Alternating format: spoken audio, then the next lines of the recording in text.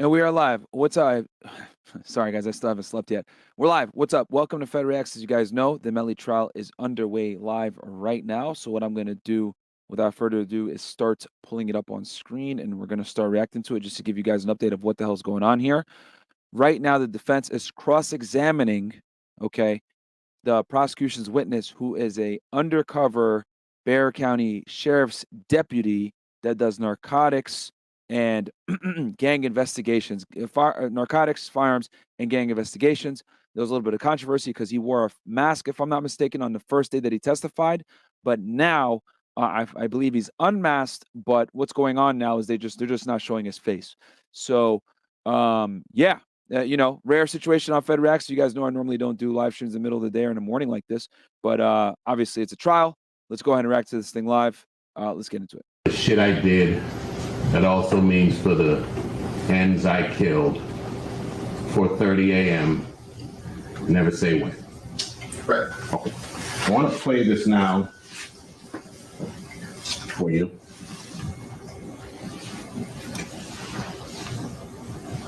No regrets for the shit I did. That also means for the niggas out. Yeah. 4:30 a.m. Never say when. Is that identical to you? Can I? Okay. Well, actually, Can I read along as he says it? he doesn't say the word kill. He uses a gesture for that. Yeah. Okay. Don't play it again. No regrets for the shit I did. That also means for the niggas out. Yeah. 4:30 a.m. Never say when. Okay. Split screen, Mr. Howard? Okay. You heard that? Yeah, I'm hearing it. Like I said, I can't memorize the lyrics. No, that's fine. I just want to see it side by side. Okay. I'm not trying to be difficult. Split screen. No, I know you're not. It's my fault.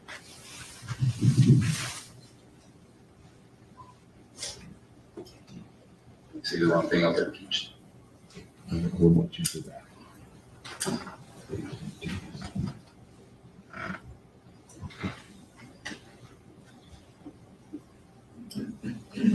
No regrets for the shit I did. That also means for the niggas out. Yeah. 4:30 a.m. Never say when. Yeah, except for leaving out killed and The word killed. gang something. Okay.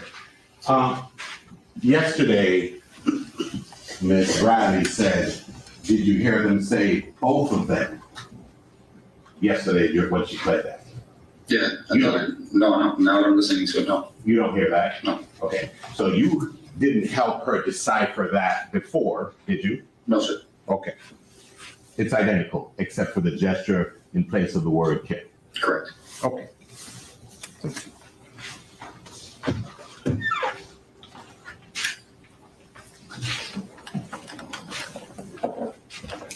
The defense would like to move in defendant's exhibit C for identification. Without objection. You just have it work. Then it's C, is that right? Identification will be admitted as a free, or is it somebody else in evidence by the defense? Marked for exhibits or for in evidence? What will be defense one? Right, defense one, there's nothing else. Gary, get me back to this. Defense Exclusive. one. Yeah.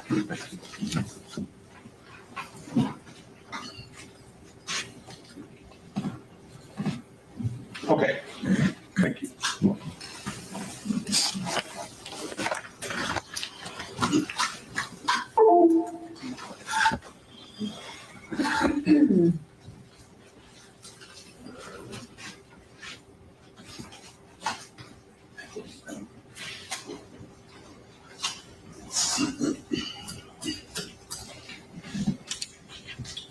Okay, so you're telling us you didn't assist the state in coming up with the conclusion that it says both of them at the end?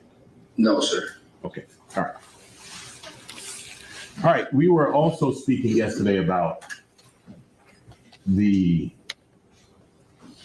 fact that Melly was largely unresponsive to many of the overtures that were being made, the attempts to recruit him, right? I think he was already recruited, but what you're saying is he wasn't responding to the people that were messaging him Okay. within the organizations. Okay. And I had gone through a list of, or a demonstration of several messages that were not being responded to, right? Correct.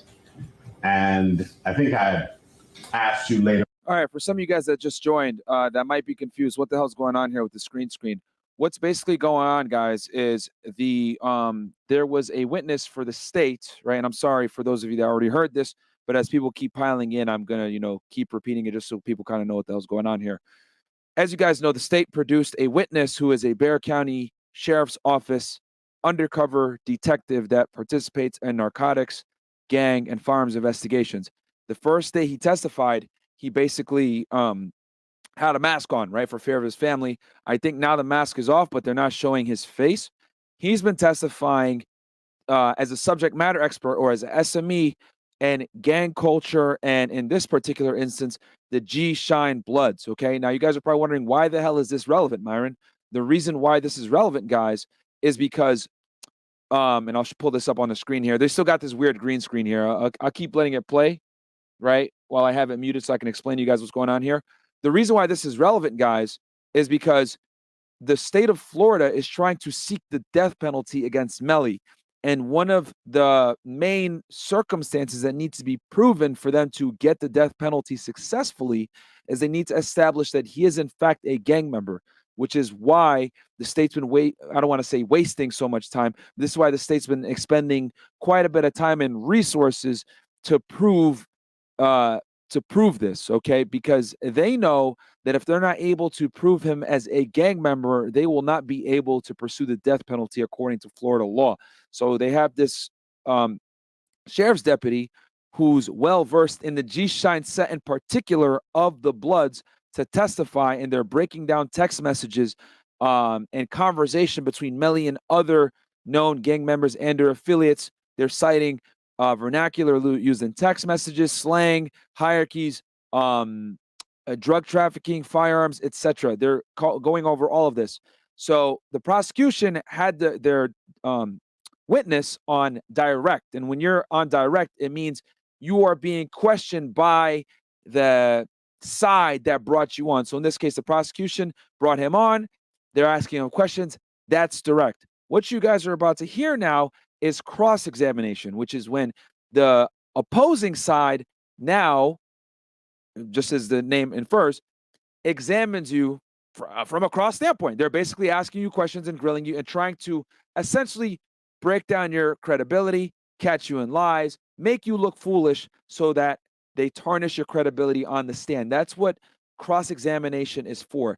Your job is to tarnish the credibility of the opposing side's witness that they bring on. And that's what you guys are about to hear here with the defense attorney questioning this detective, okay? And my estimate is he's going to do things to show that Melly isn't actually a part of the gang. I know there was some discussion yesterday where Melly had basically, one of the top guys of this set, G-Shine Bloods, or the Bloods in general, had wanted to get a hold of Melly, maybe for some type of recruitment purposes, etc., but he did not respond.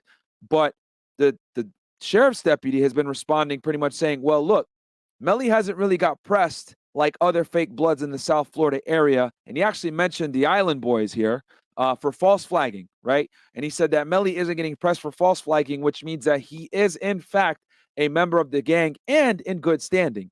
So let's go back to the footage here. I think that gives you guys a pretty nice and succinct summary of what's transpired so far as pertains to this witness, right? But now you guys understand the importance of why they're trying to establish Melly's gang ties. It's critical to them being able to get the death penalty. All right, cool. Let's get back to it. I'm going to unmute this. It looks like they're breaking down text messages.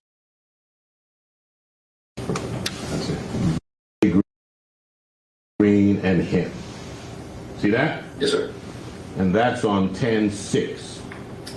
Yeah. So that would be a pretty important meeting because the Godfather wants to sit down with you, right? Yeah. Okay. And that's on 10/6 at 12:05. 10/6 at 12:05, he reiterates, me, you, him, and Jay Green. Yes. No response?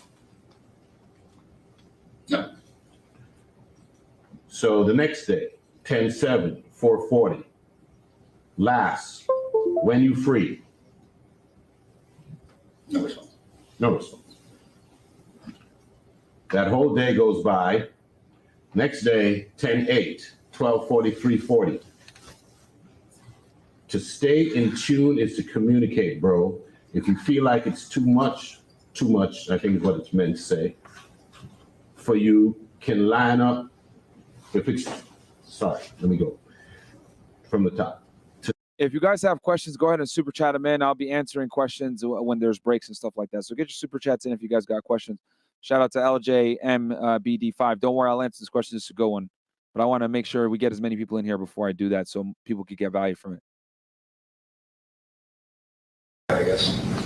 And that was on 10/8. 4 days later, 10/17. Speak your mind like a man. Don't have a fool guessing. So Gino is not getting frustrated with this lack of response. You agree with that? I agree.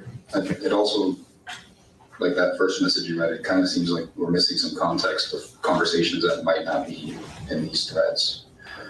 Because some of the stuff doesn't make sense the way it's almost like a continuation of a conversation that already happened. It might seem that way, but there's no way to tell. Right. So the word you're looking for is you're speculating. Sure. Okay. All right. So finally gets a response after all of that.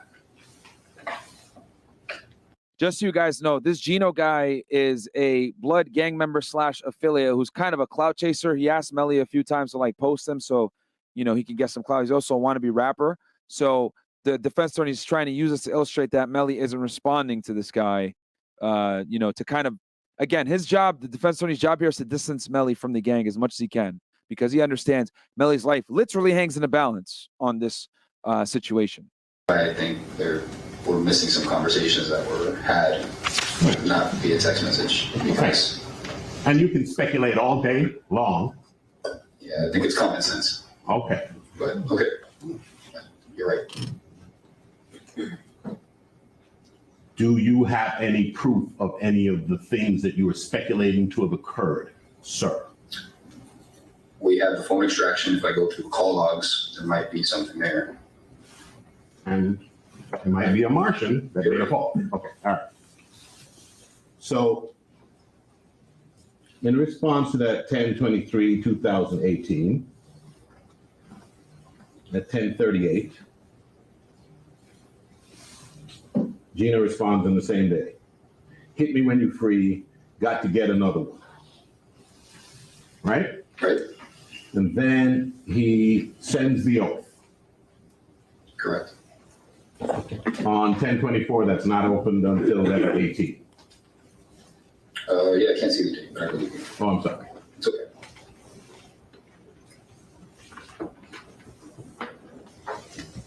So no urgency with that either. Correct.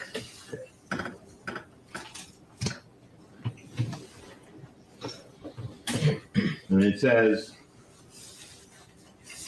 that same day, he texts him again. There's no response to the oath, right? Not to these messages, no. And he texts him, that's the oath. Me and you need to come up with a handle. Yes. So he's a gang member and he's in, he doesn't have a handle yet, and he's just now seeing the oath, right? Not according to the email chain. Okay. Received earlier the month before. Okay. This would just be the second time for sending him the oath. And now we're on to page 32. If we pan out, you'll agree with me. There's no response to anything going on page 32. Correct. Okay.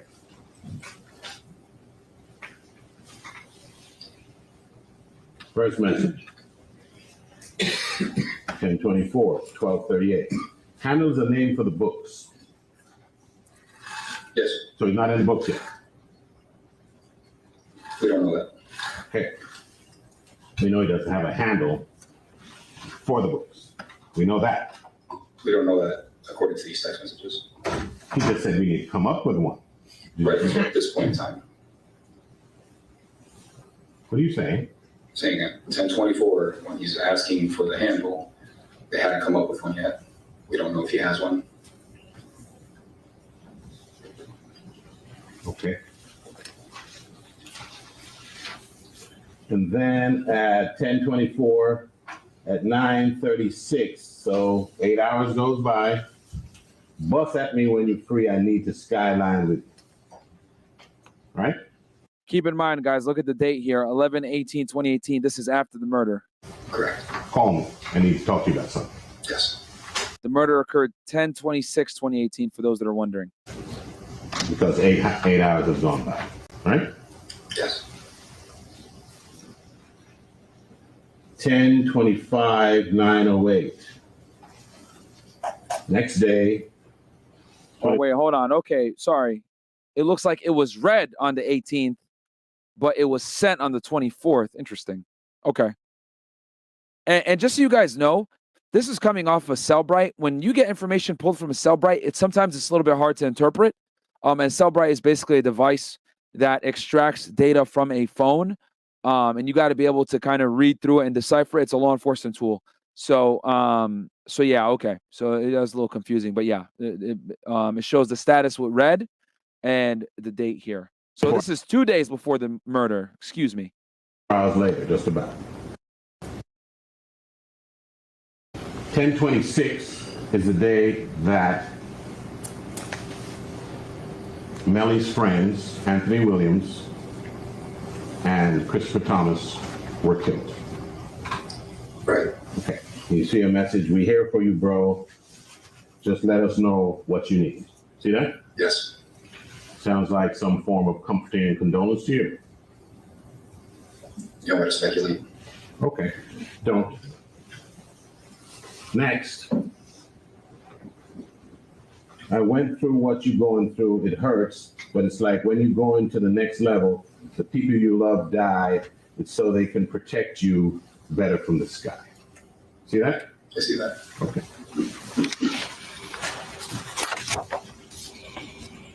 Now, prior to those communications, was there any communication at all where you saw where Melly was complaining to Gino or anybody else or Gino or Stretch? His name? Stretch. Where he's complaining to Gino or Stretch about Anthony Williams? No, sir. You see anywhere where he's complaining about Christopher Thomas? To those two members? Yes. No.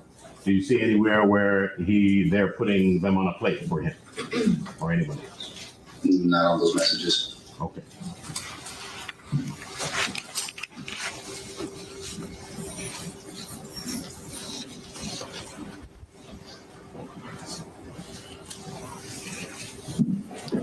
All right.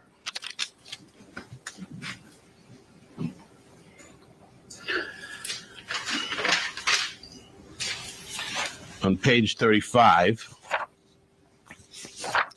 you said one of the words that was used. Let's look at page 35. Guys, do me a quick favor. Like the video. We got 600 plus y'all in here, man. I still haven't slept yet. So do your boy a favor and like the video because we grinding out here and giving you guys this value, reacting to this trial live, giving you guys the playback. And once we hit 1,000 live viewers, I'll give you guys an update of what the hell's going on here. That way I don't repeat myself too many times, but I want to keep you guys that are just joining in appraised of what the hell's going on here. But basically, looking through text messages between Melly and a gang member named Gino. We're going to talk about this in more detail once we hit 1K live viewers, the relevance of this. It's all gang members. Okay. It's in reference to that's my big homie. That's my little homie. That's the big homie. You know, but like I said, if just say, he's my homie. And if you're just talking to your friends, it doesn't mean anything. Okay, so you have homies. Sure. Okay, I have homies. Yeah, Oh, okay, I hope so. all right.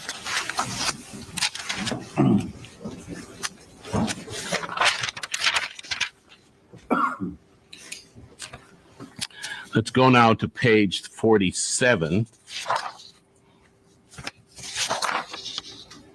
Now remember, these guys are trying to recruit, right? They're trying to recruit, or you say he has already been recruited. It appears he was recruited because they sent him the documents for the next step up. Okay. So I think you used the term clout chase, and I didn't use that term. You used that term, right? Correct. Okay. Tell me if this would be the type of thing you would refer to as clout chasing. On page 47. Post me for my belated birthday, Hurk. I'm only asking because I got hella hoes last time you posted me. Yeah, I testified to that already. Oh my God. This guy. I know you did, Yeah. Okay. but I'm asking you, is that the type of Confirm. stuff Yes. that you are referring to Yes, sir. as clout chasing? Yes. Okay.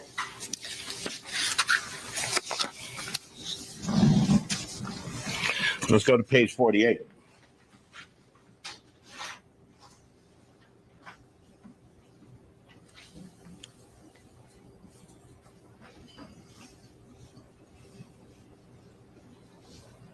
Well, let's start at the top of the page.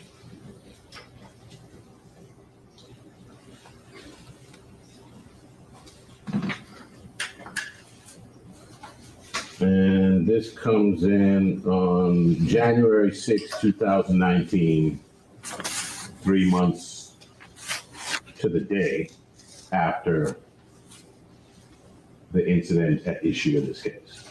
Yes. Okay. On another note, one of them Pyru ends reached out to me saying something about some force shit. See that? Yes, sir. Response: I was so disrespectful, they probably won't be calling me back. See that? Yes.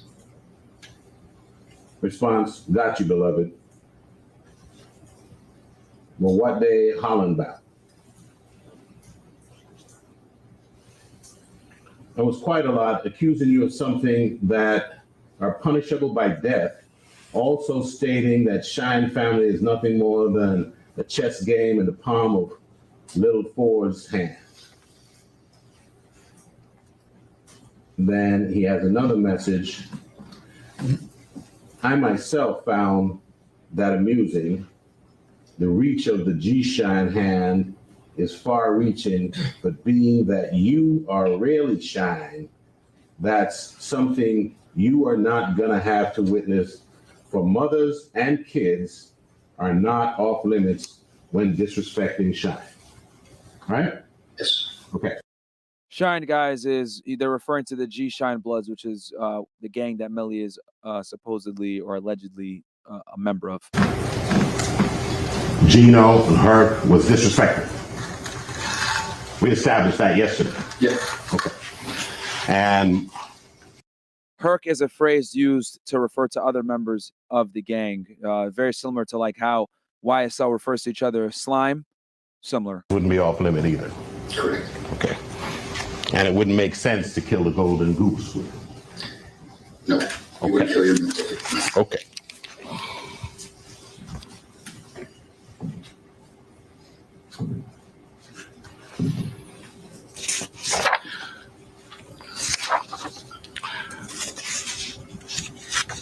Now we saw yesterday where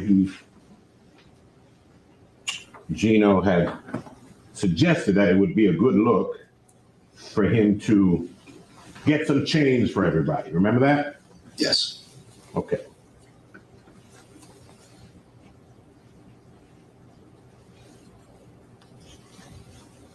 We're now looking at page 51.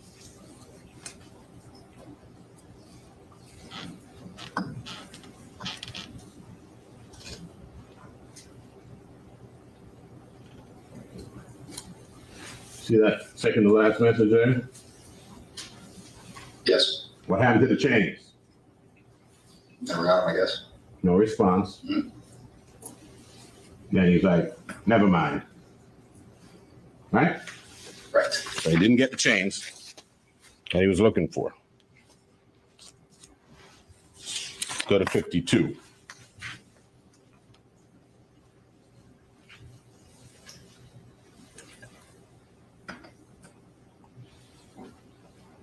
And it seems like Melly is trying to assure him that it'll come, but it hasn't. He says, all that's coming, big bro, be patient. I'm fresh out. I'm gonna have everything handled around March. I ain't seen my mama yet. I'm only one man. Right? Right. Answer.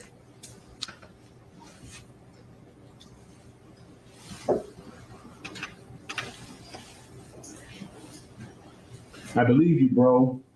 What about my post? I remember he asked for a post for his birthday. I remember. Okay. I believe you, bro. So he's not getting the chains. The post is free.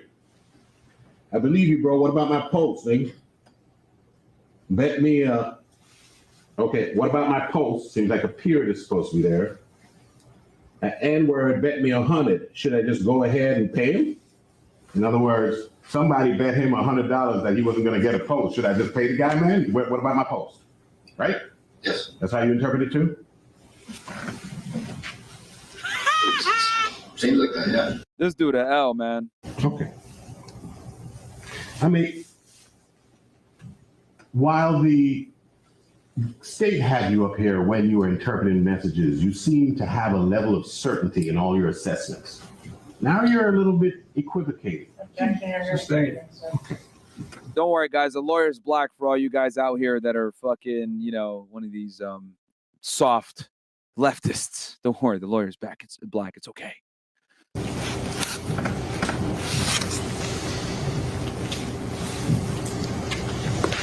Melly got 3 lawyers. A female, she's black. I think she defended one of these other artists.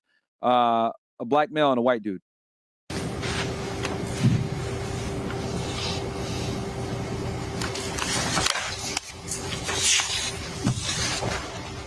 Guys, do me a favor. I'm trying to grow the channel. If you got anyone that you know that's covering this case or trial or interested in it, send them the link to the stream, guys. Let's build this little thing up, man. Because I've been looking at some of these other true crime channels, and I'm gonna keep it 1,000 with y'all, bro. We are the fucking best over here. It doesn't even come close. Like when I look at some of these other people, how like they kind of just cover crime or whatever, I'm able to give you guys a deep insight into how cases are really initiated and get into the weeds, like weeds, you know, depending on how deep you guys want to go. So the only thing I ask, guys, subscribe to the channel, like the video. I don't do this for the money. I'm literally half asleep right now. Haven't even slept since Fresh and Fit after hours.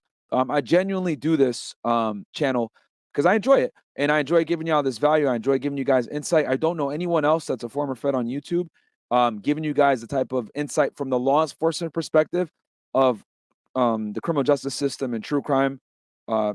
Never seen anyone else on YouTube. So, you know, we got these weirdos like, you know, putting makeup on as they talk about Jeffrey Dahmer. That shit's whack. We need people with real world experience giving y'all the sauce of how this shit really works. All right. So no questions done, by the way. If you guys got questions, shoot them in the super chats. When the trial's like on break or there's a dead silence or something like that, I'll answer the questions. But let's get back to it. Please like the video, guys. That's all I ask. Share the stream with a friend.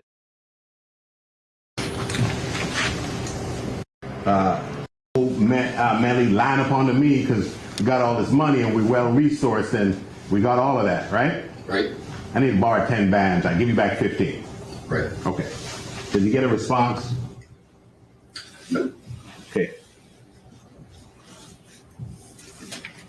And he says, and you went over this on direct, if I don't pay you back, you can have my stain and my life. Right? Yes, sir. Let me tell Now, also, just give you guys a little bit of insight. If you look, these text messages are being sent in 2019. At this point, the murder investigation is fully underway. The murder took place on 10/26/2018. So, I mean, there's probably a plausible reason why Melly isn't being so responsive to this guy. This dude's a known gang member So Melly knows that the police are on him. So he's probably not going to respond to these guys at the same level. But the defense attorney, right, is using this as advantage, showing, look, Melly's not even responding to this guy. Is he really a gang member? Blah, blah, blah. But the reality is, bro, he knows that he's under a lot of heat. And about 2 weeks after this, Melly gets arrested. Melly gets arrested. I think his arrest date was sometime in February 2019.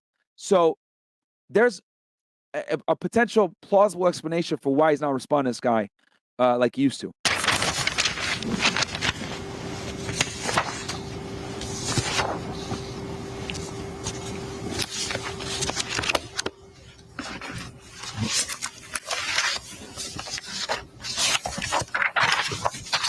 While he's shuffling papers and pulling out more text messages. Yeah, guys, like the video. Once we hit 1,000 likes, I am going to give a full explanation of what the hell's going on here. I just don't want to keep repeating myself and boring the people and piss the people off that have been here from the beginning. So, yeah, just like the video. I haven't slept yet. I'd really appreciate it. Let's get back to it. Page 59.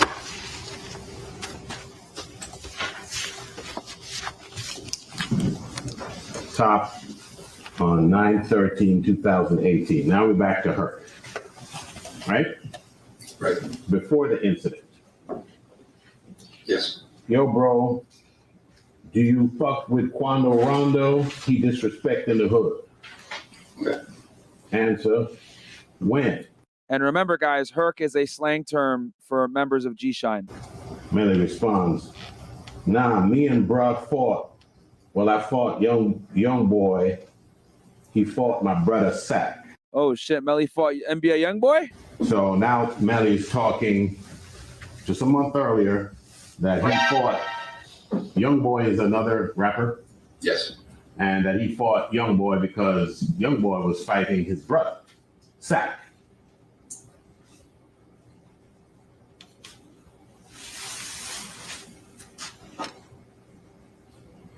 He says he fought YoungBoy and that YoungBoy fought his brother Sack. He doesn't specifically say it's because he fought his brother Sack. So I don't know if he's defending his honor or if he was just involved in a 2-on-1 fight or a 2-on-2 fight. It's not there. You're asking me to speculate again. Anytime I do, you say I can't. So, Do you have to speculate on the fact that he's calling Sack his brother? no, that's right there. Okay. Why is the defense attorney harping on that? Because Sack Chaser was one of the people that were killed. So he's trying to establish this like, yo, this was his brother, bro. Why would he shoot him and kill him? Now let's just go to, this is Hurk, and this is page 60. At the bottom, 9/15/2018, 2:10:05. What time does show start tomorrow so I can know when to push up? No response. About half an hour later, just bark at me when you free her. See that? I see that. Okay.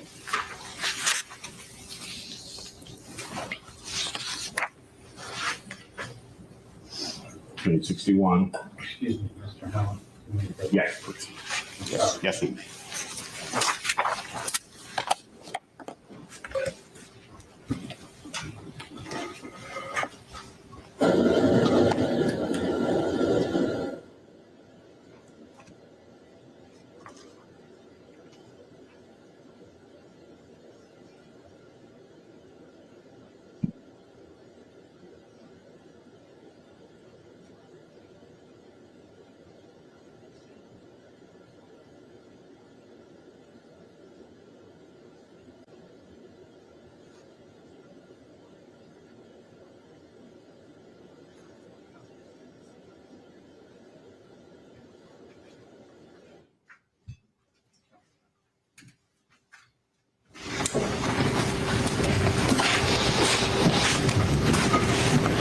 Being reminded the mic's right behind you, stop mumbling. I'm being reminded too. All right. Where were we? I think we're at page 61.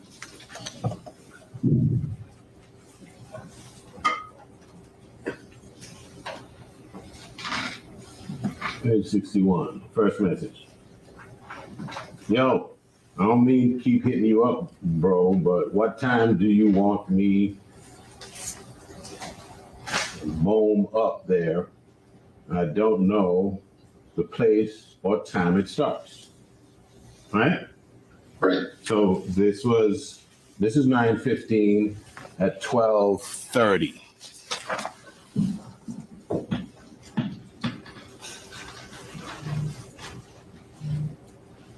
And we had seen that 2:10 a.m.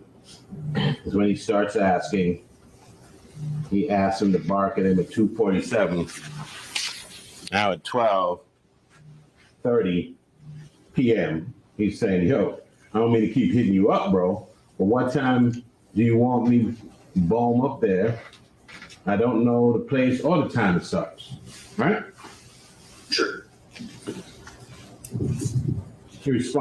Melly responds to that one. I'm getting ready now, Hurk. Most likely around 1 a.m., right? Right. Response. Where is it located at again? Where is it located at again? No response. 7 minutes later. Venue. No response. And then about 3 hours later at 3:33 p.m., yo, bro, I get down there around 8 or 9. Where you want to link at? See that? I see it. Okay. So he found out some kind of way where it is. Exactly what I was saying before. They're communicating outside of text messages. I'll give you that. Thank you. No. Well, there you are speculating that they're communicating. If somebody's having a show, would Melly be the only person on planet Earth that knows where the show is? No. Okay, so when you say that they're communicating, that's where the speculation is. When there's a photograph of them together, that means they linked up.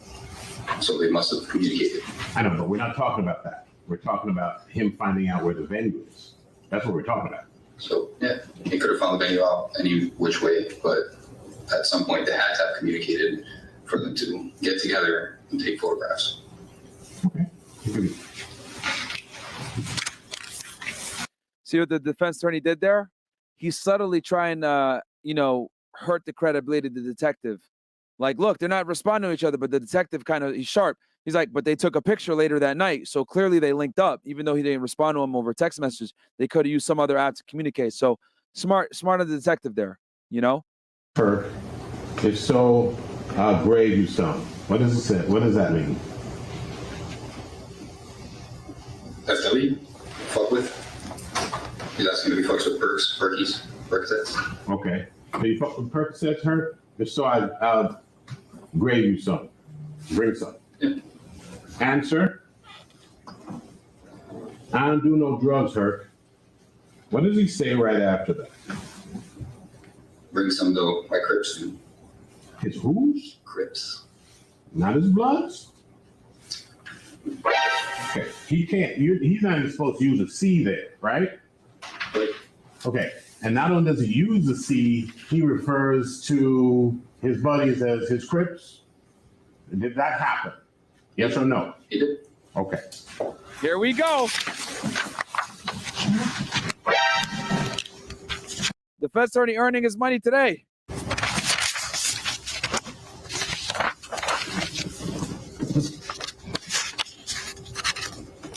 Here we go. That defense attorney is earning his money today. But of course, what is he trying to do? He's trying to establish Melly isn't a part of the gang, guys. Okay. And I see what he's doing here.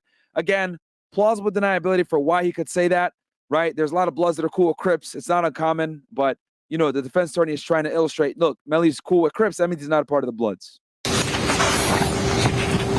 Which to an impressionable jury that isn't familiar with gang culture, they might not know that. So the detective needs to be smart here and be able to illustrate that Bloods and Crips do hang out depending on the sets, not the overall overarching umbrella gang.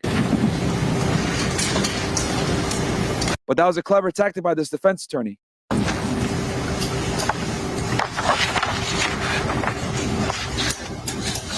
Like goddamn video. You ain't gonna get a breakdown like this anywhere else on fucking YouTube, goddammit!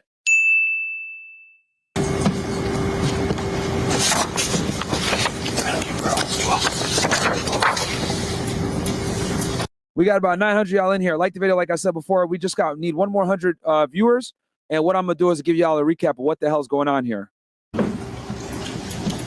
right. This is Hurk. Guys, I'm not up early. I just haven't slept. So, hey, man, the grind never stops for you guys, bro. Love y'all. Because everybody is professing to be of higher rank than the other. Hurk is professing to be of higher rank than Gino, right? Or no? No, he said he had Gino bend the rules. Okay. So actually, he's not, I'm going to strike that. I was wrong there. He actually petitioned Gino to bend the rules on behalf of Melly, right? I'm going to be totally honest with you, bro. I had Gino kind of bend the rules for you because I happen to be a huge fan of your music. But Gino's going to fall back for you, and I will deal with you until I feel like you're ready for Gino's presence, right? Yes. So Hurk is saying, look, I'm going to handle you and kind of bring you along because you're not ready to stand before Gino, right? Right. Okay. This Gino, the same guy that he was ignoring time and time and time again? That guy? Yes. Okay. And the Godfather who was waiting for him for a meeting is over Gino and Hurk, right? Yes. Okay.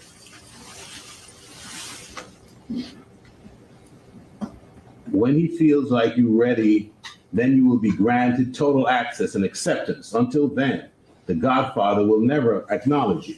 So he's not even acknowledged by the Godfather yet. Right. Okay. We still don't know you. But we see that you love the hood. Okay, he's saying we see you love blood, but we don't even know you, bro. Right? Okay. So we accept you with open arms. You gotta always communicate, bro. Didn't want to use the C. You family now. It's one of the 23 rules. I'm responsible for you, so we gotta make sure everything is on point. And you gotta work on your lingo. We will talk more when we push up Saturday, right? Right. Okay, did I read that correctly? Yeah. Okay.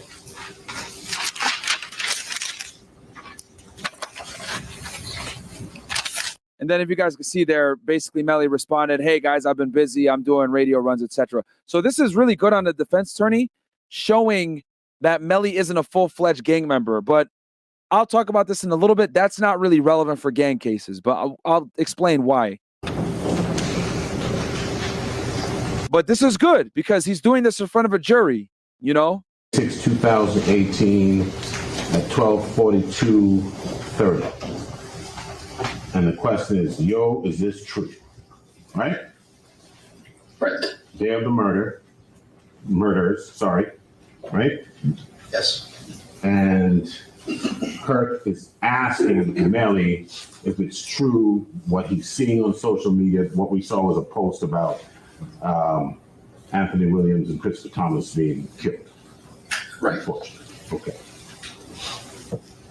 And then he says, that's at 10:26, 12:42. And then at 10:26, 5:57:10. Damn, bro, I'm sorry for your loss. I know shit hard for you right now, but keep your head up. Yo, keep your head up, you. I wish I could have been there to guide you. If it's anything you need, bro, let me know. Don't hesitate to bark at me. And remember, guys, because at this point, they think that Melly was a victim of a drive-by shooting. That's why they're reaching out the way that they did. That you didn't see that as condolences. What you're saying is he was saying, I was hoping I would be there to guide you in killing people. That's how you interpret that. Yeah, I'm going to speculate again. Or do you want me to just give you my professional opinion? Well, Because based off the way gangs operate, I can tell you why this makes sense. Ah. How are you distinguishing your speculation from your professional opinion? You're the one distinguishing it, sir. Pardon me? You're the one distinguishing it. I'm trying to get it out. So your professional opinion is your speculation. It's my expert opinion about gang testimony, about gang knowledge, is what I can testify to. And that's only as good as this expertise that you profess to have. Objection argument. Sustained. Okay. But your interpretation of that communication was that he's saying, I wish I was there to guide you on how to do this, right? Right. Because my Interesting. grandfather died. No one called me and said, I wish I could have guided you. He said, I send my condolences. I hope you're okay. I wish I could guide you. Guide you how? Hasn't Hurk been trying to guide him the whole time in growing up, being a man, being a blood? Did you say that? Did we see that? Yeah, you saw that. Okay. And you are basing. All right, what you guys are witnessing right now is really good fucking cross-examination content. So I need you guys to really pay attention to what the hell is going on here. I'm pausing it because I really want to let y'all know this is fantastic cross-examination by the defense attorney, but the detective is also doing a really good job standing his ground and articulating why he believes that the guide you phrase was more along the lines of could have guided you in a better way to kill your friends. And the defense attorney is saying, well, wasn't he saying that he needs to guide Melly this entire situation? So that's kind of a moot point. So this is really good cross-examination by the defense attorney and good responses by the detective. Please listen up. This is good, proper cross-examination, guys. Good lawyer on Melly's side over here. Your professional opinion on the anecdotal example of how. Guys, for those of you that are just joining, wondering why the hell is his head not showing? Okay, you know what? We got 1,000 live viewers. So you know what? Let's go ahead. This is what's going on. We have a Bexar County Sheriff's Office detective that does undercover operations for gang, narcotics, and firearms investigations testifying. The first day he testified, which I think was at the end of last week, he wore a mask because they pretty much had greenlit him for about $50,000, right? So normally you don't wear a mask in court. I mean, I'll keep it 1,000 with y'all. I rarely have even seen this. I've heard of it done in federal courtrooms and stuff, but it's not common. So now he's testifying without his mask on. However, they're not showing him on camera, okay? So the reason why the camera angle is like that is to hide the identity of this deputy who's been greenlit because of his undercover work, okay? He's testifying right now as a subject matter expert on the Bloods gang, namely the G Shine Set Bloods that Melly is allegedly a member of. He's being cross-examined by the defense counsel on testimony that he gave on direct from the prosecutor. This guy's a prosecution's witness, obviously, because he's a law enforcement officer. So he's been testifying about Melly's involvement with the Blood gang. Why is this important? The reason why this is important is because the state is pursuing the death penalty, and a pivotal and crucial component of them being able to get the death penalty is them being able to establish that Melly is in fact a gang member with the G-Shine Bloods. So this subject matter expert is trying to show and articulate that Melly was in fact a member of this gang, and they're showing communication between Melly and members of the gang. And the defense counsel is trying to articulate that Melly was never really a member of the gang. He's not even responding to these guys. They're not even like the text messages before. Hey, you can't meet the grandfather yet. Blah blah blah blah blah. So defense, is doing what they do. They're trying to create doubt that Melly is a gang member, while the detective is alleging that he is. So now we are where we're at right now, where I've paused the video, and this is fantastic cross-examination because now the defense attorney is going to challenge the detective on a lot of the statements he made the day prior about Melly being a gang member, fucking Don DeMarco. Y'all ain't gonna get a better explanation than that of what the fuck is going on here. So 1,000 y'all in here. Like the video, best breakdown on this case on the internet, because nobody can break this down to this degree on YouTube. Why? Because I've actually done gang investigations. Also, I want to give you guys this special note as well. A person does not have to be proven to be a verified member of a gang to be charged as if he's a member of the gang. Okay, hold on. One more time.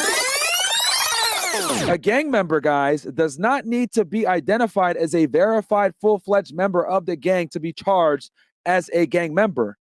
I'll give you an example of this. As you guys remember,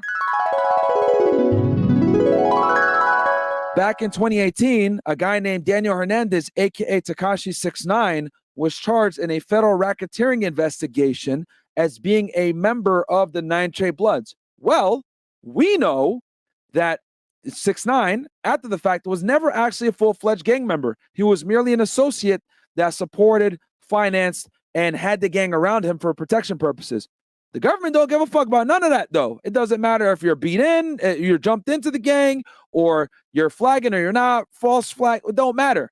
As long as the government can prove that you are committing criminal activity and or committing acts in furtherance of the gang, 9 out of 10 times, that is enough to suffice to charge you under any type of gang statute, whether it's racketeering, which is the highest threshold, or something like this, where they're trying to establish that you're a gang member so they could push for the death penalty. I think regardless of whether they're able to establish that he's a verified member or not, it doesn't matter because there's a bunch of evidence out there showing that he's at least an associate. And more than likely, that will be enough to trigger the death penalty portion of this trial should Melly be found guilty. Okay? So let's keep going. Pay attention, guys. This is a great cross-examination, by the way. Like the goddamn video for that recap. What somebody said to you when your grandfather died? Not just my grandfather, sir.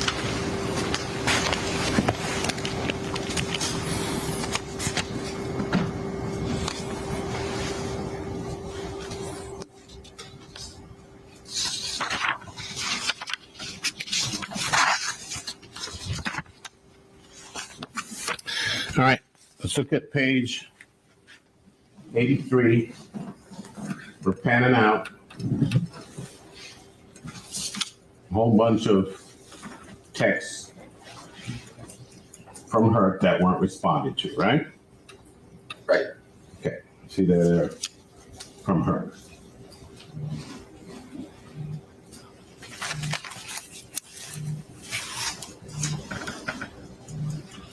First one is 11/1/2018, 9:40:52. Vet, just checking up on you. And SL, what does SL mean? Shine love. Shine love. All I know, say 100%. And then we have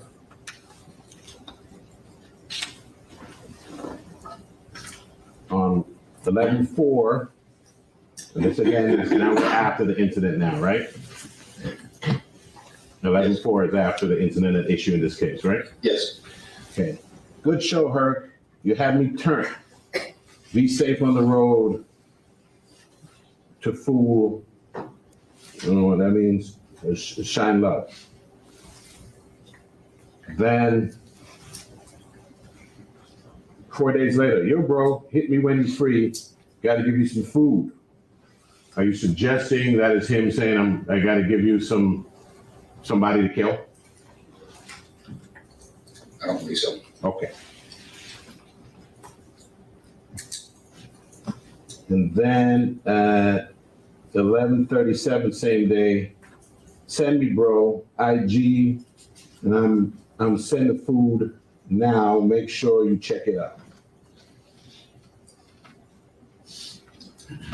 And 11/8/12:58, more or less East Side banging blood. I be the true and living, stand on ground with devotion outstanding and loyalty for cause. Hola, repping the Shine family, cause real riders don't switch. Therefore, it's platinum, gold, platinum, 001, G's up even when my mind, body, and soul depart, forever expanding the mind. Height line, black. Yes, that would be the food he was referring to, the knowledge. Okay. So the knowledge that he's sending him is this word salad right here, right? Yeah. Oh.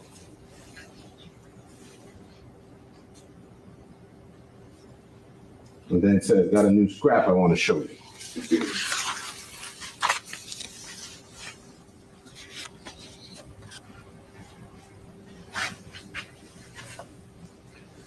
And then at page 84, it's bust at me when you free. At 11:11 at 12:33, and then 11:17. I'm sorry, 11:13 at 11:17. 2 days later, add me back, you ugly ass. What do you interpret that? Are you gonna allow me to? I'm asking. Yeah. That sounds like you didn't accept his friend request. Sounds like what? He didn't accept his friend request. And he's saying, add me back. Yes. Okay.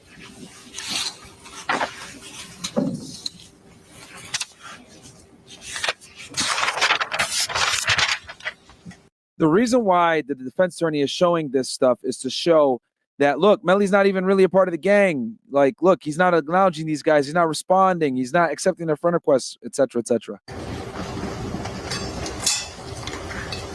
He says at the top, hit me BSAP. That's ASAP, right? Correct. Okay, hit me ASAP. And he sends that at 8:20 on 11:18. And at 8:20, he gets a return. So he gave him an ASAP or BSAP response. And so give him 2 minutes. Already 2 minutes. Okay. And then Hurk says, bet. And he says, hit me when you free. Nothing major. Then what does this Y001 mean again? 001 means blood love. Okay. So they're just using their language. They're all blood love. Okay. You spell your blood, you put 001 inside of it. It's just how they incorporate the signs and symbols into their writing. Got it. I sent you a beat. Tell me what you think about it. I was hoping you can put a hook on it if you like. That one instead, let me know what you think, right? And you discussed that yesterday. Yes. And a beat is a music track. Yeah. And a hook is a rap or some lyrics. Yeah, verse. Something A verse. like that. Yeah. And he's like sending him a beat and he wanted to put a hook on it. Sure. Okay. This would be some self-serving effort to try and advance his own music career, let's say. Yeah. Okay.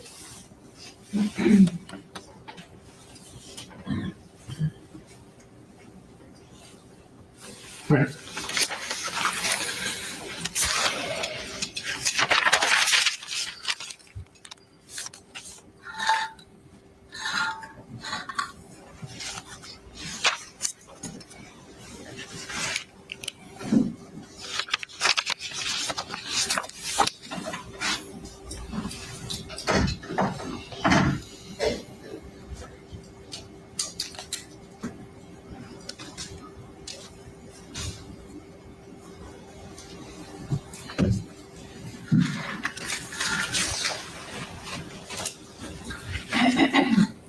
Page 93. That exchange starts on 10:25 at 12:04:09. What's it looking like? At 11:25 at 12:10, he responds, everything 05 day, they on the road now, right? Right. Okay. And then on 11:25 at 2013, bet it up, shine right, shine bright, shine love, bro. Right? According to what you say SL means, right? Yes. Okay. And then 3 days later at 10:03, boy, I see your ugly ass on TV representing, right? Right. Okay. And then 2 days later at 10:57, YWN, rise up, Hurk. See that? I see it. And then on 12/5, just now 5 days later, 12:02. Damn, what's up, blood? We beefing or something? I know you view me barking at you. I just be trying to check check up on you. That's one of the 31 rules of an and rarely care about you, bro. Cause that fake rocking, we don't roll like that, bro. No, in this 5 dub, we straight up with each other cause we gon' die about this GSF shit. You heard? Just let me know what's up, right? Yes, sir. So he's just getting no response. He's like, bro, beefing or something? What's up? Right? Apparently, yeah. Okay. So we don't know what calls were or were not made, but we know at least on this occasion, the communication was sufficiently lacking for him to be like, bro, are we beefing? Agreed. So again, defense attorney's doing a good job here of trying to establish that Melly doesn't even talk to these people. So how can he actually be a part of the gang? And for a jury, this is very powerful because they might not necessarily know the ins and outs of gang culture unless the subject matter expert explains it, who's on the stand right now. We beefing. Looks like it's meant to say, bro, did you really just say we beefing? Right? Okay. And there's a status sent, whatever that is. And his response is from Hurk. Of course we not beefing, bro. But you got to do better on your communication with your 5 dubs. That's part of getting your stain together. Oops, can't see that. What's this one? Right? See it? All right. His response, her, nigga dead busy. Then he says, flight to flight, don't even see my mama. Don't even see my mama text on God, right? Right. So he's saying that on my phone, I don't even see my mom's text come in, let alone yours. Right. Okay. And his response is, and I smell that, bro. I think you covered this yesterday. And I smell that, bro, but this GSF shit is a real, or are real? Real right. Real right. Hold up, don't the R come before the real? Real right is R real? We're doing a double R because double R stands for real right. It's just more like when they put the 001 inside the blood. It's just okay, so that means real right. Okay. And I smell that, bro, but this GSF shit is a real right mob, regardless of how busy you are, how busy we all get. We always got to make sure we find time to check up on the bros, even trouble. Do it, bro. And he's a big artist like you. It's nothing personal. We're not saying we want all your time. Just text and let us know you good. That's all, bro. You say your brothers, but you be showing us different. And we really got real love for you, Hurk, 110%, right? right. So he's saying, look, man, I hear you. I'm sorry? Sure.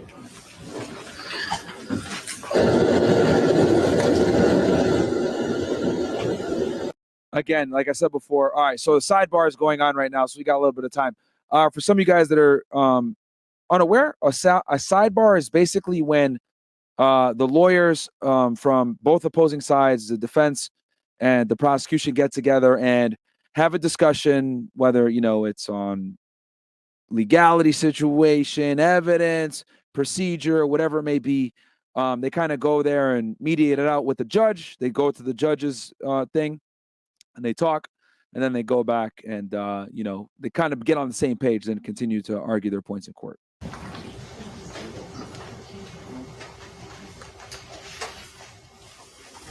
Thank you. Let the record reflect the jury stepped out. Counsel remain on with defendant. I think I've been told Mr. Evans needs a restroom break. Take care of that for him. All right, counsel, regarding the photographs, is the doctor here yet? She is not in the courthouse, and I'm saying that she was in the garage. So, let me know, I don't know exactly when we're going to get to her to talk about the photographs, but keep me apprised. I'm fine. I'll explain what's going on here in a second for you guys.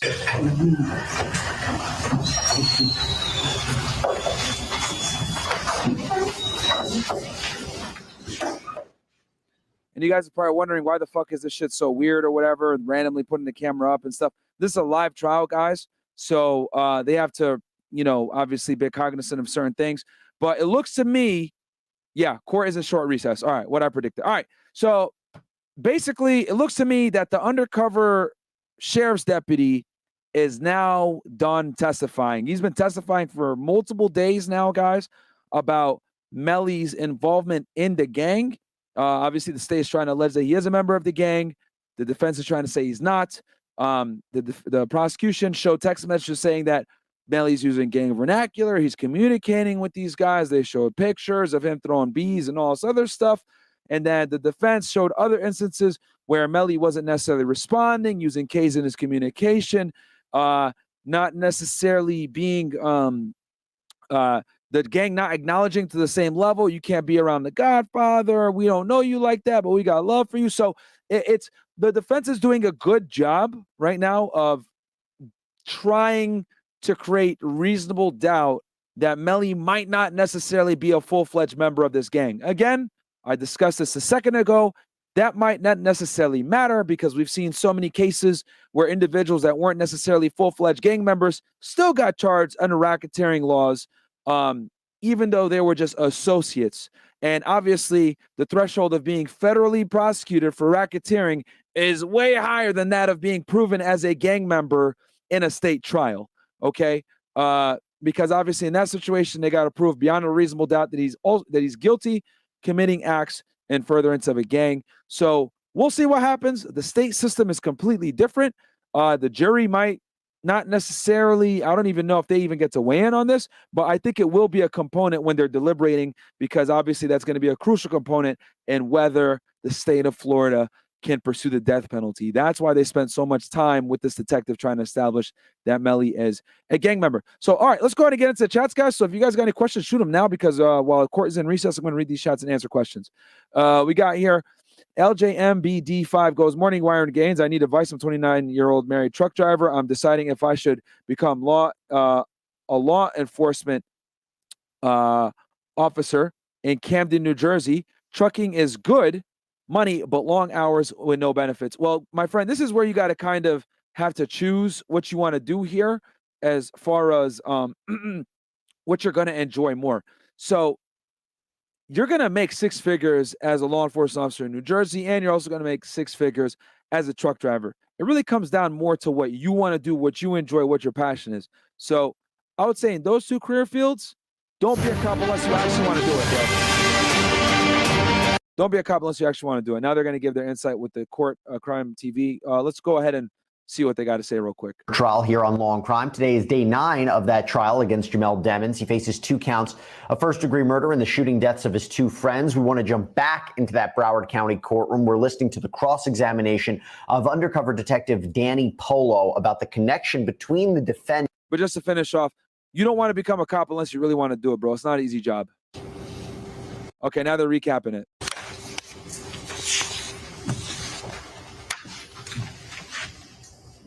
Next page, 53. Yes, sir. Here comes another ask. 150, 45. All right, we went over this. So let me go back to the chats here.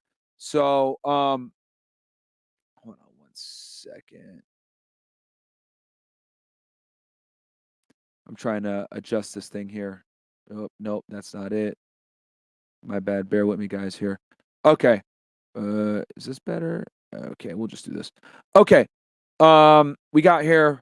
No lie goes, Myron, tell my girl I want to smash some 3 or 4s, please. Hey, bro, get her on the show. You would be one of many. Think about Dink and Bow's hot dog shop. This man, Myron, don't stop your hustle is inspiring. I know, bro. I'm fucking still haven't slept, man. Candace M. W early stream. Appreciate that. Them boys. Hey, yo, like the video before I bring a building down on y'all. Oh, my God, bro. You about to get us canceled, man. If you know, you know in the chat. The way goes, Myron, my name is Bassam, and I appreciate your work. Thank you so much. I appreciate you. Share the link and get the views up. These boys really grind. Absolutely, bro. That's why, like I said before, these other YouTubers can't touch us. We give y'all diversified content, baby. Whether it's bringing on guests that help you guys make money, true crime, fucking teaching you how to get girls, how to get in shape, how to start a business. We are the most diversified YouTube channel for male self-improvement in the world, bro. Like, real talk, man. We give y'all all types of content. We are diversified over here, not a one-trick pony. Montreux rather goes, we need a person telling true crimes while working out, telling you how to get fit, or just have Myron Bigsby narrating the true crime stories. I appreciate that. Then we got Love Your Fed It channel. I hope you one day do a reaction to the Ramon Sosa case, hit and run for hire, but even more interesting than the Dippolito case. Okay, interesting. CJP again, I mean Hitman for hire, my bad. It got you, bro. I understood what you meant. Clean recap. I love the streams. Keep it up, Myron. Best Fed channel on YouTube. Like the video. Yes, guys, please like the video. We got here Glock Izzy, Myron, great show yesterday. Needed that. Got y'all. Wavy Rich goes, thank you, Myron, for what you do, encouraging men to be the best version of themselves and not pedestalizing women who don't care, who don't deserve it. I learned so much from you. Thank you is an understatement. Well, guys, you got to understand that there's very few things that fulfill me to the same degree as helping you guys out and keeping guns out of guys' mouths. My prior job, being a special agent of Homeland, putting away really bad people, there was terrorists, child pedophiles, etc. And the other greatest satisfaction is knowing that I'm helping you guys live longer, live better lives, get the life that you actually want, and being in control of your life, guys. I tell you guys all the time, I don't give a shit if y'all are monogamous with girls. I don't care if you guys want to be a dutiful husband and live with one woman and have that girl for the rest of your life. That's fine. But I want it to be on your terms, not hers. I want y'all to be the ones that want the monogamy, not her. I want y'all to dictate the relationship, not her. When you dictate things, trust me, life is better. She's gonna feel better, be less bitchy, and be happy. But when she dictates terms, it's going to be a miserable experience, my friends. So it is what it is, man. It is what it is. That's all I want for y'all. I want you guys to be able to live life on your terms. If you want to fuck a bunch of bitches, cool. I'll equip you with a tool set to do so. If you want to have just one girl and have her submit to you and be a dutiful girlfriend, well, guess what? Being able to attract women is going to keep her in that frame, because women only give you their submission and loyalty when they know that you can replace them easily. That is a very important thing that for some odd reason isn't broadcasted out in the mainstream media or dating circles in general. Like, we're over here telling women that they're equal to men and it's a partnership and all this other BS. It's cap, man. Women will never be equal to men. They don't want to be equal to men, and you shouldn't treat them as equals because they will punish you for treating them like an equal. Let's get back to it. That the defense is making here. What do you think the prosecution is going to do when they go on redirect? I feel like they have to rehabilitate this witness a little bit.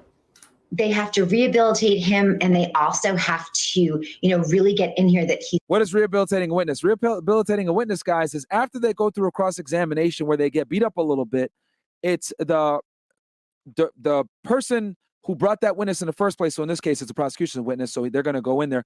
They're going to go ahead and clarify some of the things that might have looked a little off or iffy when the defense was cross-examining him. Okay.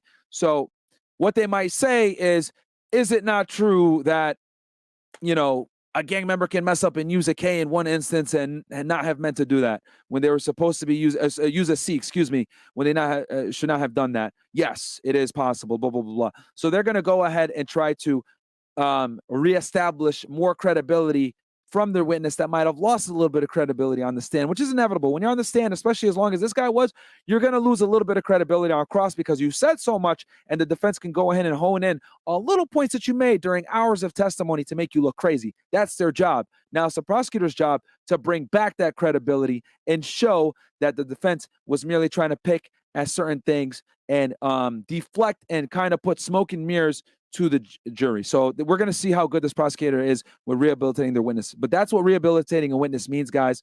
Man, I'm giving y'all fucking sauce right now.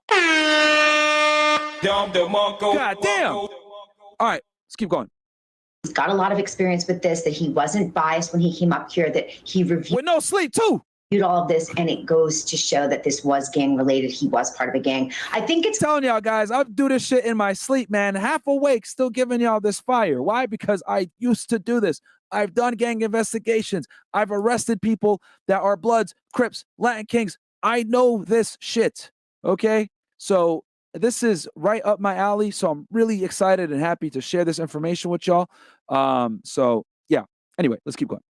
It's going to be tough though, because some of the text messages that we're seeing, it's condolence. It's like, I heard about what you're going through. You're hurting. I've been through it. So it really is going to be a hard hurdle to overcome for the prosecution. I can't help but think what the defense says. And I don't want this just to be in a show where we're attacking the prosecution, but I do want to think about what the Well, that is what y'all been doing the whole trial. The Law and Crime Network has been very favorable to Melly, saying that he's innocent or they don't even have evidence, blah, blah, blah. stupid Yeah, we'll see. defense said is that this was a botch. The next witness that's going to come up, by the way, if I'm not mistaken, because the judge, I don't know if y'all caught it, he asked, is the doctor here? If it's who I think it is, he means the medical examiner. That medical examiner is going to blow this case wide open, guys, because the medical examiner is going to testify that not only were the victims dead when the drive-by shooting allegedly occurred, because they were able to figure out that they were shot, the fatal shots killed them, blood stopped pumping because the heart obviously stopped, and then they were shot after the fact in the staged drive-by shooting, and they didn't bleed with the same, they didn't bleed as profusely when they got shot after the fact because they were already dead. And then the medical examiner is also gonna testify to the direction of the bullets, the fatal wounds, all that stuff. So that's what's gonna kind of destroy Melly's co-defendant Bortlen's story that they had been attacked in a drive-by shooting. And Melly actually said that they got attacked in a drive-by shooting indirectly in his documentary that he released in 2018, which actually he self-snitched on himself, because in that documentary he said Melly and his friends were targets of a drive-by shooting. Well, why is that important? That puts Melly at the scene, which is what he's been trying to avoid. So his own documentary fucked him up because he proved that he had been at the scene and they were victims of a drive-by shooting, which the examiner is going to be able to prove with wound patterns, stifling, the victims already being dead when they were shot on the second round of shots. All of this is going to be shown when the medical examiner comes in, who I think is more than likely up next to testify. So, yeah, it is what it is. Let's keep going. See that what these guys think over here at Law and Crime Network.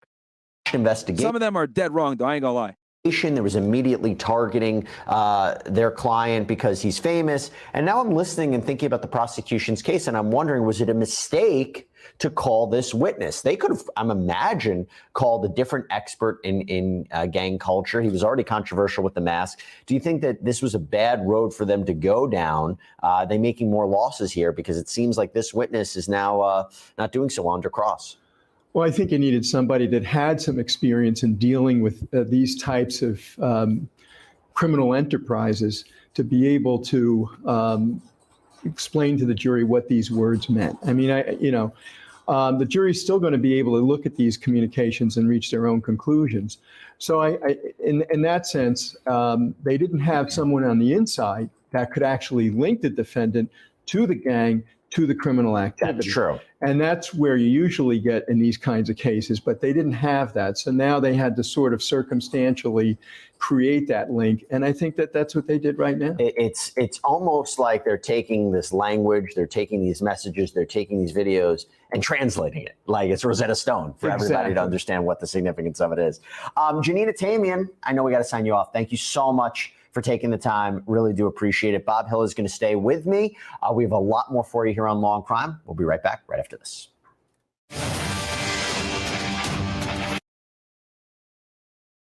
All right, let's go back to the live. The 98. Of Broward County Nitrate Gangster Blood member. Okay. Ahmad Robinson. But he's not saying he's Boobon Hurk? No, he's a You don't Nitrate think so? Gangster Blood. Okay.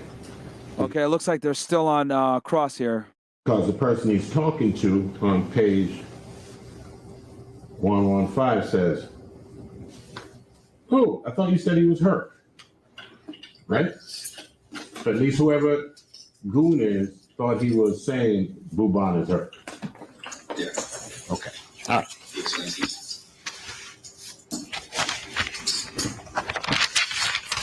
Defense is probably going to wrap up their cross here very soon. and then they're going to go on redirect and then probably bring in a next witness.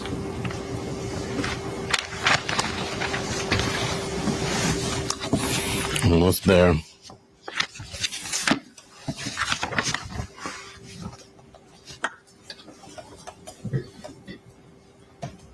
By the way, guys, we got 1,300 y'all watching right now, almost 1,400, but we only got 800 something likes, man. Do me a solid, bro. I don't want any money, none of that. All I ask is that you guys like the video, subscribe to the channel. That's all I ask. Help the channel grow, share this with a friend. That's all I want. You know, I do this for y'all. This isn't about the money. This is about giving you guys that education, man. You know what? We are there. Thank you very much. Thank you, sir. You want me to leave this up here? Okay. Thank you. Counselor, is there any redirect? Yes, sir. You're ready to make a decision? Thank you. Detective Fuller, do you make your determination as to whether or not someone is a gang member? Okay, looks like we're about to go into redirect. So that woman that's speaking is the prosecutor, guys. Multitude of factors, and I like to Her job now is to rehabilitate the witness, which we just discussed. Bring back some of that credibility that might have been lost on cross-examination when he was questioned by the defense. had limited information. I don't want to come to court and make that determination. And in terms of, is Mr. Williams on trial today? He's in contact. Okay. And when a person becomes a member of a gang, is it a lifetime membership? Depends on the gang.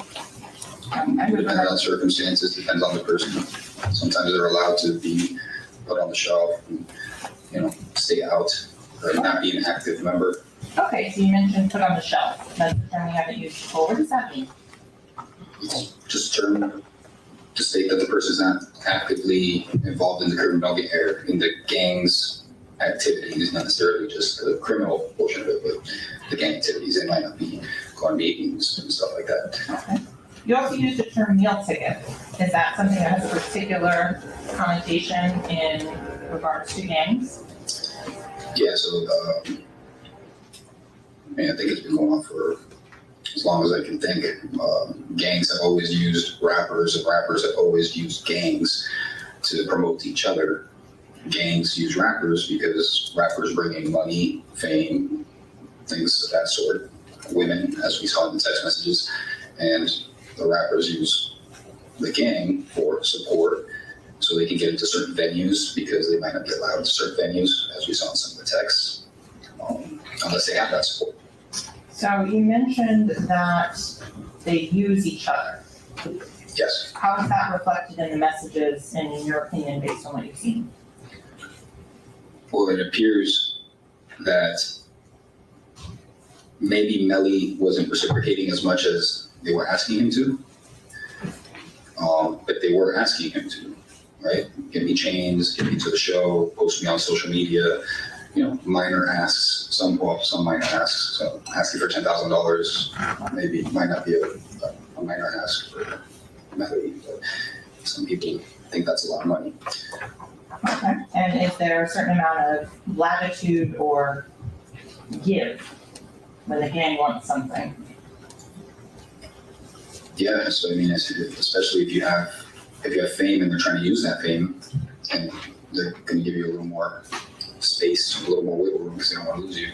This is evidence with other rappers who claim gang affiliations and been on trial for gang. Okay, and Events. State 70, counsel made a big deal about the lack of responses that he perceives in this. Yes. In terms of on page 47, there is no response from January 3rd to January 25th. Are there circumstances in which a person's not allowed to have possession of a cell phone without going into what those circumstances are? Yeah, I didn't want to mention them. Okay.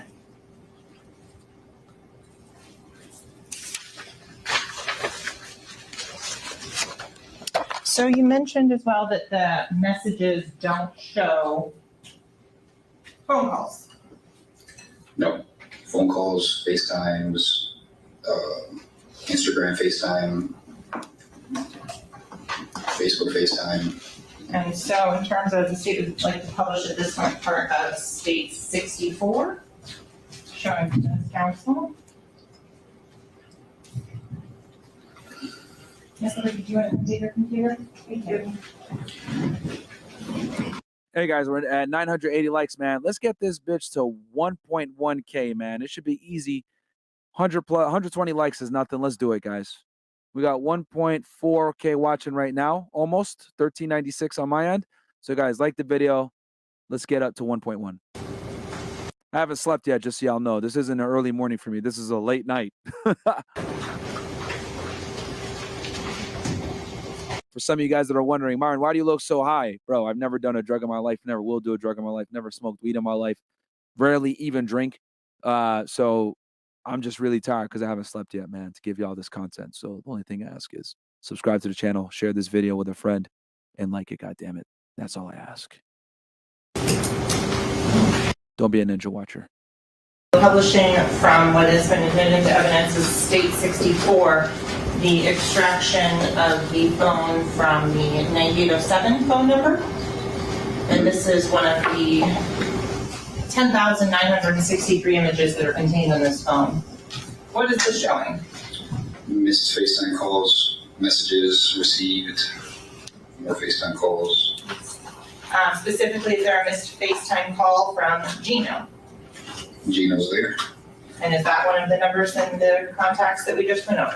That is, yeah, that's one of the text threads that we went over. And there are messages from Gino. Are there messages from Gino on January 2nd?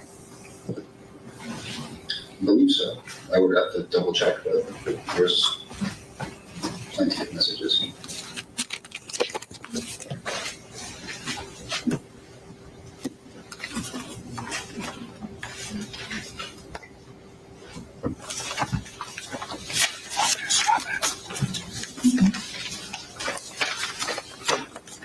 For example, page 47, Gino, January 2nd, 2019.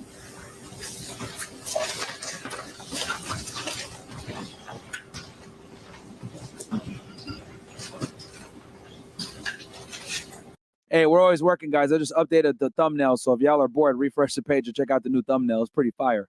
Shout out to my guy, Nick. He just put it up, man. The grind never ends, goddammit.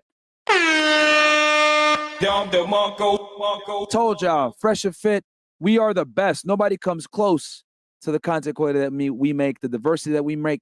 Just so y'all, real quick, I gotta pause this shit just so I can flex real quick for you guys, let you guys know. Just so you guys know, we had Brandon Carter last night, right? This Wednesday, we got divorce attorneys coming in. We're gonna talk to y'all about paternity. Protect yourself from getting, a chick trying to trap you. Then we're gonna have John Zerka and McQueen in for the after hours. Then we're going to have Scott Ritter on Thursday, one of the best geopolitical commentators on the internet right now, especially when it comes to the Ukraine-Russia conflict.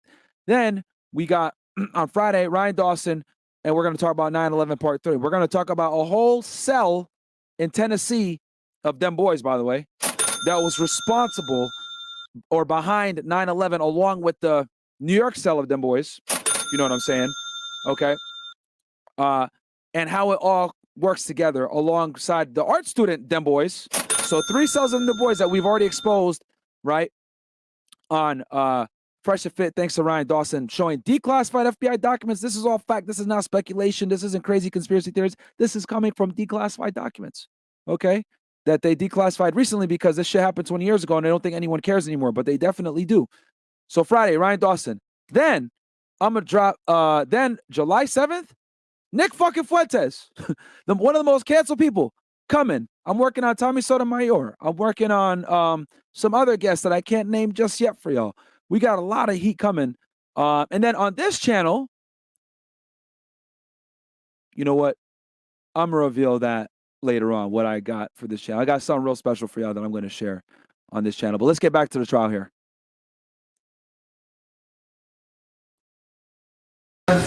The extraction report and things like that, is it able to recover all deleted messages?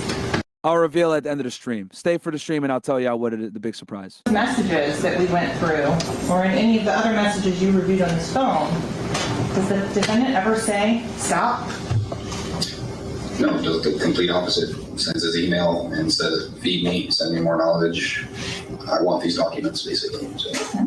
Does the individual with the 9807 phone ever say, leave me alone? No, I believe the only altercation of that sort was with Goon when he decided to not fall under that lineup. So counsel asked you if the phone tells you when messages and things are received and who they're from. Right. Approximately how many emails are unread on this phone? 2072. And how many text messages or iMessages are unread on this phone at this point? 195. The phone has and shows that the defendant, or whoever was using the phone, I should say, went and sought out the email from YWN Bortlen and opened it up. Yes. You mentioned as well, and there was a lot of things about that, the majority of the messages aren't from October 26th of 2018. You would agree with that?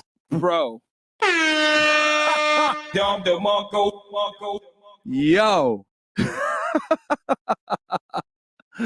Mossad says, gonna have Nick and Ryan Dawson. That's a W. Bruh, the fucking irony. I gotta screenshot that shit and send that to these dudes, bro. All I'm gonna say is if you know, you know. That's all I gotta say. I ain't gonna go further than that. We're on YouTube, baby. Right. Did you notice any change in spelling or word choice before, during, and after? No, language was consistent throughout. Counsel asked you and brought up to your attention a message where Mr. Simmons, or the 9807 phone number, says that he has friends that are crips. Could you explain a little bit of that, spelling general to jury?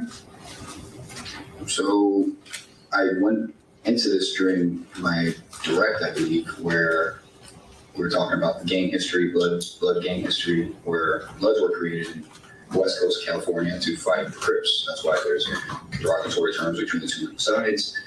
But there's been multiple rappers, multiple reformed gang members who have come out and have squashed these beefs, right? They've come out and they've united the community. And although they still use these terms towards each other, like anyone would if they're upset with someone else and they know that person's affiliation with something. Right now, there is no ongoing gang war between the Crips and Bloods. There might be specific ones in certain cities where maybe one city is occupied by both Crips and Bloods and they're fighting for territory, but that could also be with blood on blood violence. There's plenty of cities in Broward County where there's 6 or 7 different blood sets all fighting for the same territory, and there's no allegiance toward each other because you belong to your set. And your set's gonna fight the other set because it's about you, your collective, your group making money, not everyone else's. So the whole Crip versus Blood thing, historically, yes, that was a thing. Crips versus Bloods, Crips versus Latin Kings, Crips versus Bloods versus Latin Kings. UBN was created for protection against Latin Kings. The UBN now falls under People Nation. People Nation has the Latin Kings under it. So Latin Kings and the Bloods are now allies. So gangs evolve, allegiances evolve, wars happen. Same way when countries are sometimes at peace and then sometimes countries are at war. It's the same thing. It's no different. These are just organizations motivated by money, and they're going to do what they can to make this money. And you said in one of the statements defense asked you about that was read, you are family now. Right. What does that mean to you as an expert in gangs? They're calling him family. It means he's been accepted as a member. And on top of that, the emails show that not only was he brought in as a member, as a foot soldier, at the low level, he was then bumped up to the next step in the G-Shine lineup, the G-Shine ranking system to the Ascari level. So that's one step above. That means he must have, or he did, not must have, he did, because they're not just going to promote him to Ascari, because that would have taken approval from the top, right? Some guy at the bottom is not going to be able, hey, you're in this car right now. You can just start giving out ranks. You can't give someone stain unless you're the guy that's handing out that stain. He's explaining gang structure right now and gang rankings and gang politics, which the defense attorney tried to kind of brush under the rug. Like, is he having Crip friends if he's a blood? So this detective is kind of explaining this. And come on, man, let's keep it honest. We know that there's Bloods and Crips that are friends, guys. Like, New York City is a perfect example of this. There's literally the Wu. Just so y'all know, Pop Smoke, right, was a Crip, but some of his best friends were Bloods. Why? Because in New York, the Bloods and the Crip actually fly together under one big umbrella called the Wu. So it's not uncommon to have Bloods and Crips that rock with each other that actually go ahead and attack other Blood and Crip sets. But in the New York situation, in Brooklyn in specific, it's to form an alliance against the GDs. But you guys understand the picture. It's not the typical Bloods always hate Crips. No, that's not true. In some situations, they even work together and are under one big umbrella gang, and the Wu could be an example of that. So that's what the detective is trying to explain here, that allegiances change based on city, individuals, circumstances, etc. It's not as binary as the defense attorney tried to make it to alleviate his client Melly of responsibility. So he obviously was given the thumbs up to at least one step. Okay. No further questions at this time, Your Honor. Thank you, Mrs. Witness excused. Yes, Your Honor. Thank you, sir. You got to step down. Thank you. Thank you. All right. Looks like the detective is finally done testifying, and he's been there for a few days, guys. Discuss the case. Don't form any opinion about the case. Don't allow anyone to discuss the case in presence of the research that these representatives on the chair. All right. So we're going to fast forward, see where they're at now. This case should be the truth, the whole truth, and nothing but the truth. I do. Please state your full legal name for the record. My name is Rebecca McDougall, McDougall. Thank you. Thank you. Doctor, we're outside the presence of the jury, but the defendant is present along with the attorney and the assistant state attorney, and we're trying to find out if there's an objection to some photographs that the state intends to use at the time of trial. And I'm trying to find out if whether or not the photographs that are in question basically you need to illustrate or explain your testimony, and whether or not there are duplicates in there that you may not. All right, here we fucking go. Guys, what you guys are about to witness right now is probably going to be the turning point of this trial. The woman that they just swore in, right? Everything you say is going to be the truth, nothing but the truth, and to help you God, blah, blah, blah. That's them putting her under oath. I'm almost certain, because they said, doctor, this is more than likely the medical examiner that's a prosecution's witness. So this lady is going to be very important to this trial, okay? If I think they're going to do what I think they're going to do, if they're going to do what I think they're going to do, which they're going to show pictures here, they're probably going to show some pretty graphic images. So viewer discretion is advised if they do. I'm going to warn y'all for some of you guys out there that might be squeamish. But yeah, this is going to be a very important witness. So the detective is officially done. Now we're on to the medical examiner. Let's go. And basically, there's multiple photographs suggesting the same thing to. That's why she got that face mask on, bro. She believes in the scamdemic. These are multiple photographs. What I understand the defendant wants, defense counsel wants, and also used at least gruesome type photographs. And also, I understand there's some of the pictures are external and some are internal, and whether or not you need all the photographs and to explain or illustrate your testimony. That's really what I'm trying to find out. So, Yes. Can you show the doctor the photographs that are in question? All right. Yes, Dr. McDougall. All right, so what they're doing right now, guys, is they're kind of getting the witness prepared. Hey, these are the pictures. What pictures are we going to show? What pictures are we not going to show? Blah, blah, blah. She's a prosecution's witness, so she's going to go on direct. She's looking at them now, so her testimony hasn't officially begun, but that's kind of what's going on here right now. Oh, shit. Yeah, y'all could already see some of the photos here. Yeah, so, and they're probably going to blow them up as we go through them, right? So get your popcorn, guys, because this is going to be a really important witness in this trial, man. I'm glad that we caught it from the beginning as she got sworn in. So we ain't missing shit right now. I'm looking at the circles first, Your Honor, then I'll look. Should expect to be confronted by photographs of their accomplishments. And in the other case that the state cited, which is Williams v. State, found at 77 3rd 726. We got 1.4K y'all watching, man. You guys better like this goddamn video because I haven't slept in, and we're about to get into one of the most important witnesses. And y'all are about to watch this with Myron Gaines, former Special Agent Homeland Security Investigations. We about to break this thing all the way fucking down. There's no one better to be watching this trial with right now. So sit back, get your fucking popcorn, open your mind. We're going to go through this thing together.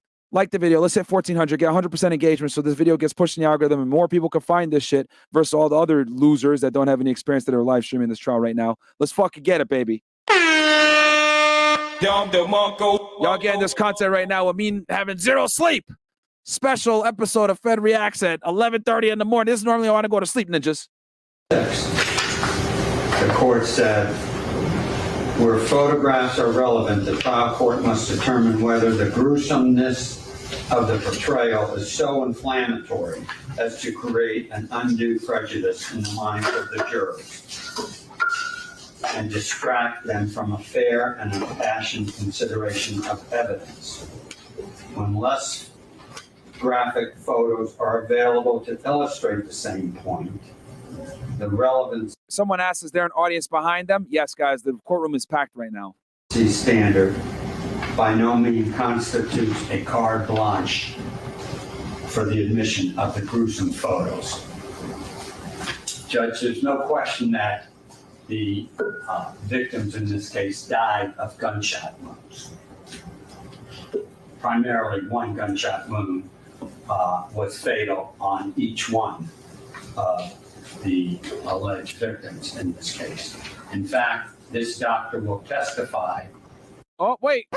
Hold on. Is the defense admit? Because right now the defense is talking, guys. They're trying to not get these gruesome photos shown because they don't want to make the jury biased or emotional, which is, obviously they're going to do that. But I don't know if y'all just caught that. The defense just admitted that the victims died from one fatal shot each, not from the drive-by shooting. He might have just hung himself right there. I don't know if y'all caught that. I'm half asleep and I caught that shit. But if you guys remember, in this case, what did they allege? They were victims of a drive-by shooting. But this medical examiner is about to fucking testify that them shots came from inside the car. They got shot in the fucking head at close range. Here we go. You just conceded that they did in fact die from the fatal shots and not the goddamn drive-by. And that's defense counsel. But why is he fighting so hard to say this? Because he doesn't want these gruesome pictures to be shown by the jury because it might make them biased towards his client. I believe that this is a rather unusual case in that she could determine which shot occurred first in both of the victims, and they were the fatal shot in both of the victims. Therefore, the introduction of all these other photographs are irrelevant, prejudicial, and we would object to them. Of course you'll object to them because they're going to make your client look real bad when they see all that blood. Doctor, my question, I guess, is the photographs were presented to you. They've been marked. How they've been marked, ma'am? Yo, the defense is shaking in their boots right. They don't want those pictures in, guys. They don't want the pictures in, baby. So defense counsel has placed a sticky note on any that he is objecting to of the 28 that have been selected. Triple C for identification. All right, so if You want to do them one at a time? that's what I'd like to do, is if you could show the photograph and. May I approach? Yes, you may. This photo. Doctor, you're not concerned or intimidated if the attorney course not. come up to you? No, I'd rather than see it here, so. They're asking her, oh, are you okay with them approaching you with that mask on? LOL. Come on, man. Come on up. Sure. Just stay 6 feet away. That's fine. Just stay 6 feet. Oh, my God.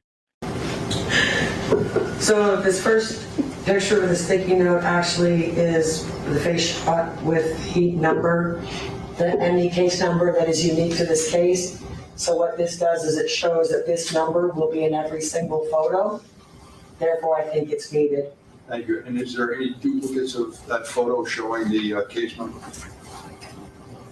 Every photo will have this case number, Understood. but this is the face of the decedent. That's how we identify him, and that's what this photo is for. Thank you. So this next series of photographs are the clean hand photographs. Okay, so just so y'all know, we just crossed 1,500 live viewers. The judge, so here's the judge, as y'all know, obviously, the defense counsel and the prosecutor. What they're basically going over right now is what pictures are going to be shown to the jury. And they're kind of going through them right now here. And they're doing that because the defense does not want all these photos to be shown to the jury because they fear that it's going to make, it's going to be, they said themselves, it's going to be, might be prejudicial, right? But the medical examiner, right, she's the prosecution's witness, she's saying, I need to at least show the faces so that they can identify the deceased. So this is going to be interesting. We take these photographs to document whether there are any injuries to the hands. You know, were they in a scuffle? Is there any hemorrhaging, contusions? If that's a line of questioning, then I need these photos to show that. And so Dr. McLeod, you said clean hand. If you could explain to his honor. I can. So in the course of a suspicious case, when we take photographs, we do what's called overall photographs initially. So those are usually bloody hands, right? Bloody defects, bloody body. When we clean them up, we take a second round of photographs that are clean photographs. So these photographs are the clean photographs. I don't see any blood on any of these photographs. May I inquire as to how many photographs? What's the doctor said? Oh, I'm sorry. Yeah, so these are the clean photographs of the hands. So, Are you done, doctor? I am. Yes, you have a How question. many photographs of the two hands are in that file? So there's a front and back.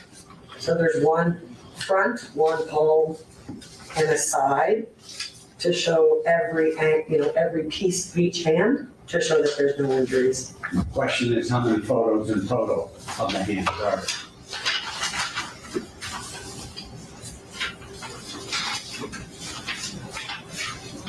So there are 6 photographs, one of the palmar surface of each hand, one of the other surface of each hand, and one of the side of each hand. And there's no injuries on the hands. That's correct. We would object that it's duplicitous and it has no relevance. Thank you. That objection is noted, it's overruled. No photographs are, when you say are clean photographs, there's no blood, there's no bruisedness or anything like that associated with those photographs, counsel. So objection noted, it's overruled.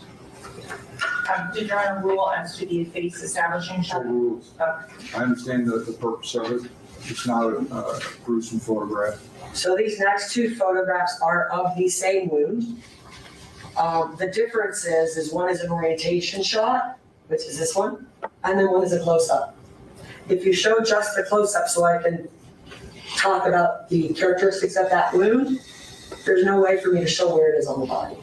Just so y'all know, the defense is going to do everything in their fucking power to make sure the violent photos are not shown to the jury. That's why they're doing this. The defense is going to fight this tooth and nail, guys. All right, they about to earn their money today. And is that what you're suggesting, doctor, that you to show the orientation as well as to a close-up of the injury, that you need those pictures to illustrate that? I do.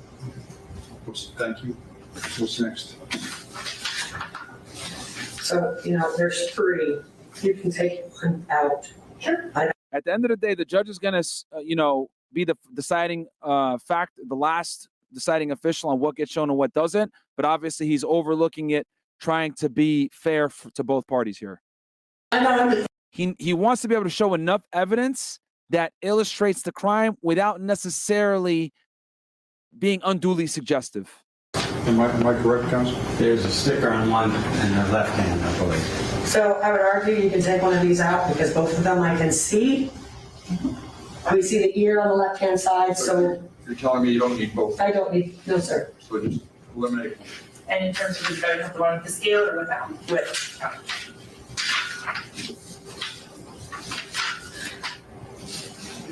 Good. No sticker. Yeah, no stickers, so I don't know there's an objection to it. Same argument on the two pictures of D. One is an orientation shot, so it shows you where on the body this exit wound is. The second is a close-up, so you can describe the characteristics of the wound. And are you telling me, doctor, that you need both photographs to, Guys, the reason the judge is standing is so that he can look at the pictures. That's why. illustrate or explain your testimony? I would prefer both, because you can tell in the close-up that this looks like a laceration, which is consistent with an exit wound. I can explain it from this one, but you can't really see it. Thank you.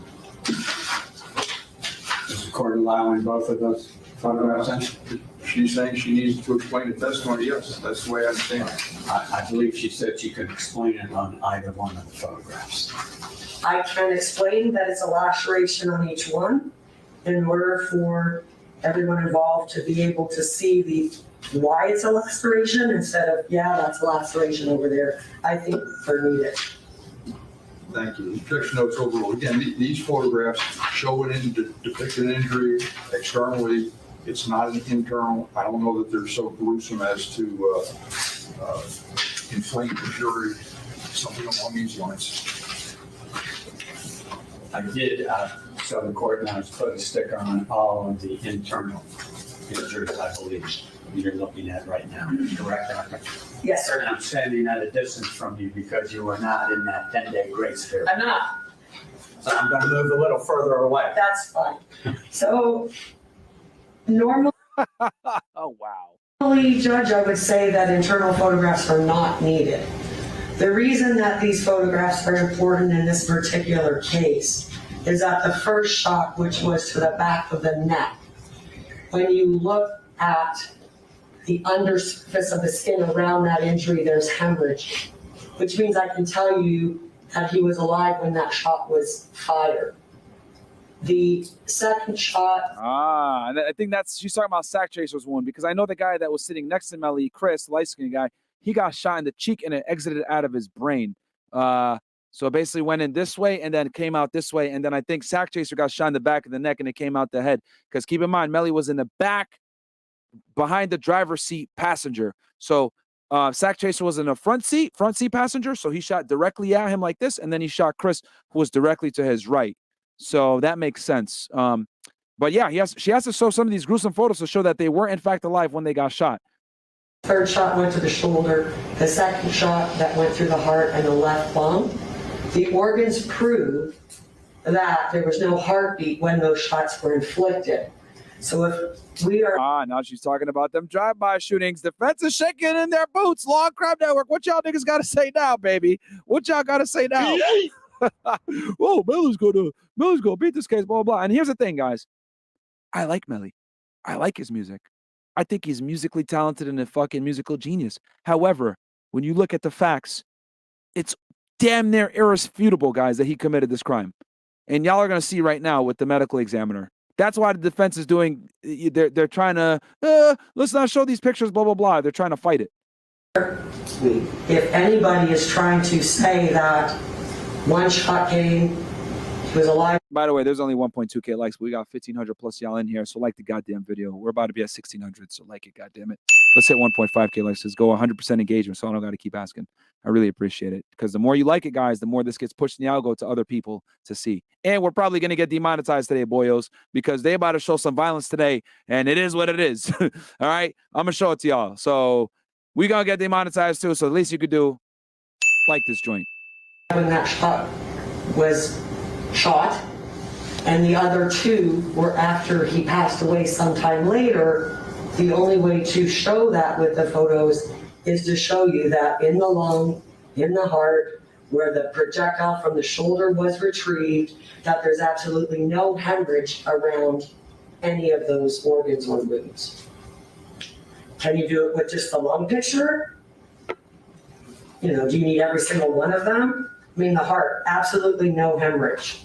Your heart's got all the blood's right there. If you're alive and it's beating, it's going to bleed. So, I'm sorry, may I, Your Honor? Sure, I'm trying to understand, Doctor, whether or not you need these pictures to illustrate the testimony and whether you need all of these. If I want to show you that there's hemorrhage here, and he was alive, and that's why there's hemorrhage, and there's nothing on this lung, so he's dead when that shot's fired, then I need these photographs. Can we parse it down to half of them?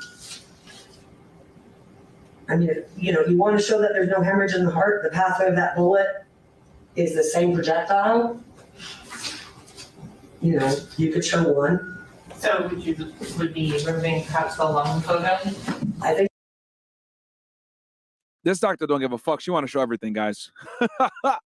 the lung is probably the best photo of all of them because there's no hemorrhage there. I think you need the one that shows that there was a beating heart when the bullet went through the head, and at least one, I don't argue, right? I would suggest, whatever the right word is.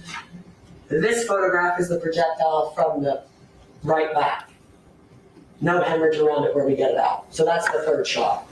So one of these and one of the second shot and one of the first shot to show the difference in this is a beating heart, these are not. If that's something that needs to be shown in photographs. And how I came to that conclusion. I'm done. We are not contesting that the first shot was the fatal shot. The other two shots, which he is referring to, are from the internal examination to verify that. We're not contesting that at all. Those are very gruesome photographs, have nothing to do with, because the victim in this group is dead already. So unless we're contesting that, there's no reason other than to prejudice this jury of the gruesomeness of this autopsy. So neither going back to those photographs to illustrate or explain your testimony, my question is, all of these photographs, these are the photographs that I look at that are somewhat gruesome. I agree. And so my thought is, if there's a way you can pare down those photographs, show what you're trying to get across, which shot was a fatal shot and how to establish that, I don't have a problem with that. In fact, I'd appreciate that. But my thought is, really, you're the witness. You know what you need to explain your testimony, and so I need to know that. So, Your Honor, it's not about which shot is the fatal shot. I mean, we have people shot 20 times, whatever, all the time. If it is. Yo, the fact that they've been going back and forth for this long on these pictures tells me that these photos are really bad, guys. Like, really bad. All at the same time, around the same time, within, a minute, 2 minutes, 5 minutes, every single one of those gunshot wounds is going to have hemorrhage. Okay? So it's not that he shot in the head, his heart stops immediately, and, the other two shots come within seconds, and those have no hemorrhage. I can't tell you what the time frame is between the headshot and the other shots, but it's a significant amount of time so that he's passed away, there's no circulation, then these shots come. So it's not 10 shots, the first shot was to the head, so it killed him, and the other 9 were a minute later, and none of those have hemorrhage. So that's why this is unique, in that we can say which the first shot is. So I think you can take some of these out, but if the line of questioning is going to be, and I don't know what it is, right? But if it's going to be, was it, seconds later that the second, third shot came, or was it minutes later? You have to be able to show that there's no hemorrhage. Can I ask a question, Doctor, regarding those photographs, the internal photographs? Correct, they're all internal? Yes, sir. And any of those are duplications? They're not duplications in pictures, but I can show it with less photographs because it's the same wound path. That's fine. So if you can show it and explain it with less photographs, that's what I would appreciate. May I inquire one other question, Your Honor? Sure. You can't tell if it was seconds or minutes later, correct? It's not seconds. How do you know that? Because I've done hundreds of gunshot wound cases where they're shot multiple times and they all have hemorrhage. Nice try, defense.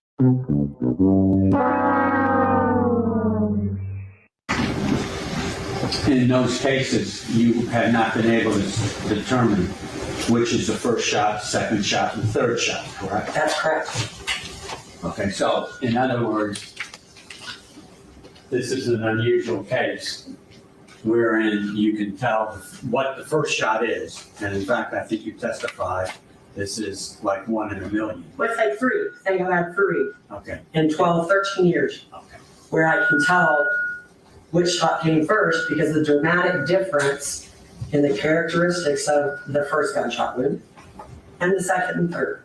It's not seconds. Hey, it's some time, but I can't tell you what that time is. It could be 10 seconds, it could be 5 minutes, Could be 5 minutes, could be 30 minutes. and it also could be less than a minute. I don't know that I say less than a minute. And what are you basing that on? Excuse me, counsel. I assume you deposed her a long time ago. You deposed this witness, correct? Yes. All right, so we're talking about photographs, not about the other issue. My job here is to. Yo, I mean, I ain't gonna lie. I'm gonna give it to the defensive attorney for trying. Like, he's trying to, bro, he's really trying hard to not get these pictures in. And what he's basically trying to argue is like, okay, well, how do you know the difference between the shots that were fatal versus the shots that came after in the drive-through? Was it 10 minutes, seconds later, blah, blah, blah? Doctor's like, come on, bro. I know that the fatal shot happened and then a significant amount of time passed, then these other shots came in, and I need to show all the pictures so I can show y'all what a deadly gunshot wound looks like and then what a gunshot wound post-mortem looks like. That's what she's trying to argue, but the defense is trying to say, well, how do you know? Like, what's the difference in between? So, again, nice try by defense counsel, but from me listening to this argument in my professional experience, she's going to have to show both sets to show you guys the drastic difference between a gunshot wound when you're alive versus one when you're dead. And the reason why she has to do this is because, remember, Melly and Bortlen's story is they got hit in a drive-by shooting at a certain time, but the wounds don't match that. So she's going to have to show both. It's coming in. In my opinion, I think they're going to have to show both. But let's see what happens. I could be wrong. Determine whether the photographs are too gruesome. And my thought is that these photographs, the internal ones, are and do have some qualities that you want to say is gruesome. However, we're trying to limit those. But I don't think it's so prejudicial or so gruesome as to create any type of prejudice in the mind of the autopsy photographs trying to explain what was death.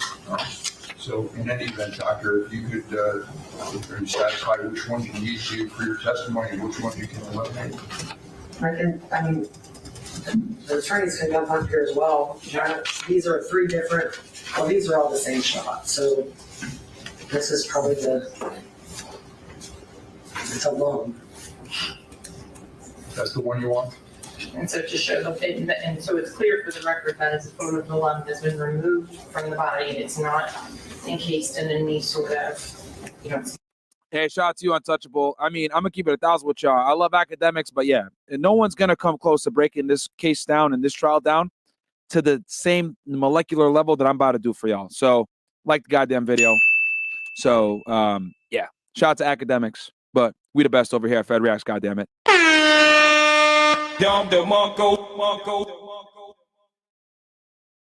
ribs, you don't see blood, you don't see other fatty tissue. It's internal. And so in terms of the lung shot and the heart shot, are those from the same wound path? Correct. So all of these 4 photographs are from the same wound path.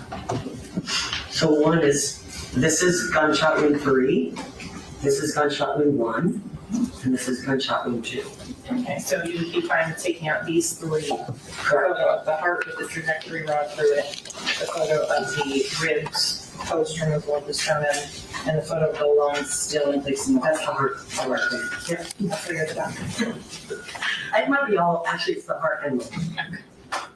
So those 3 would take out. Okay. And you would just need the other 3 to explain the differences. Correct. All right, so those photographs that Dr. handed to you that have been excluded, how many in number are there? They've been excluded. 1, 2, 4, 5. So that brings down to 23 photos. Thank you. Doctor, of the 23 photos that remain, you're indicating, do you need those photographs to explain and illustrate your testimony? Is that correct? That's correct. Thank you. All right, so you ready to start again? Yeah, we just need to update the digital version of that. All right, looks like if I heard that correctly, they've whittled it down to 23 photos. Yep. And so the record is clear, Your Honor, may I have a standing objection to those photographs that we've gone over that I objected to? Sure. Can you identify for the record, let's just be clear, which ones they are? Does the state have any objection to a standing objection? No, Your Honor. So there's no objection to a standing objection, but I just like somehow those ones with the yellow tab that the defense was objecting to be noted. Sure. I'm happy. Yes. That's a snippet idea of numbering them, and then I can refer to them by the number so that there's a question on that. Your Honor, on a side note, can I suggest we let the jury start their lunch while we do this 10 to 12? Thank you. Thank you. Madam State, your witness, what do you want to do? I have no. That the jurors will be able to see and that the prosecution will be able to use. And then. All right, guys, now we got to go on live again. It looks like they took a short recess, which is why these guys are commentating. The pictures. And so right now they're just going over which pictures the court is allowing for the medical examiner to be able to testify to. And Bob, how important is this witness going to be? Well, she's going to say that it was a murder, and she's going to say how the murder happened. And how it happened may ultimately be what's going to lay a foundation for the other link-up evidence connecting the defendants to that. So I think that's why she's going to be a critical witness in this regard. And Bridget, wait about 30 seconds. If there's any determination that the shots came from inside the car, that's bad for the defendant. Oh, it definitely is bad for the defendant. I can't even stress that enough. Yes, it is. So let me just follow up with that, Bridget. If she comes back and says that the evidence looks like the shots came from that trajectory from the back part of the car, how would the prosecution fight against that? Excuse me, how would the defense fight against that? Yeah, if they did, I would say that the defense counsel would have to go and talk more about, if there were other shots that were fired from coming outside of the vehicle. And if they can also talk about the fact that Melly was sitting there, but we don't know how. Real quick, again, a little snack here, guys. The Gorilla Mind protein bar, of course, the peanut butter flavor, because I'm sitting in Chris's seat. So hopefully I won't stutter as much as him when I eat this peanut butter. How long he was sitting in the vehicle in that position. And so we don't know when he left or, at all. So both sides muddying the water. Use the code FRESH, guys, at checkout, gorillamind.com. Gorillamind.com/fresh, and then use the code FRESH at checkout. Get a discount, my friends. There's a little bit. Bridget, Bob, really appreciate you both. Your perspective has been excellent. I'm going to be signing off. You're in great hands. And Jeanette Levy's up next with our live Q&A show. We'll be back.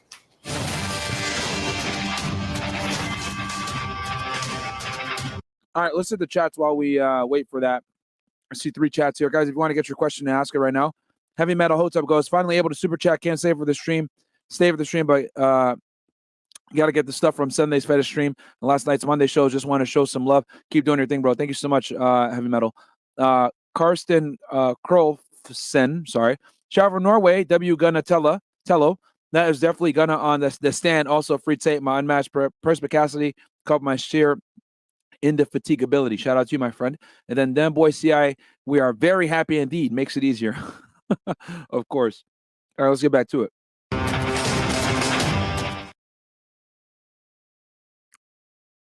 All right, looks like they're on a break right now. I don't know how long the break is going to be. Well, let's see here. I'll go ahead and answer some of y'all questions that you guys have. If you guys got questions, go ahead and send them in, and I'll go ahead and answer them. But, you know, I think this is a good time for a recap. So let's get ahead and recap what's went down so far. Okay. Number one, do me a favor, ninjas. Like the video. We got 1.4K likes, but 1,600 plus y'all in here. Still haven't slept yet. Shout out to Insomnia. But the first thing that came on, guys, was the undercover detective from Bexar County Sheriff's Office. He wore a mask the first time he testified. He's been testifying for a few days now.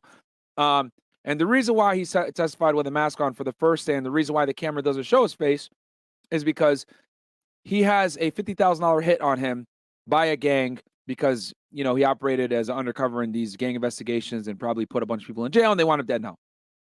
But he's a subject matter expert in gang culture, especially the G-Shine Bloods, which Melly is a alleged member of. Now, you're probably wondering, why the fuck does this matter, Myron? The reason why it matters is because if for the state to get the death penalty on Melly, they need to prove that he was a gang member, okay? It's very important for them to be able to prove that. So what they did was they spent quite a bit of time with the subject matter expert going through Melly's text messages with other known gang members, okay? Gino and Hurk, to be exact, showing Melly communicating with these individuals and using gang vernacular, blah, blah, blah, blah, blah. The defense on cross-examination asked the detective, hey, well, are you sure that my member is a gang? Because there was also text messages in there that were fairly dismissive, whether it was Melly not responding to them or gang members saying, we don't know you like that, blah, blah, blah. The defense did a fairly good job of creating some doubt as to Melly's gang standing. Now, my professional opinion on that entire situation. We've seen in other cases that you don't necessarily have to be identified as a full-fledged gang member to be charged with gang racketeering laws. Example A, Daniel Hernandez, a.k.a. Tekashi 6ix9ine. As y'all know, back in 2018, he got arrested by Homeland Security Investigation, HSI, my former agency. It was our New York office that picked him up for RICO, and he was never a full-fledged blood. He admits this. Other members of the gang admit this. He was just merely an associate that had them around him for protection, and he funded them. But he still suffered the same consequences as other gang members, even though he wasn't necessarily, and what I mean by same consequences, he was still charged under the same exact statutes. The reason why he didn't get the time is because he cooperated. But had he not cooperated, he would have got the same amount of time as all the other gang members. Why do I say this? The point is, I'm going in the weeds here. Oh, here we go. We're back. But the reason why I say this shit is to let y'all know that you don't have to be a full-fledged gang member to get charged with racketeering laws. Okay, that's number one. Associates could get it just two. Doesn't matter. Now, after he testified, and then the prosecutor brought him on direct and, you know, clarified some of the things that the defense tried to kind of muddy in the water. After he testified, the medical examiner came in and was just sworn in. She's going to be probably the most important witness in this case. And then what they did, since they know that she's so important, she's going to be pivotal, the defense is fighting to keep some of them goddamn photos out of the trial because they don't want them to impact the jury on an emotional level and be prejudicial towards Melly. So that's what we just went through. It looks like she's going to get ready to testify here after the lunch break, but they pretty much agreed on 23 photos. So there you go, my friends. That is the summary. Like the video, and let's get back to what's going on here on Law and Crime Network.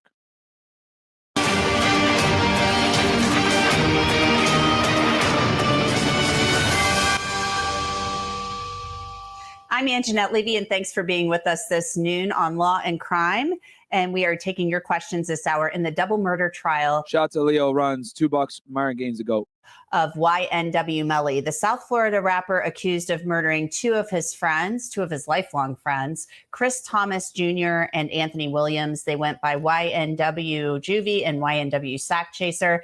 Melly, as we have been telling you over the last couple of weeks, faces the possibility of the death penalty if convicted of the October 26th, 2018 double homicides. And Melly faces the possibility of the death penalty under a lower threshold recently signed into law by Governor Ron DeSantis in Florida. So the jury say they convict him of double murder. For him to get a death sentence, they'd only have to be 8-4. That would have to be the minimum split rather than 12-0, the unanimous decision that was previously required under the law. As I mentioned, we're taking your questions this lunch hour, as we always do. So keep them coming to us on YouTube, Twitter, Facebook, Instagram, and TikTok, and we'll get to as many of them as we can during the lunch hour. We have a great panel here today. Terry Austin of Law and Crime is down at the Broward County Courthouse covering the trial for us. Bob Bianchi is a former prosecutor, currently a defense attorney and a host here at Law and Crime. And Mina Lola is here with us. She is a host at SiriusXM and basically a Melly expert, if you will. But Terry, let's start off with you. What's been going on in the courtroom this morning that's really stood out to you? So we started out this morning with Danny Polo back on that stand without his mask. And what the prosecution was trying to do actually is to show that at the end of the day, when she did a redirect, that he is basing his information, his conclusions on everything, not just one thing, not just a photo or a video that Melly might have been in. What defense is trying to do is to say, look, you're jumping to these conclusions, you're speculating, there's nothing here that says he was a gang member. Basically, you have gang members who are chasing him, he's not chasing them.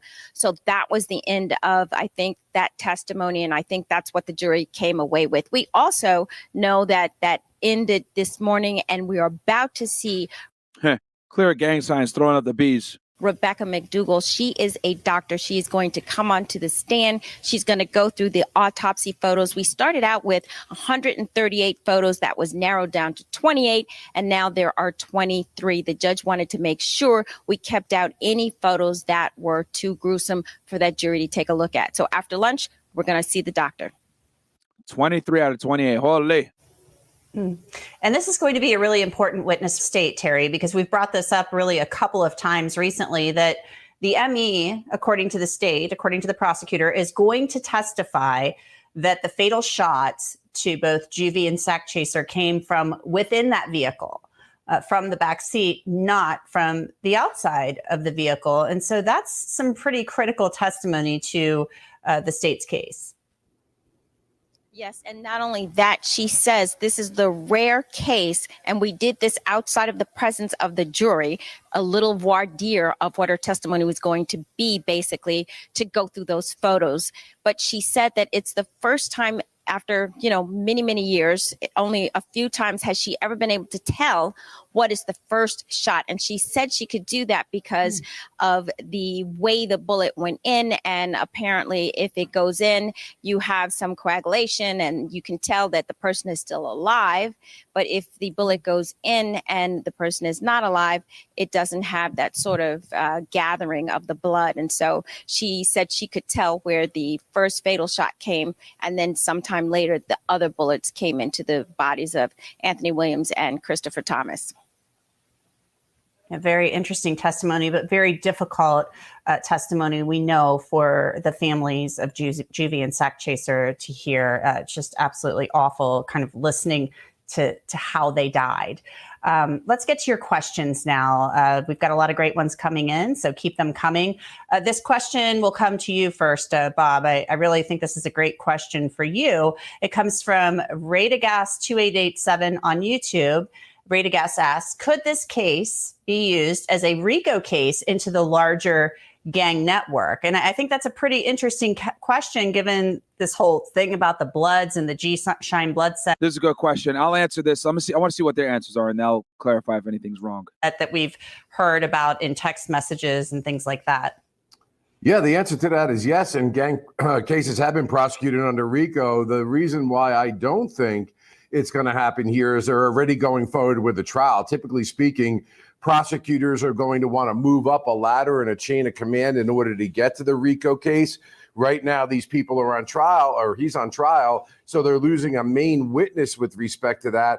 And that person that no longer has the right to Fifth Amendment immunity, which typically prosecutors would give under those circumstances in order to build a RICO case. But we have prosecuted cases as RICO cases. Not that it can't happen in the future, but it wouldn't be surprising to me that they made that offer prior to this trial and he refused to cooperate. So the quality of the RICO case is only as good as the witnesses you can put on.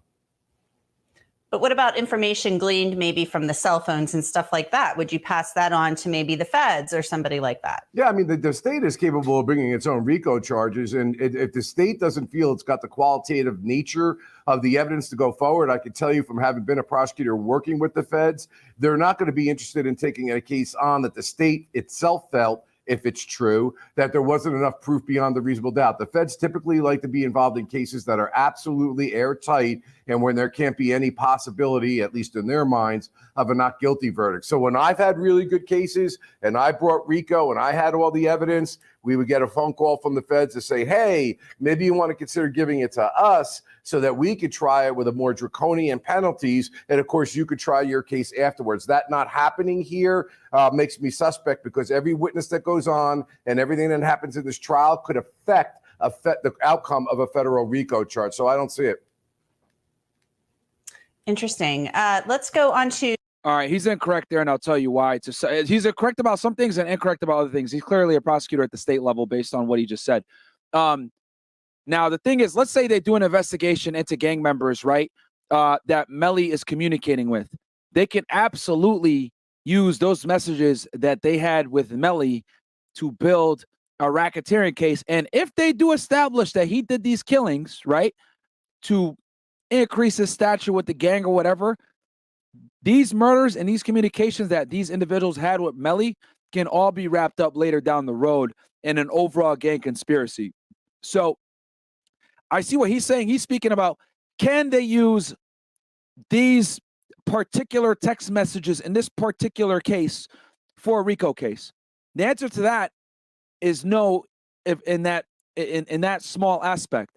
But from a former federal investigator standpoint, I can absolutely use those messages in a larger scale investigation where I'm establishing who members are, hierarchies, individual statuses and roles in the organization. It's very obvious here that Melly is a financer / potential member, lower mid-level guy that uses the gang for protection, credibility, etc. So I can absolutely use that to illustrate the depth of the gang, the tentacles of the gang, the strength of the gang, the financial capability of the gang, the reach of the gang. So I can absolutely use this evidence to build a separate RICO case on other individuals that Melly may have communicated or been in contact with. Okay, and that's the difference between the feds and the state. You just basically heard a state prosecutor talk. I'm telling y'all how the feds actually do investigations. Okay, so you can use that stuff to build a larger level case. Absolutely. And that's where I disagree with him. Everything else he said, though, is correct. But let's get back to it. Yo, like the goddamn video, bro. Y'all ain't gonna get sauce like this anywhere else on the fucking internet. Shade Room ain't gonna tell y'all this. Fucking CNN, Fox News, even Law and Crime Network ain't gonna give y'all some of the sauce I'm giving you guys. I've actually done racketeering gang cases as the case agent. So this is this is my lane. Do some other questions. Excuse_my_beauty_TT from Instagram. Mina, why does Melly have to get the death penalty instead of prison? So, of course, a female would ask a stupid question like this, but stupid. Carry on. The death penalty is just an option if he's convicted. It doesn't mean he has to get it. Right. Well, the change in the laws in the state is why this is even on the table. Now, obviously, there has to be certain criteria to make this a death penalty case. And it seems like the people involved feel like there is enough criteria to make this a death penalty case. What I will say is with death penalty, it has to be beyond a reasonable doubt. So the evidence has to be there. So, and then it's scary now with the death penalty because before, as we've talked about, it used to have to be unanimous in the state of Florida. Now the threshold has been lowered and it's now 8 people that have to Just so y'all know, this is one of the girls that's been kind of roasting the prosecution, saying like, they don't have any evidence. So I want to see what her tune is going to be after this medical examiner testifies. Side, if Melly does in fact get the death penalty, if he gets found guilty. So it's definitely scary to think about that. And I'm hoping that the evidence that is presented is airtight, so that if this is even on the table, they are 1,000% sure, and the evidence shows that he did in fact commit this murder, and then they will evaluate if the death penalty will be applied here in the penalty phase. But I'm worried about this, and I'm hoping that the evidence shows if we do get to that point. Our next question is going to you, Terry. At Joe Mama asks from YouTube, did Melly open up or respond to any other texts during that 20-day period? If he didn't, could it cast doubt that it's his phone? Well, there's a lot of doubt, Anjanette, that is his phone, or rather that he's using the phone. We know the phone is registered in his mother's name. We know that he has not been in possession of the phone the entire time. We know that other members of the gang, actually, we talked about Hurk, we talked about, Goon, we talked about various other members who are trying to attract Melly into the gang, and Melly's not responding. And we definitely know that there are times after the incident occurred where he didn't have possession of the phone. So the question is really whether or not you can attribute some of those messages to Melly when he was not holding the phone. I do think that the defense established fairly well which of those messages came from Melly, and most of the messages he was not responding. And it actually came out on the stand through Polo, who said, Danny Polo obviously is the undercover agent, that he didn't want to mention it, but some of the time Undercover detective. we know that he didn't have access to. Pet peeve of mine when they call state investigators, the deputies, agents. No, he's a Broward County Sheriff's Office deputy, more than likely a detective that works undercover. His phone, because the phone was taken away from him, and you can make the implication from that. But absolutely, some of those messages came from other people. Interesting. Okay, this is a good one for you, Bob. Put your prosecutor and your defense attorney hat on, since you've been both. At Don Prasa from YouTube asks, what happens if Cortland and Melly both say it was the other one? And they've kind of pointed the finger a little bit at Cortland, Bortlen throughout this case. Yeah, no, I've prosecuted these cases, and it's funny. Some people say, how do you choose between one or the other? Well, the prosecution is going to have to make a choice. Hopefully, they're going to do that based on evidence that's solid and will convince a jury. But this kind of gets back to the question you asked about the death penalty. If Bortlen testifies against Melly, it is literally, and I think that's the prosecution's ace in the hole, is they're trying to do this case without Bortlen because he's such a shitty witness. But if the medical examiner doesn't pan out, I would bet 90% sure that they're going to put Bortlen on the stand and he's going to testify against Melly. That's what I think the state strategy is. They're trying not to use him because it's already obvious that they've debunked his stupid ass story through their own independent investigation. So it would look crazy for them to put him on the stand when he literally lied to them and shows that he's not credible, but now the state wants to tell you he's credible. So he's a problematic witness. But if the medical examiner doesn't hit a home run, as the state is hoping that she will, and all the other witnesses don't line up, and it's not irrefutable that Melly was the murderer, they're going to put Bortlen on the stand. And if they do that, bruh, sayonara. It's a wrap. Flawless victory. Fatality. I've tried death penalty cases as a prosecutor, and the one axiom is that I don't want there to be any confusion about exactly who the shooter was, the circumstances of the shooting, so as not to make, when you're asking the jury to give the ultimate penalty, even though the numbers have been reduced in the state of Florida, that if there's a question about who the shooter was, that is a massive problem that would lead me as a prosecutor to say, I'm not comfortable in even filing this as a death penalty case. Interesting. Very interesting. Let's go over to you, Mina. I know you guys are saying, like, why would Bortlen testify? His rap career is going to be over, blah, blah, blah. His rap career is going to be over if he doesn't testify, you fucking dummies. You stupid. That are saying that. Because there's no way, if they convict Melly, there's no way he's not going to prison. It's a fucking rap if they convict Melly. Do y'all not get that? Like, Bortlen is going to go to prison. If they convict Melly, it's done for Bortlen, because Bortlen has an even weaker case than Melly does. He was with the bodies. He's the one that gave the nonsensical story to the police.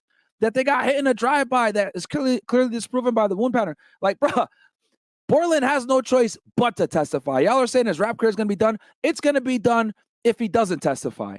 The only way I can see him getting out of this is if they convict Melly and he doesn't testify, he could try to, he's going to take, damn, he's kind of fucked either way. Yeah, because if they don't need his testimony to convict Melly, then they're going to prosecute him and he's going to definitely go down for like murder too or accessory or some other bullshit like that. If he testifies, that's what's probably going to save him and keep him out of prison for a significant amount of his life. So he better pray that the state feels iffy and calls him to the stand, because that's honestly going to be his best case scenario, to not do a bunch of jail time. Like, that's the only chess move I see on the board for Bortlen. He's fucked either way in this, guys. He's going to have to snitch or do a bunch of time in prison. Again, Jamie Smith asks the question, and this is from YouTube. So sorry about that. I'm scrolling here. It seemed the defense inadvertently correlated Melly directly to the death. The reason why so many people are saying Melly's not guilty or whatever is because a lot of people that are watching right now are his fans, guys. You got to remember, this dude's been locked up for the better part of 5 years. People have been waiting for this trial forever. It got pushed back because of all the other high-profile trials going on, Parkland and all this other bullshit. So, of course, a bunch of his fans are going to be in there, you know, saying, oh, he's innocent, blah, blah, blah. But, bro, when you look at the evidence, it's bad. This isn't like, you know, Andrew Tate, where it's obvious he's innocent, where you got girls saying they're human trafficked, but they're walking in and out of the house. Bro, they got cell location. They got video surveillance footage.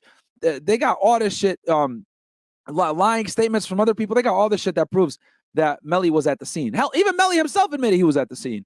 So, yeah, bro, this is not even close. Text messages during cross, will that make a bigger impact on the jury? I think it all makes an impact on the jury, right? Right now, we're trying to figure out if Melly actually committed this murder. I think the text messages show it's a strong evidence that he is a gang affiliated, but I don't know how the gang affiliation part plays into who committed this murder. So it all. This is why these fucking commentators are stupid sometimes. I've said this before. I'll say it again. It's not about proving the gang affiliation led to the murder. It's about proving that he committed the murder and he has gang affiliation, dummy. Like, that's what it's about. Like, it's merely to prove that he is a member of a gang so that they can go ahead and get their death penalty that they're seeking, guys. That's what it is. Like, bro, are these people watching the same? Yo, this is what happens when you have people that's like a serious XM host with no professional experience that can't properly interpret what the fuck is going on. Kind of goes together. I am interested to see in how the doctor and showing the pictures and then also talking about who fired the first shot. I'm interested to see how that plays out, because for me, the text message evidence was a little weak in that we don't know who was sending the text messages, but then we also don't know how, say Melly was gang affiliated, how that's related to the murder. As far as we know, this doesn't seem like a gang murder. This seems like a murder between friends. So who are all gang members, like stupid. I think it all goes into play, and it's not singular. It's not. Okay, look at this. Y'all telling me this dude ain't a blood? Come on, bro. Come on. These dudes are all out here throwing bees. Look, there's Cortland right there. There's Melly. I don't know who these guys are, but they're clearly gang members. Like, bruh, come on, man. And you can see here, it looks like he's at a show or something, and he has these guys around him. Like,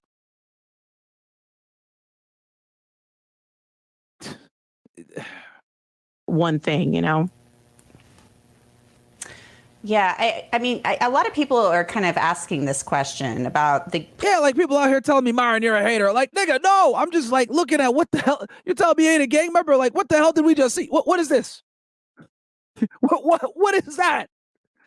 Like, what? Bomba. Yo, man. Yeah, I mean, a lot of people are kind of asking this question about the possible gang affiliation and the motive for the murders. And, you know, I think that the prosecution, just looking at this, I've been going through a lot of those text messages. We did an episode of Sidebar on this today. I mean, I think they're kind of trying to say, like, this may have been part See, of I got my federal partners in here investigating. Shout out to ATF. His album cover showed him flashing blood signs, and it says, "We all shine because of the G shine blood." Shout out to the ATF in the house. The feds are in the house out here, baby. Y'all know what time it is, man. IRS in here too. No, they're just a neighborhood support group.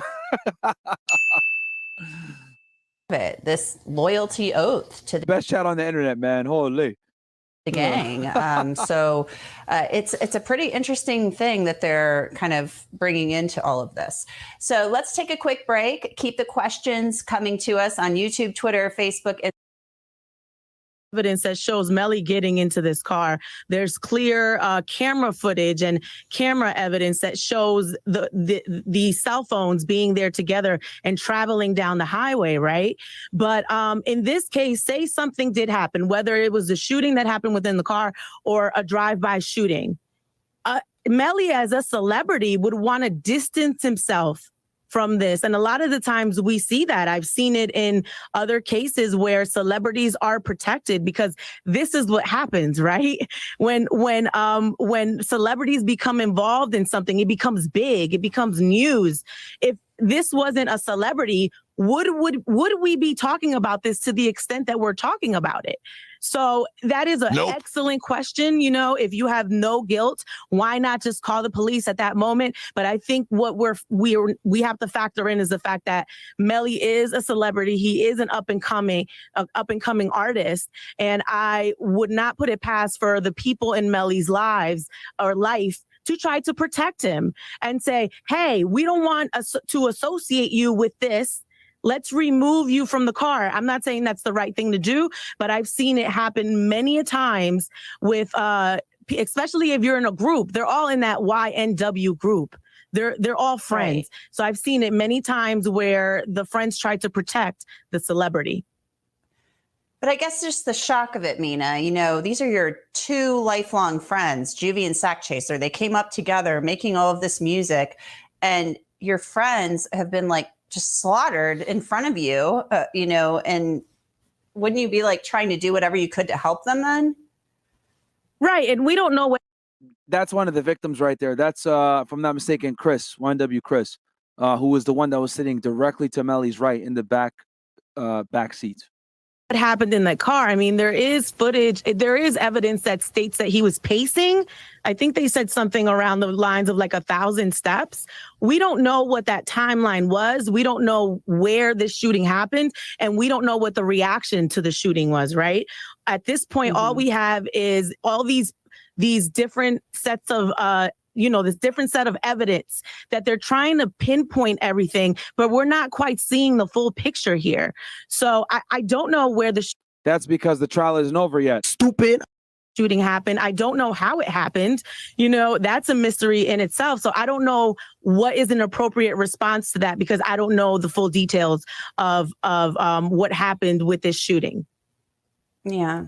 Well, we know the state's saying it happened inside the car, that the drive-by was staged after. Obviously, Bortlen said we were the victims of a drive-by. Mentions nothing. Stop the cap. Nothing about, you know, these are all things the jury is going to have to determine. They determine what the truth is here. Tammy Trigg from YouTube, Terry Austin, is the jury sequestered? No, the jury is not sequestered. They're coming in and out every day. I know for a fact this morning one of them had trouble getting here on time, but generally speaking, they have been here on time. They leave in the evening around 5 o'clock every day. They take a lunch break. The judge is very attentive to their needs. Usually it's around noon. This is why we're doing the noon break here. But yes, they have the freedom to come and go. The judge does admonish them each and every time they enter and leave that courtroom, asking them whether or not, you know, anyone has listened to anything and telling them before they leave to make sure that they do not listen to social media, that only the. Now, this is important, guys. Obviously, in the social media age, this is tough. This is a big reason why O.J. Simpson actually won the trial. For some of you guys that don't know, back in 95, the case had the most coverage I've ever seen. It was like global when the O.J. Simpson case happened. But the jury members were not allowed to look at any of the media. So a big reason why OJ got acquitted is because the jury didn't see half the things that were out on the media about the OJ Simpson case. They only saw some things, which the defense counsel did a very good job of only letting in certain pieces of evidence in and attacking the evidence that did to corrupt to make the police look crazy, whatever it may be. But in the social media age, it's very difficult to do this. So the jury members are not supposed to watch or engage with any social media that covers this case. Obviously, easier said than done, but they have to do that. Evidence that they see inside the trial is evidence that they need to be considering. So they're not sequestered. We're trusting them the way we trust our system to work. Maybe when they're deliberating, they will be, but not at this point. Mm-hmm. Yeah, and maybe during the actual penalty phase, if we get. And you guys have asked about the OJ case. I actually broke down the OJ case, guys. The reason why it's hard to find is because it's fucking age restricted. If y'all want, give me what's in the chat. I'll drop the link in the chat. But yeah, I actually give you guys a pretty good theory on how Nicole Simpson died. And here's the secret part.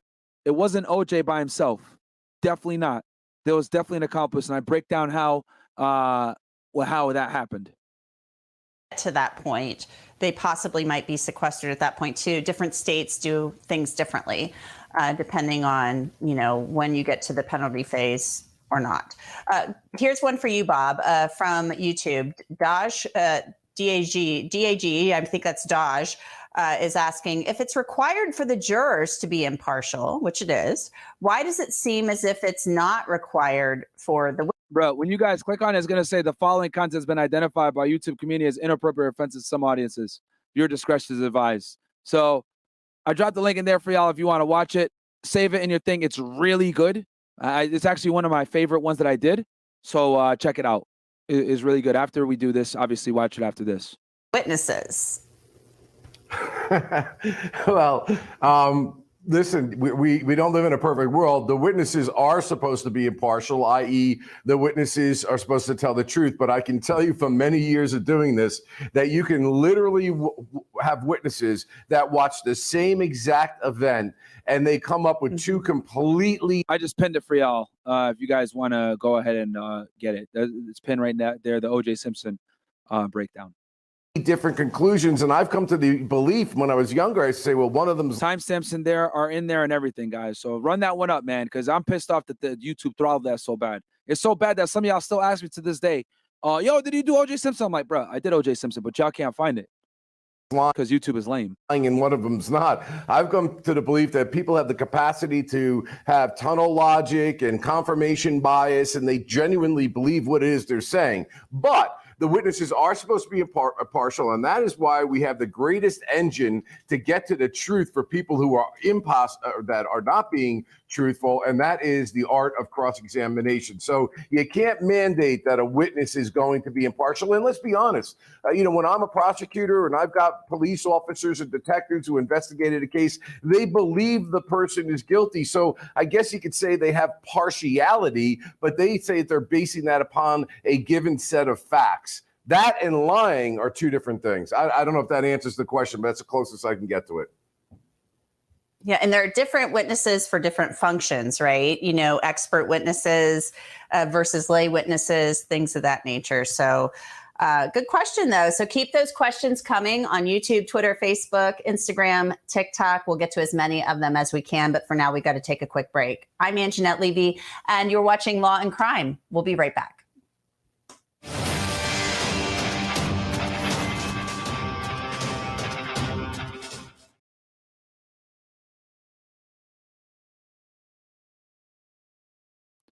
All right, and we're back to a break. So let's go ahead and hit some of these chats if you guys got questions. Okay, it's from Heavy Metal Hotep. Shout out to you, my friend. Alicia Ramirez goes, can you do a breakdown of all of the cities that have fallen due to Democratic policies and leaders? I mean, I could give you a quick little rundown on that right now. New York City, San Francisco, Austin, if it doesn't fix itself, is going to be there.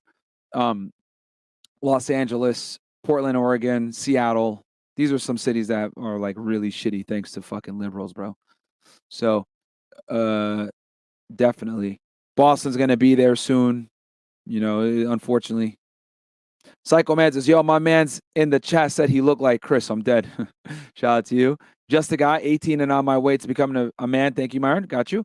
And then just putting a few bucks in the collection plate, hit the like button. While we wait for this thing to pop up, by the way, guys, here's the OJ documentary. Okay, I'm going to go ahead and put another tab for y'all while we wait for this thing to come back. Boom.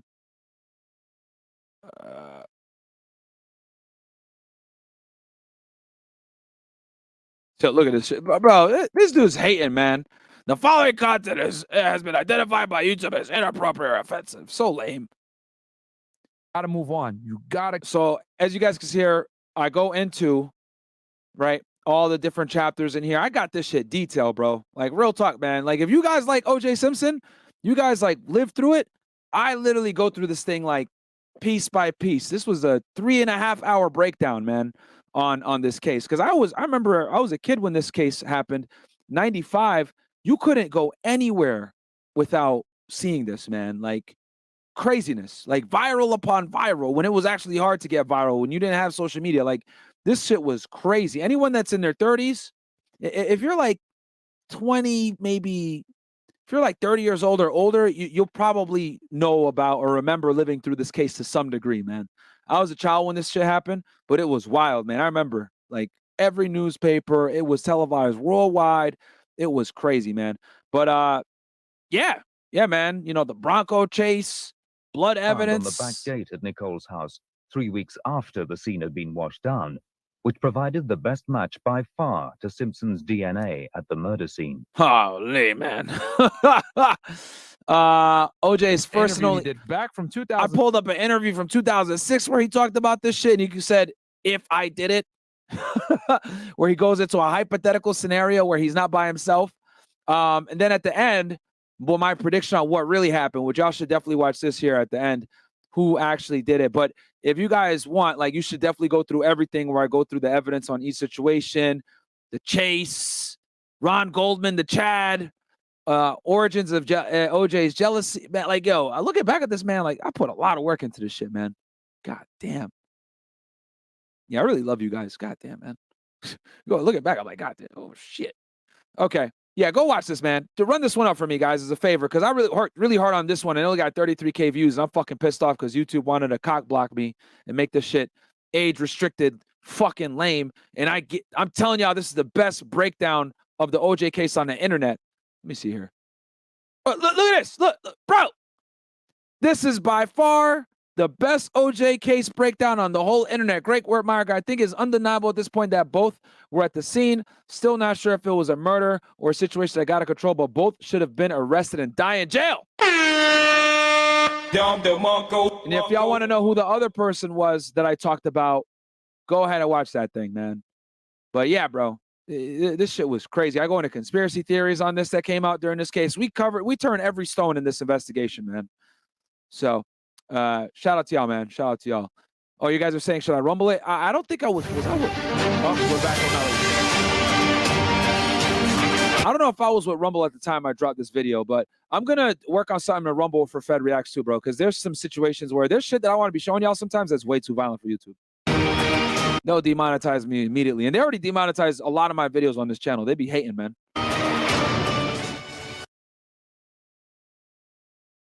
This, but I don't know how Melly being gang related tells us who committed this murder. And I think separating this trial from, Cortland and Melly, I think the separation of this trial allows them to point fingers at each other. It certainly does. Our next question comes from Martin on YouTube. This is for you, Terry. How do you feel about the cross-examination skills of Melly's lawyers so far? That's David Howard. And do you think he'll do a good job against the medical examiner? Well, we'll see who crosses the medical examiner. Sometimes they switch it up. But so far, I definitely think David Howard has been doing an excellent job. He's developed a rapport, certainly with Danny Polo, who is the undercover agent. And they go back and forth, and clearly they know. Undercover sheriff's deputy, goddammit, shit. What each is doing. I think the undercover agent is definitely, he's off the stand now, but he was definitely trying to make some points. He knew when to follow up, even though the question wasn't being asked. But Howard, on the other hand, made sure he said, okay, so that's speculation then, right? Okay, so that could have been from a Martian. So he's making it very clear when they are talking about issues like what's in the text, what's not in the text. You can't speculate, oh, okay, there was a phone call. So I think he's doing an excellent job telling that jury what is on black and white in those emails and texts and what's not, and not to speculate. If you don't see that Melly is saying, oh, I want to be part of this gang, then perhaps that's the case. He hasn't asked for that. And by the way, what the prosecution was trying to say Melly would get is some clout. Obviously, that's one thing that each side will get, but also opening venues for Melly, which to me, as you know, thinking about it from the defense perspective, Melly brings most of that clout. So the defense, I think, really established the fact that it was more one-sided than the other. One thing that I thought was interesting, Terry, you mentioned that David Howard and Danny Polo seemed to know what the other was doing, where the other was going. They also know each other. That kind of came out yesterday in testimony that David Howard has, been in contact with Danny Polo to testify apparently on another case. So the judge wanted that kind of stricken from the record when the defense objected. That happened, but it came up that they know each other. So I thought that was an interesting little tidbit that he's actually called on him to possibly consult on and testify in one of his cases. I think it was Stuart Adelson, but I think the whole team probably knows. You're right. It was Danny, Stuart Adelson. Sure. Yeah, but Howard, I think, was crossing him, but I think Stuart Adelson's the one that did you're right about that, objected. That's right. Okay, so let's go on our next question. Charles Sweet from YouTube, with him jumping from one blood set to another, doesn't that give motive for the gang to come after for Melly and could have done the drive-by shooting? So I guess, Bob, the question is, he was jumping, Melly may have been jumping from one blood set to another. Yo, what the fuck? Yo, he's that pale chick look like Zordon. Bro, they're just... you guys are literally pieces of shit, bro. Let me... Yo, what the fuck, man? Yo, y'all are fucking yo. That's it, man. I'm fucking done with y'all, man. Does that give him motive for the gang to come after for Melly and could have done the drive-by shooting? Like, I guess somebody else in the gang is what they're saying. I don't know. I mean, this is the problem. There are so many questions of what it could be. And that is, as a prosecutor, as a homicide prosecutor, the last place I want to be is maybe it's this the motive, maybe that's you ain't the shit, motive. bro. I can't refute the defense motive. Man? Look, and when we talk about the expert witness, I've never seen it. He was good. He was a good witness. He's a skilled guy, but it was always done in generalities. The testimony that detective gave, and at least in my state, wouldn't even qualify to make somebody a gang validated member. There's a criteria that you have to use in order to do that. There are lots of people that hang around gangs. There's lots of Frank Sinatra hung around the mob. Doesn't mean that he was committing murders for them. Lots of people mob people want to, or gang people want to be involved with fancy people and famous people. And sometimes they portray themselves. I grew up in an area where people portrayed themselves to be something and they weren't anything like that. So if the prosecution cannot pin down a specific motive, they're going to lose the jury. Now, maybe they'll get the conviction on the murder, maybe, but they're going to lose the jury on the aggravating factors for the death penalty. So I just think this testimony has been way too general to not have at least any sliver of reasonable doubt. And Anjanette, to go back to the same story, if there's any sliver of reasonable doubt in the guilt phase, any sliver, even though they may find him guilty, they're not going to impose the death penalty on a case like that. No. If Melly's walks, I'm not going to be pissed at all because we'll be able to fucking not have a rapper get killed by the state of Florida. But I foresee that it's going to be damn near impossible for him to walk, bro. I don't wish death upon no man, but I'm telling y'all, I'm getting y'all prepared. He's like I say, 95% chance he gets convicted. That. Yeah, you could be right on that, Bob. Most certainly. Sam Sella from YouTube, Nina asks, the difference between me and the fans and Melly situation is I have experience in this shit and I'm realistic. There's a very slim chance he's going to beat these charges, man. Do you think a culture of silence will hurt the prosecution? I do think so. I do think that will hurt the prosecution because the culture of silence is the reason why you might not have certain witnesses come forward. I mean, we've seen it with Danny Polo. He wanted to cover himself. You're talking about gangs in open court, you know, that obviously don't want to be mentioned, don't want to be in the limelight. And that might open you up to some violence. I mean, Danny made it very clear that he was worried about his family in this testimony, and that's why he wanted to be covered. I do want to kind of hop on what Bob said in terms of affiliations with gang members.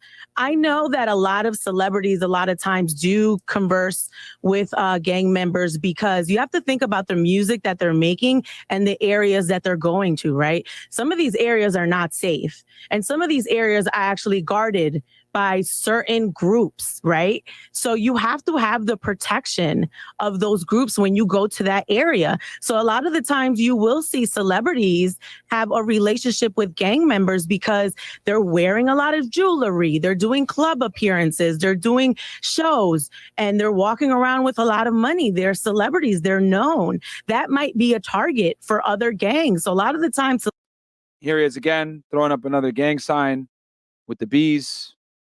celebrities do have these relationships, and it's almost necessary to operate in these different areas and to keep yourself safe. That might not mean that you're part. That's how LA is. You have to have some type of affiliation, especially if you're black. You got to have like some type of people vouching for you so you don't get taken to the cleaner every day. Part of that gang, but you need the protection of that gang to operate. Well, Florida is not that way. In some of these areas. Now, obviously, I'm not saying that this is the case with Melly, but what I am saying is it's not an anomaly for certain celebrities to know certain gang members so that they can be safe when they're traveling in these different areas. That's some good perspective there from you. She is correct about that, but that's LA, man. There's not many cities that operate like that. Like where he's from, Gifford, Georgia, which is in the middle of nowhere. Nah, that's not a thing. Thanks for adding that. Bloop.sammy from TikTok asks, Terry, if Melly didn't have any gun residue on him, then why is he getting the charge? Well, that's an excellent question. He did not have any gun residue on him, and that's why they cannot put that gun in his hand. He's being charged because they believe he's the one, but he hasn't really been connected to being in that car, taking those shots, the gun residue, the DNA, none of that is so far on Melly. The only thing that the prosecution, in my opinion, has firmly established is that, and actually this is not even that firmly established, is that Melly's DNA is in the back seat where behind the driver on that door handle. And even that, I think, is questionable because at first, Melly's DNA didn't come back on anything, and they did a second look on that door handle and they saw his DNA there, and that was just very recent in June of this year, frankly. So no gun residue. All right, so fine, I'll give it to her there. I mean, there's a bunch of reasons why it might not have been found on the first time. Sloppiness, not getting it done properly. They didn't go to trial for 5 years, so it is what it is. But they got it. They wiped it down again, and they found his DNA 4 years later. And Melly's been in prison all this time. You're trying to tell me they got his DNA somehow and put it on the door handle? Okay, that's a bit far-fetched. Let's go ahead and go with that. Okay, they didn't find it the first go around. It was a planted, a conspiracy. Oh my God, let's say that, right? Let's go with that. Okay. But at the end of the day, she's saying, oh, nothing places him in the car, etc. Are you blind? Have you not been watching a trial? There's CCTV footage of him literally getting in the back seat, passenger seat. There's a phone location data proving that he was in the vehicle at the location where the shots where the fake drive-by staging occurred.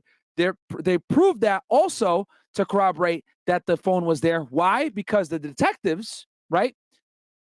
Once they did that phone search warrant, right, and they saw that Melly was really in that location, they went back. And when they went back, guess what they found, guys? They saw broken glass on the floor. They haven't talked about this in the trial yet, if I'm not mistaken. They found broken glass on the floor. Guess where that broken glass came from? This fucking vehicle, okay? All these things, the vehicle which Melly was in, based on the phone location data, was tracked back to a desolate location that YW Bortlen did not tell the detectives about originally. The detectives did the search warrant, found the phone in that location, went to said location, found shards of glass, was able to connect those shards of glass to this vehicle. What the fuck are y'all talking about? Like, yo, these law and crime people are very stupid. They don't really know this case like that. That's why I be listening to them sometimes, and I'm like, bro, y'all are wrong. Like, what are y'all talking about? You know? Like, what? What?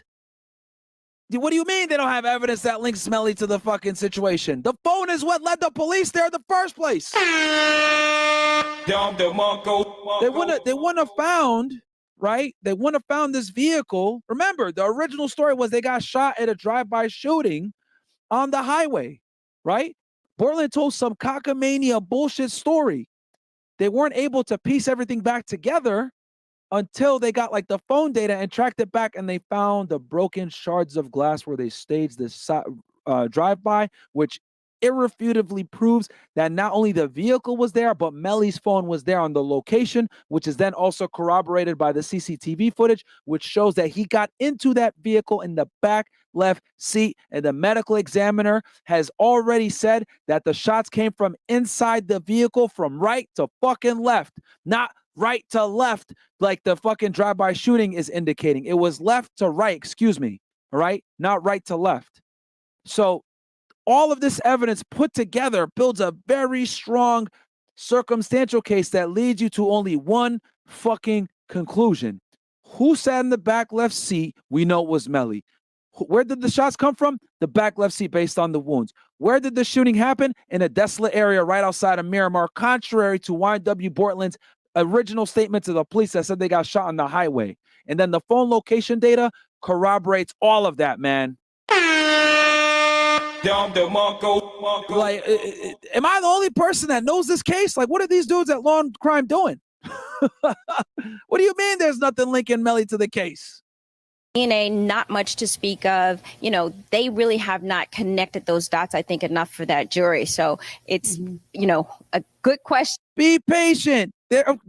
Yo, this is going to be a month-long trial. We're only on day 9. Like, be patient, bruh. Like, this is how I could tell that none of them read up on this case prior to this trial, because all of them they don't know what the evidence is going to come. I know the evidence is going to come because I've already studied this case. I already know it's damn near, you know, it's proven at this point. But it's very obvious to me that these guys didn't study this case prior to the trial, and they're just watching the trial, and this is the first time they've seen a lot of this evidence, so it doesn't make sense to them. But, bro, like, come on, man. And if you guys got questions about this, go watch my original YWN Melly breakdown, where I have timestamps and I go through the police's affidavit, which outlines everything and how they built their case.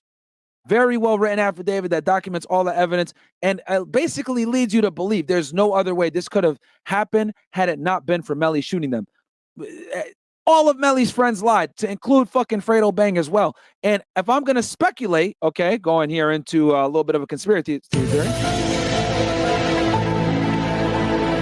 I have reason to believe, because remember, they never found the gun. You know where that gun is? Melly and I think Fredo Bang got rid of that gun together, all right? Because we know that Melly was looking for a gun right after this shit happened. Hey, man. I think that's something the FBI would call a clue. And Fredo Bang lied to the police all over the place about where he was, where Melly was, etc. And they found through phone location data that he was lying and didn't go where he said he was. You know, shout out to Fredo Bang for keeping it 1,000 for covering for his friend, but that doesn't help the case. Why they decided to bring the charges against him, and not only that, the death penalty. He was better off not talking to them at all than giving a bullshit story. All these guys that gave a statement to the police, they were better off not talking at all. They actually hurt Melly with their nonsensical lies. Well, let's keep in mind too, you know, we had the surveillance video of Melly in the vehicle, so we definitely know he was there. The question is, was he there when the shooting happened? And that's the question the jury is going to have to answer. Let's take a quick break. Keep the question. Look. Bro, what the Y'all are watching the same pod as I am, right? The lady literally said, there's not anything connecting Melly. Yo, this is YWN Melly right here, bro. This is him. Look at where he goes. Questions coming on YouTube, Twitter. Oh, they didn't show it, but he gets in the back seat. TikTok. Of that vehicle. He gets in the back seat. This is the vehicle that all the shots came in. All the bullet holes were on this side, but the shots came from left to right. Melly's going to get in the back of this. Here he is right here. Clear as day, getting in the vehicle. Quick break. And look what he Keep the has. question- Look at that satchel. A gun can definitely fit in that, right? Coming on YouTube, Twitter, TikTok, Instagram, Facebook. We'll get to as many of them as we can when we come back. I'm Anjanette Levy, and you're watching Law and Crime.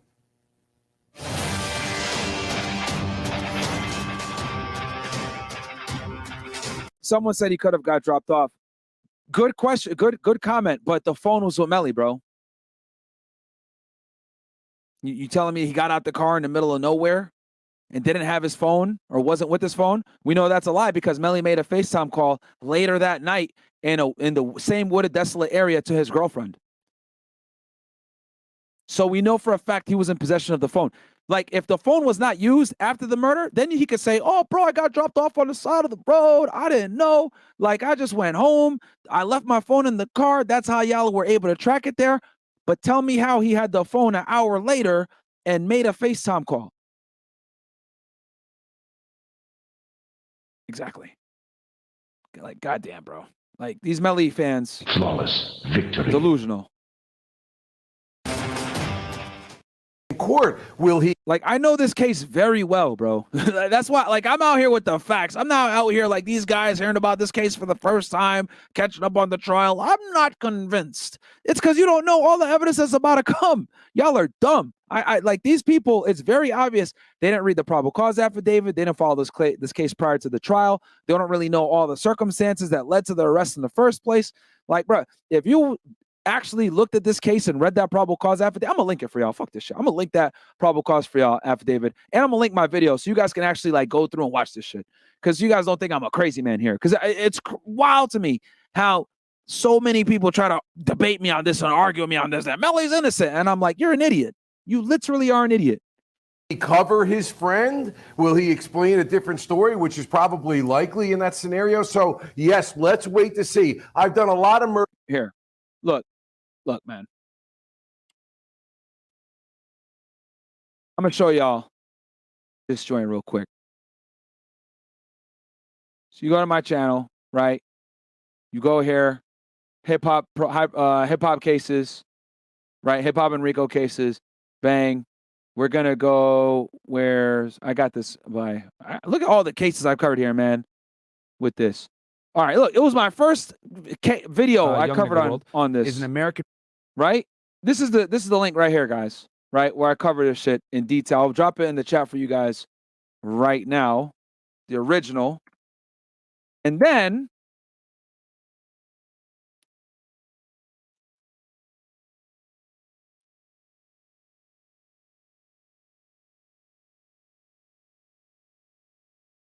here's the affidavit, bro, that they used to arrest him with all the facts that I broke down.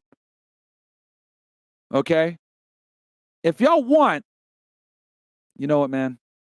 I still haven't slept, and it's fucking about to be 1 p.m. in the afternoon. God damn it, man.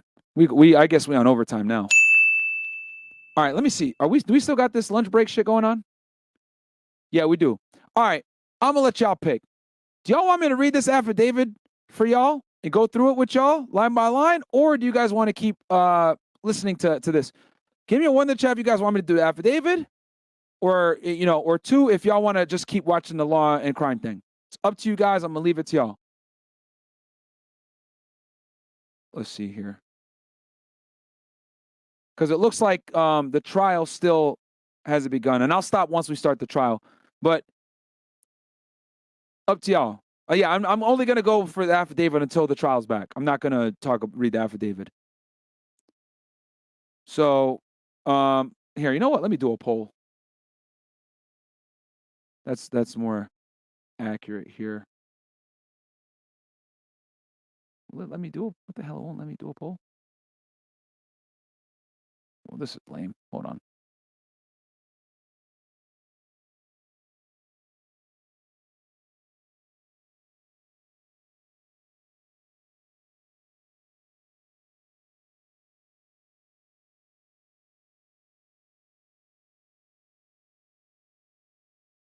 Oh, there we go. All right. So I'll go ahead and do a poll for y'all. Start a poll. There we go. All right. So My bad, I'll dogs. go. Sorry. Affidavit till trial or commentary.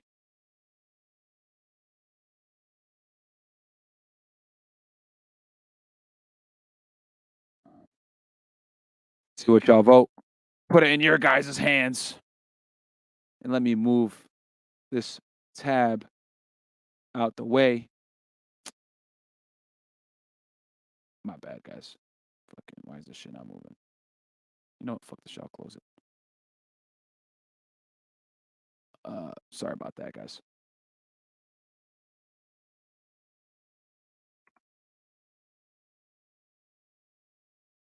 This.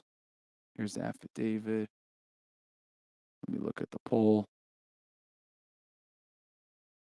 Oh, shit. Okay. Looks like the affidavit is winning 68%. All right. I'll watch it. I'll read the affidavit until the trial's back. Okay. Let's go through this thing. Looks like this is what you guys want. So what I will do is get my ugly mug off this joint and enlarge it for you. Okay.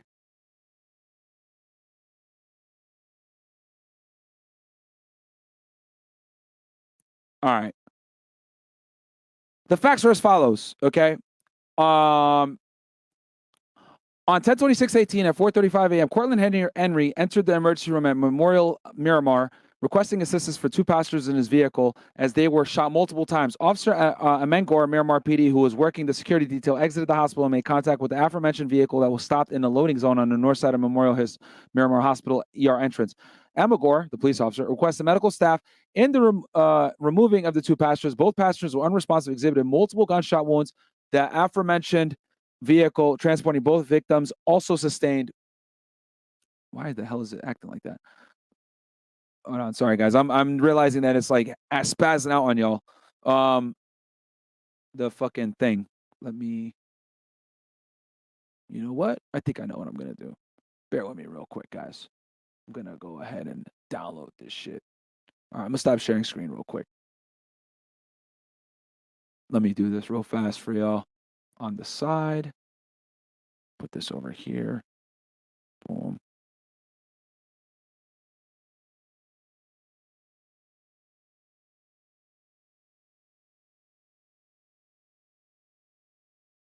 All right, so I'll share this while we wait.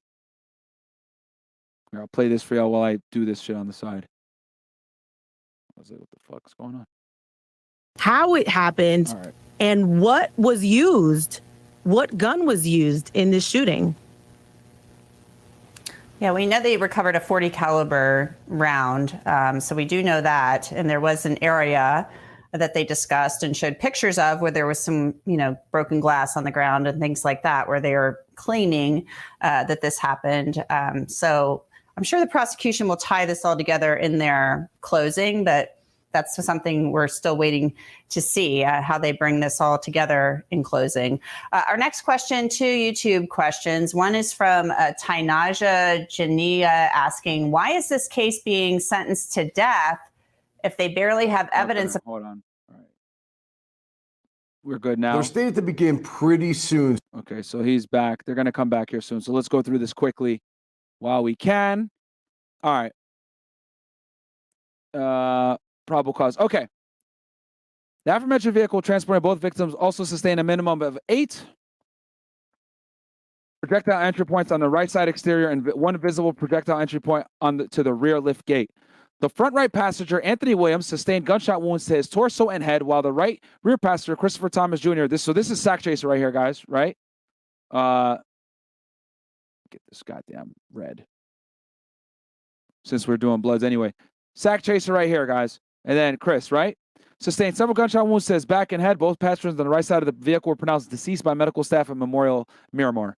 Okay. Henry was questioned by this affiant, by the detective. According to him, he departed. This is the story that Cortland Henry gave, okay?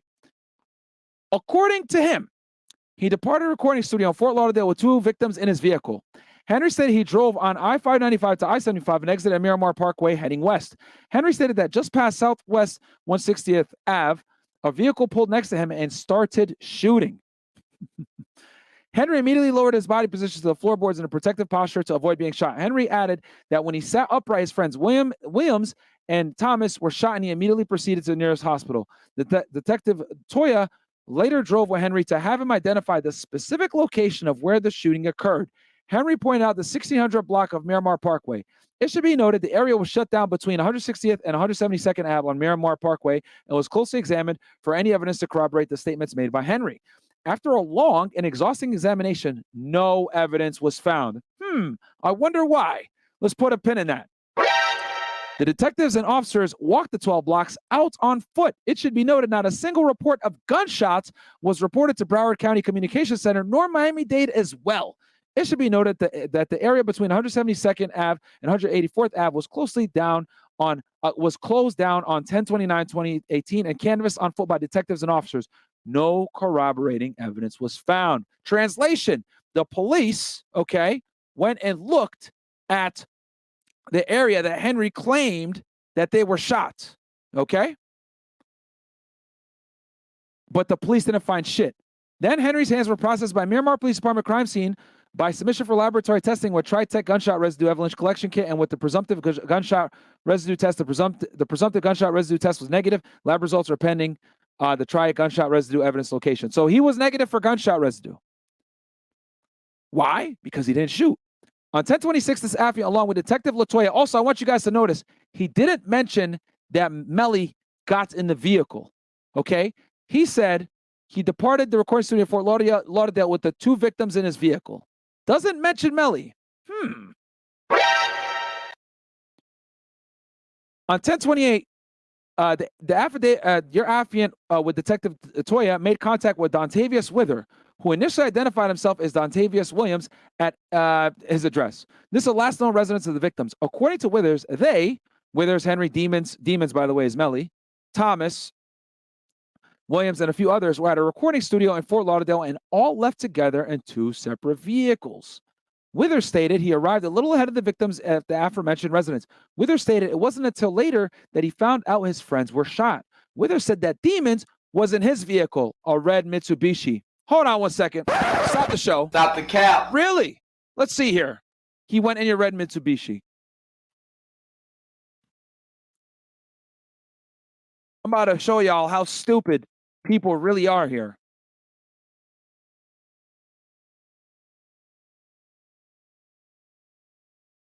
All right, ninjas. Here's Sack Chaser, right? Withers is probably one of these dudes here. I don't know who in particular, but you can see their... oh, no, it's one of these 2. This right here is YW Chris. You're going to see him... oh, no, excuse me. I'm sorry. That's Bortlen right there. He's the driver. So Sack Chaser gets in the front. Bortlen gets in the front seat, right? Here are these 2 dudes. So right now, I guess Bortlen hasn't lied, has he? But let's see what happens next. Then, here comes another individual. I don't know who this guy is, but I think he's also going to get in the red Mitsubishi. Right? Then, look who appears. Oh, looks like Melly. Not only is it Melly, he's wearing a satchel. If you guys notice, it looks like it's way down a little bit, doesn't it? Has that stiff type feeling to it. Where does he get in? He gets in the back left seat. Bortlen didn't say that, did he, though? Left that detail out.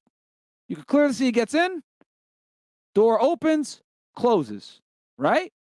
Now, who's this? This is Chris, the other victim. What does he do? He gets in the seat right next to Melly. Okay? He gets in the seat right next to Melly. Now, I think all of y'all in the chat got 2 eyes like I do, correct? Did Melly get in the red Mitsubishi? Nope. Oh, and look, they're taking off. Melly's still in the vehicle. And now the Mitsubishi takes off. But what did this nigga say? Withers said that Demons was in his vehicle, a red Mitsubishi. Bro,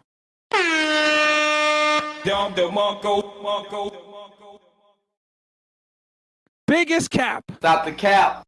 And the gray Jeep was occupied by Henry, Williams, and Thomas. Lie. They like, bruh, in fucking 4K. Do y'all see now that I just started this affidavit, by the way, and we're already finding inconsistencies. I haven't even warmed up yet, guys. You know, like, I'm telling y'all, the way I talk about this case so confidently is because I know what the fuck I'm talking about. Oh, Melly isn't connected. How have you guys proven it? Like, nigga, look at what his friends are saying. Melly wasn't the red Mitsubishi, was me. Like, no. Stupid. Stop the cap. Withers was asked if he knew the location of demons, and he stated he did not. However, it was later discovered that Withers was lying to this affiant, as Withers had just come from the residence of Frederick Gibbons, a.k.a. Fredo Bang, and had been in the presence of demons. So we back yet? Let's see here. Let me make sure. Oh, it looks like we're back on a trial. All right, guys. Y'all get the idea. But bro, this affidavit is crazy. Go ahead and read it. Watch this video I'll put in the chat for y'all on the Melly case. But let's get back to the fire. I believe. Showing it, depicting injury externally. It's not an internal. I don't know that they're so gruesome as to. Oh no, it's a recap. All right, fuck this shit. Okay, let's keep going. It's a recap.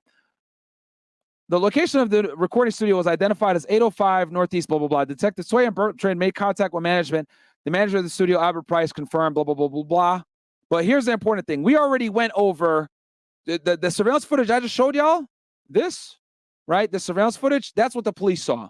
Okay? So that's what this paragraph covers.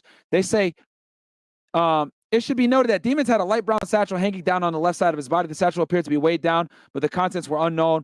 When Christopher Thomas Jr. departed the studio, he was carrying a black satchel in his left hand. That satchel also appeared to be weighted down as well. The gray Jeep with the above-listed individuals departed the area. The red Mitsubishi being driven by Withers. Okay, so Withers was the driver of the red Mitsubishi.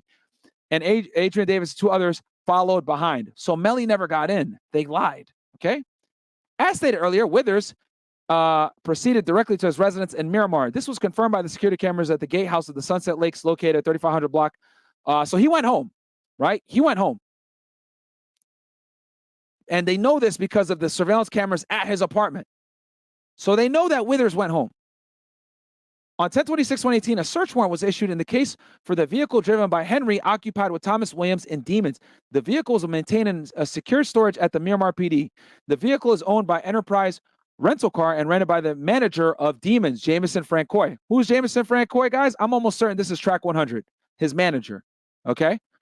The evidence was processed by CSI. The vehicle had 8 visible projectile holes on the right side of the vehicle. There was also a projectile hole on the rear left gate. So they just talk about the thing. Here's an important piece of evidence.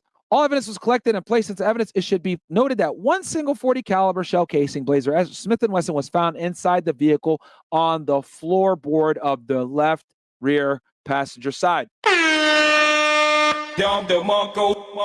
Please explain to me, guys, how you have a shell casing where Melly was sitting when you guys were allegedly hit in a drive-by shooting.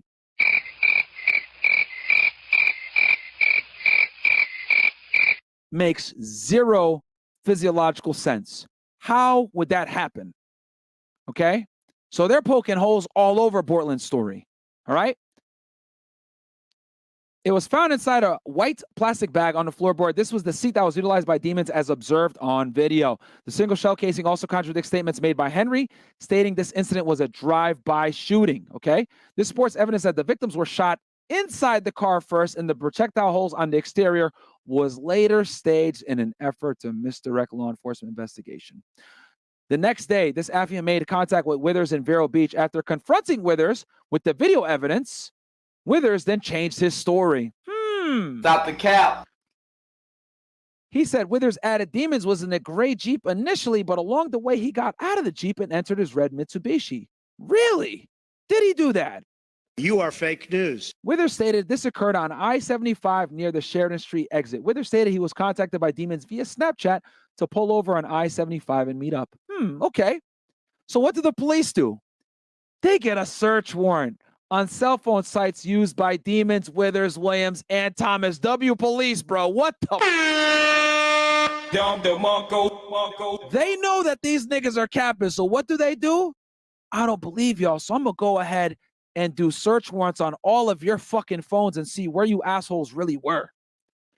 It was determined that Withers did proceed to the residence and arrived at said location around 3:49 a.m. This was also confirmed by video at the gate to Sunset Lakes. These records also showed a continuous route from the studio to the residence without a stop or delay in between. Why is that important? Because he said that he stopped, right, to pick him up on I-75.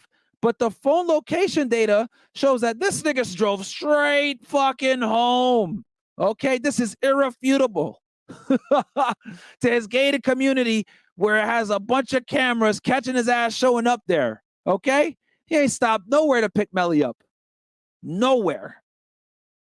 The cell site for the cell phones of Demons, Thomas, and Williams revealed they traveled west on Miramar Parkway, but turned north on Southwest 84th Ave towards Pine Boulevard, and then turned west on Pines Boulevard. Video evidence shows the gray Jeep Compass traveling west in the 19200 block at 353 and returned east at 406. Cell site data from Demon's phone correspond with the actual crime scene location, which is within the jurisdictional limits of Miramar, Broward County, Florida.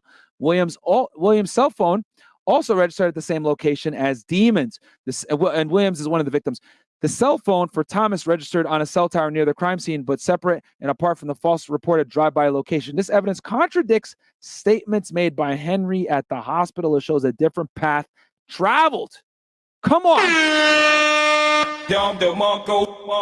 These records also don't show Demons meeting up with Withers and proceeding home with him. Bro, how many times do I got to keep dunking, man? Like, do I need to keep going, chat? Do I need to keep going here? The cell phone location data is irrefutable, okay? They went the extra step and pulled the surveillance footage just to show that his ass went straight home and never stopped on no fucking I-75 to pick Melly up. What does this mean? This means that Melly was in the Jeep the entire time, as shown on his vehicle, contrary to his friend's statements, man. It's incredible to me how people just don't want to accept reality. Y'all want me to keep going? Like, should I keep going here? It gets worse. I could keep going, or we can go back to Law and Order. I'm gonna give it to y'all. Give me a 1 if you guys want me to just go back to Law and Order, or 2 if you guys want me to keep reading this. If y'all want me to keep reading this affidavit and show you guys the inconsistencies. But it's up to y'all. 1 if you guys want me to go to the Law Network. The trial hasn't started yet. Or 2 if you guys want me to keep reading this affidavit.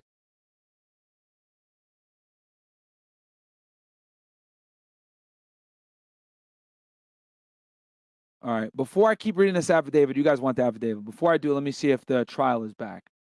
All right. They got this random guy yapping. Okay. It ain't back yet. All right. I guess we're going to keep going. T-Mobile cell phone records also show that Demons was traveling from Fort Lauderdale in a western direction starting at 3:20 until the time of the shooting at 10/26/2018. This was consistent with video evidence obtained in this case. The records show Demons traveling back in an eastern direction, with the location of the crime scene being in the path of travel. It should be noted that the original crime scene identified by Henry was a false location. Why was it a false location, guys? Well, we know that the detectives scoured that area for evidence and even closed that area down, but they didn't find shit. No bullet casings, no glass, no blood, no residue, nothing. Why did they find nothing? Because Bortlen lied about where the shooting actually occurred. But now that the police are armed with the cell phone location data, let's see what they find out. This investigation revealed that Henry intentionally lied to this investigator and others to deceive and mislead the investigation and attempt to hide the incriminating truth pertaining to the homicides of Thomas Williams. The same cell records, now we're still talking about Melly here, show the cell phones of Demons and Williams moving around the area of I-75 and Pembroke Pines at 4:25 prior to entering the hospital at 4:35. The records of Demons also indicate a departure from the vehicle at 4:32 a.m. Video evidence shows Henry arriving at the hospital with Thomas and Williams, but without Demons. According to the CDR of Demon's cell phone, he separated from the cell phone belonging to Williams around 4:32. This was according to the records provided by T-Mobile via a search warrant issued in reference to this case. Evidence shows that Henry and Demons drove around for a period of time with the two dead victims in their vehicle prior to entering the hospital. This was in a calculated effort to establish their version of the incident in an attempt to deceive law enforcement. Video evidence obtained from the hospital shows Henry had changed his clothes. When Henry departed the studio, he was wearing a black t-shirt. Remember this, guys? Remember what he's wearing? Right here. He is in fucking 4K, nigga wearing a t-shirt, okay? But evidence shows Henry and Demons, but when he went to the hospital, he was wearing a black hoodie. You know what? Let's go all the way with this shit. Y'all niggas don't believe me? Look at this shit, bro. YWN Bortlen Hospital. Oh, look. Oh, wait. Hold up. Look, they got the car on footage, driving around. Look, there he is right there, wearing a fucking hoodie. Bro, do I got to keep showing y'all this in 4K? Do I got... Here he is. 1080p for y'all. Change of clothes. I wonder why. I wonder why. Okay?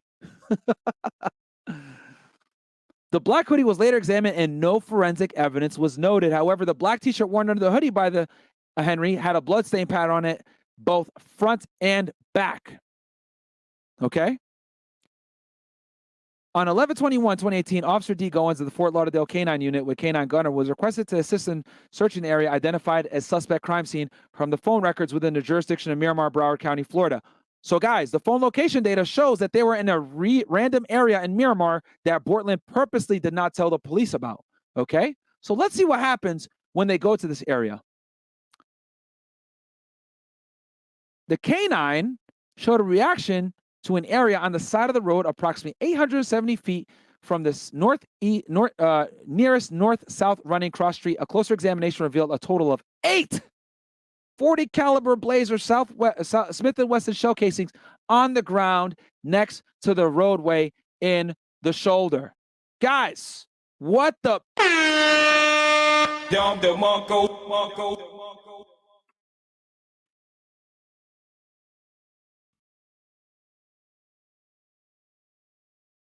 Here's the vehicle, right?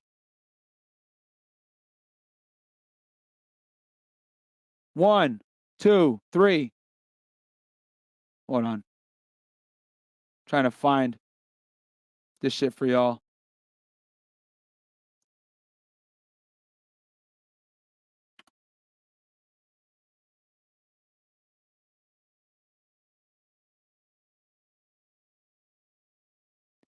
Get the fuck out of here. Hold on. Okay, let me refresh this shit.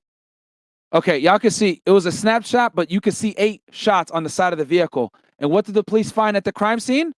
8 spent shell casings. Okay? And this .40 caliber Smith & Wesson matches what? The Smith & Wesson that was found in the back left passenger seat in the back. Same bullets. Okay?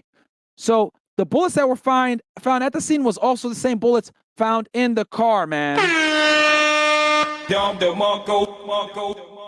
2 different shots. Now, watch this. 2 different types of shards of glass were found in close proximity to the shell casings. The first type of glass was a clear glass consistent with the front right passenger window of the vehicle, and the second type was a tinted glass consistent with the right rear passenger side window of the aforementioned vehicle. The crime scene was processed by CSI Curry. The casings were sent to BSO.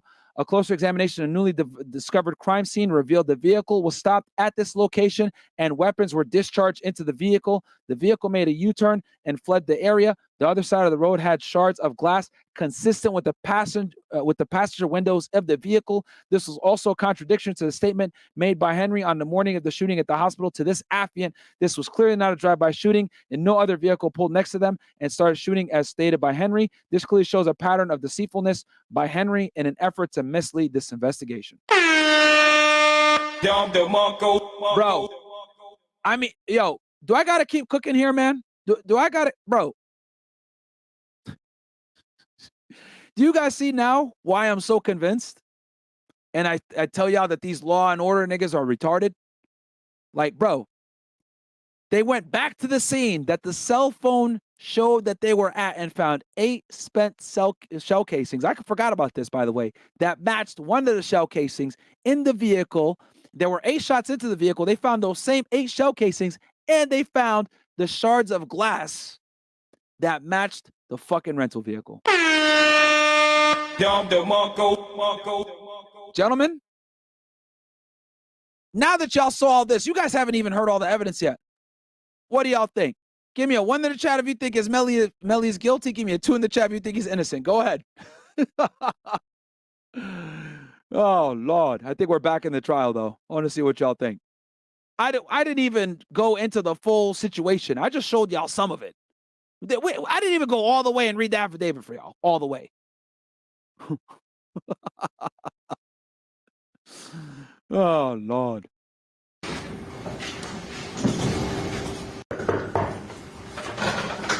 Jury entry.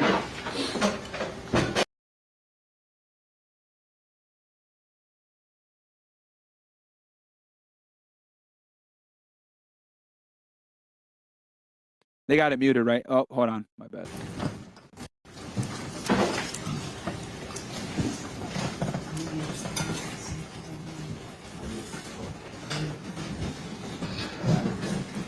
Gentlemen, thank you. Please be seated. Let the record reflect the presence of the defendant, his counsel, the assistant attorneys, ladies and gentlemen of the jury. I hope you all had a nice lunch. Ladies and gentlemen, we hope the state is still on its case in chief. I'm going to ask the assistant attorney to call the next witness, please. Rebecca McDougall.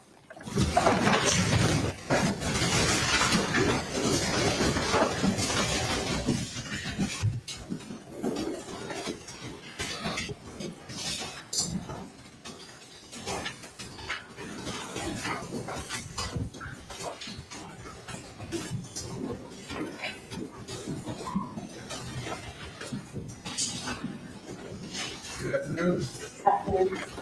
You raise your right hand, be sworn. Do you solemnly swear or affirm the testimony you give in this case shall be the truth, the whole truth, and nothing but the truth? I do. Please state your full legal name for the record. My name is Rebecca McDougall, MacDougall. All right, guys. While they're swearing her in, I just put what's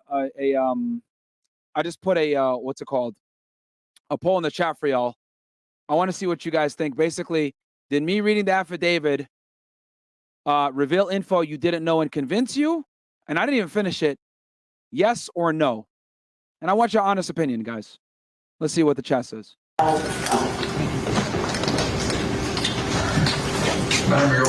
For those of you that are just joining us, this is the medical examiner in the Melly case. Is probably going to be the prosecution's most important witness. Let's get into it. Ready to proceed? Yes, Your Honor. You may. Thank you.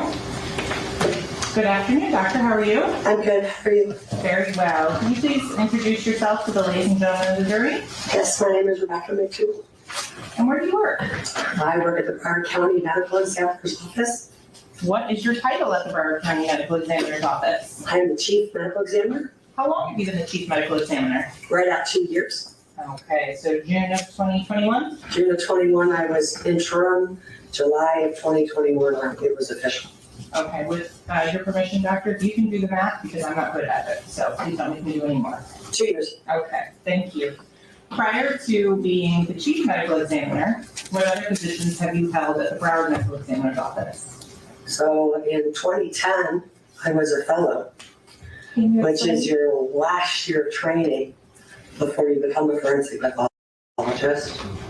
From July 1st of 2010 to June 30th of 2011, I stayed at Broward County from July 1st of 2011 until November of 2015 as an associate medical examiner. I went up to Palm Beach County and I was an associate medical examiner in Palm Beach County for 18 months. And I came back to Broward in 2017. She's going over her training experience, which makes her qualified to testify. And I've been an associate there until June of 2021. So 13 years as a forensic pathologist, 2 years as chief. So have you worked at any other medical examiner's offices as well on a temporary basis? Yes, so when I was an associate medical examiner, I worked to locum tenens, so you go for a long weekend and help in other districts in Florida that are short-staffed. So I did that in Volusia County, and I did it in Pinellas, Pasco County. Can you describe to the ladies and gentlemen of the jury, what does a forensic pathologist do? I can. We are charged with determining cause and manner of death in cases that come under the jurisdiction of our office based on Florida statute and administrative code. And what is the jurisdiction of the office that you currently work for as the chief medical examiner? District 17, Broward County. Okay. You mentioned that you determine cause and manner of death. What does that mean? That's correct. So cause of death is the initiating event that leads to death. Okay, if someone has cystic fibrosis, if, diabetes mellitus, if somebody falls off a ladder and gets a brain bleed, if someone's in a motor vehicle accident and they pass away. So that would be cause. That's cause. So what is a manner of death? So manner of death, there are 5. Okay, there's natural, cystic fibrosis, diabetes, heart disease, accident, you fall off that ladder and you get a brain bleed, motor vehicle collision, suicide, which is when a person takes their own life, so at their own hands, homicide, which to the forensic pathologist is death at the hands of another. And sometimes, no matter how many medical records we review, how many tests we do at the autopsy, we do not have a clear cause or manner of death. And in those cases, they're best classified as undetermined. And in terms of how do you do that? This is a really important testimony, guys. Please pay close attention to this one, man. Determining cause and manner of death. You do an autopsy. Could you define that for the jury? I can. So means to look within. So it's an examination after somebody passes away to determine what caused their death. So you examine all the organs, any injuries they might have, medical records if they're available, if they're needed. We can do toxicology testing. We can do microbiology testing, so cultures, viral, bacterial. Sometimes we do genetics. Just depends on the circumstances surrounding the death, decides which path we take on what tests need to be done at the time of the autopsy. Okay, so Doctor, tell us a little bit about what training and education you had to become the chief medical examiner for Broward County. So I did my undergraduate degree in biology at the University of Texas. I went to medical school, which is another 4 years, at the Health Science Center in Houston, Texas. That was also University of Texas. I did a 4-year anatomic and clinical pathology residency at Texas Tech University in Lubbock, Texas, and then finished it with my 1-year fellowship in Broward County. And in terms of exposure to cadavers or dead bodies during your medical school years, how often do you deal with that? So the first 18 weeks of medical school is gross anatomy. All right, she's, again, I know this is monotonous, but she's doing this to establish the witness's credibility. I know she has a mask on, but you guys got to remember some of these medical professionals are kooks, but that does not disqualify their expertise when it comes to being able to testify to, you know, a murdered person's wounds and establishing if they were alive or not when shots were fired. You know, to be honest, like, that's very simple for someone of her caliber to decipher. So she's probably overqualified for this testimony, even though she, you know, she's wearing a mask, which is Right. You know, it is what it is. So back when any uterus, any prostate, any cancer, all come to you in the pathology lab at the hospital, and you then diagnose and stage the cancers or the appendicitis or fallopian tubes. You know, anything that comes out of an operating room travels through the pathology department at that hospital.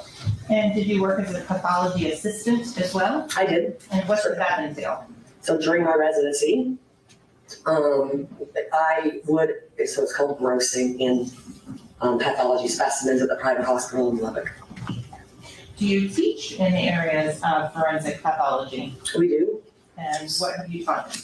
So we have, public defender attorneys, we have state attorneys, we have private attorneys, law enforcement, medical students, EMTs, nurses, nurse practitioners all will come through our office. For COVID, they didn't, but we're starting that up again. So they can learn about disease, the natural disease process, and also, autopsies. Do you participate in any boards or panels such as the Child Death Review in Broward County? I do. I do the Child Death Review, which means once a month, and we talk about children that have died in Broward County. I do the Opioid Death Review once a month, where we talk about the drug overdoses that are occurring in Broward County. I do 3 separate trauma meetings. Broward County has 3 trauma hospitals. Once a month, they have their separate hospital meeting. And then the 4th meeting once a month with everybody together to talk about trauma cases and people that passed away in Broward County due to trauma. So in terms of the amount of time that you spend in the morgue actually doing autopsies now, what percentage of your daily work is that? So I work every holiday so that my docs can have long weekends and holidays. And then if we're especially busy in the morgue, I will pop in and do a case or 2. Okay, so prior to becoming the chief medical examiner, what percentage of your work was actually performing autopsies? We work 23 days a month. We're usually on service 6 days a month. Where we do probably 5 autopsies every time we're on service, plus whatever external examinations. We don't have to autopsy every person that comes to the medical examiner's office. Sometimes they come, especially in the fall and in the winter, our snowbirds, usually have a very well documented medical history. But if they die in Broward County without a physician in Broward County as their primary care doctor, then they have to come to our office so somebody can sign their death certificate. If you die in Broward County, your death certificate has to be signed by someone that's licensed to practice medicine in the state of Florida. So if they come from New York with 6 months worth of medicines and their primary care doc's in New York, because that's where they live half the year, then they have to come through our office. We make sure there's no trauma. And then we can review medical records and just do an external examination on those people. So are you a medical doctor? I am. And in what states are you licensed? I am licensed in Florida, Texas, Mississippi, and New Jersey. I know this is boring, guys. This might be annoying or whatever, but again, the prosecutor's doing this on purpose to establish competency, professionalism, the subject's credibility, so it can't be challenged later on. So she has to go through this to show that this woman knows what the fuck she's talking about, because she's about to be their key witness. So the prosecutor's going to prop her up in the highest level of authority to show all her credentials to the jury, to show that she is absolutely overqualified to give the testimony she's about to give, guys. This is, depending on the subject matter expert, depending on how important their testimony is, will typically have the prosecutor asking the individual more qualifying questions to show their level of expertise, to build more and more credibility for the jury. So it's going to be harder for the defense to attack her professional opinions later. That's why she's doing this, because she knows the defense is going to try to attack her professional takes on things. So she's doing this to establish a foundation that y'all can't fuck with this bitch. Are you certified? She might be crazy with a mask, but she knows what she's talking about. And anatomic. Every 10 years, you would have to take another board exam. Now, a year ago, they decided that we could just answer 15 questions every 3 months. And as long as we maintained a certain percentage on those questions, then we would not have to take that. Yo, shout out to Dr. B84 in the chat. He's a doctor. Doc, when you hear her, let me know what you think of her credentials. I'd like to get your take on it. All right. Because some of the people here in the audience might not understand, even myself, some of the jargon that's being thrown here with, you know, certification, all this other stuff. So let me know your thoughts. Okay, so Dr. McDougall, with regards to the number of autopsies that you have performed during your career, where are you at currently? Over 3,000. Have you had the opportunity to come to court before to testify as an expert in the area of forensic pathology? I have. How many times? Over 100. And what jurisdiction? Palm Beach County and Hurk County. You're at this time of tenure to counsel for voir dire in the area of expertise. I have no questions. Proceed, Counsel. Thank you. Thank you. Okay, so you mentioned earlier that there's a definition as to homicide for a forensic pathologist. That's correct. Does that mean murder? Death at the hands of the nurse, to me. Help me. Okay. Did you have an opportunity to become involved in an investigation under the Broward Medical Examiner's Office case? All right, so boom, you got another doctor verifying her credibility. It's very extensive, like mine. Basically, she went to medical school, residency, and fellowship, and is licensed to practice medicine independently. Bam, there you go, guys. Number 2018-3118. I did. What was your involvement? So I was the medical examiner on service that day. So this case came in at like 4:45 in the morning, I believe, 5 o'clock in the morning. So it becomes my case, because anything before 7 a.m. is mine. There was a double homicide. Broward County Medical Examiner's Office has a fellowship program. I was one of the fellows. And so I took one of the cases, and our fellow Dr. Sauter took the other case, the companion case in this case. So I did the autopsy on Mr. Williams. Objection. Objection. Identity.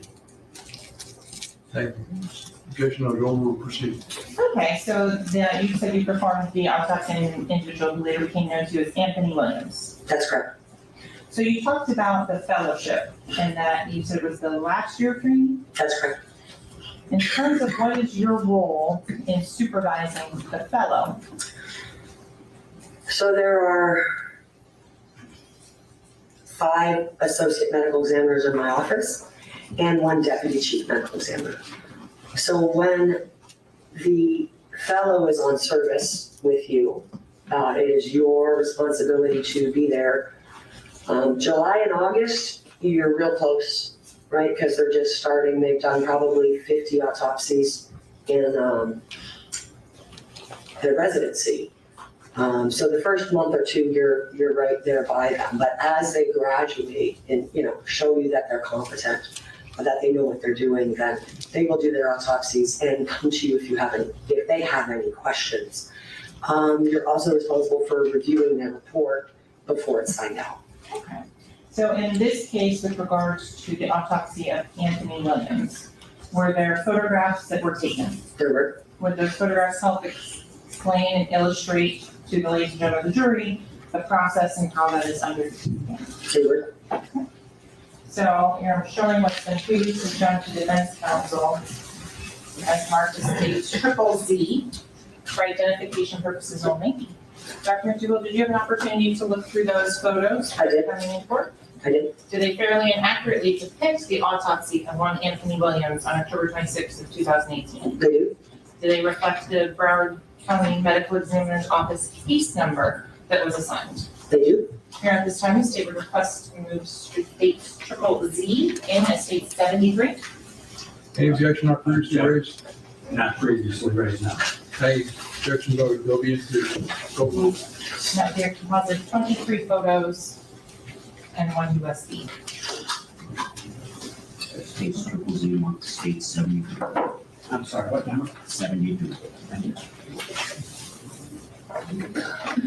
you.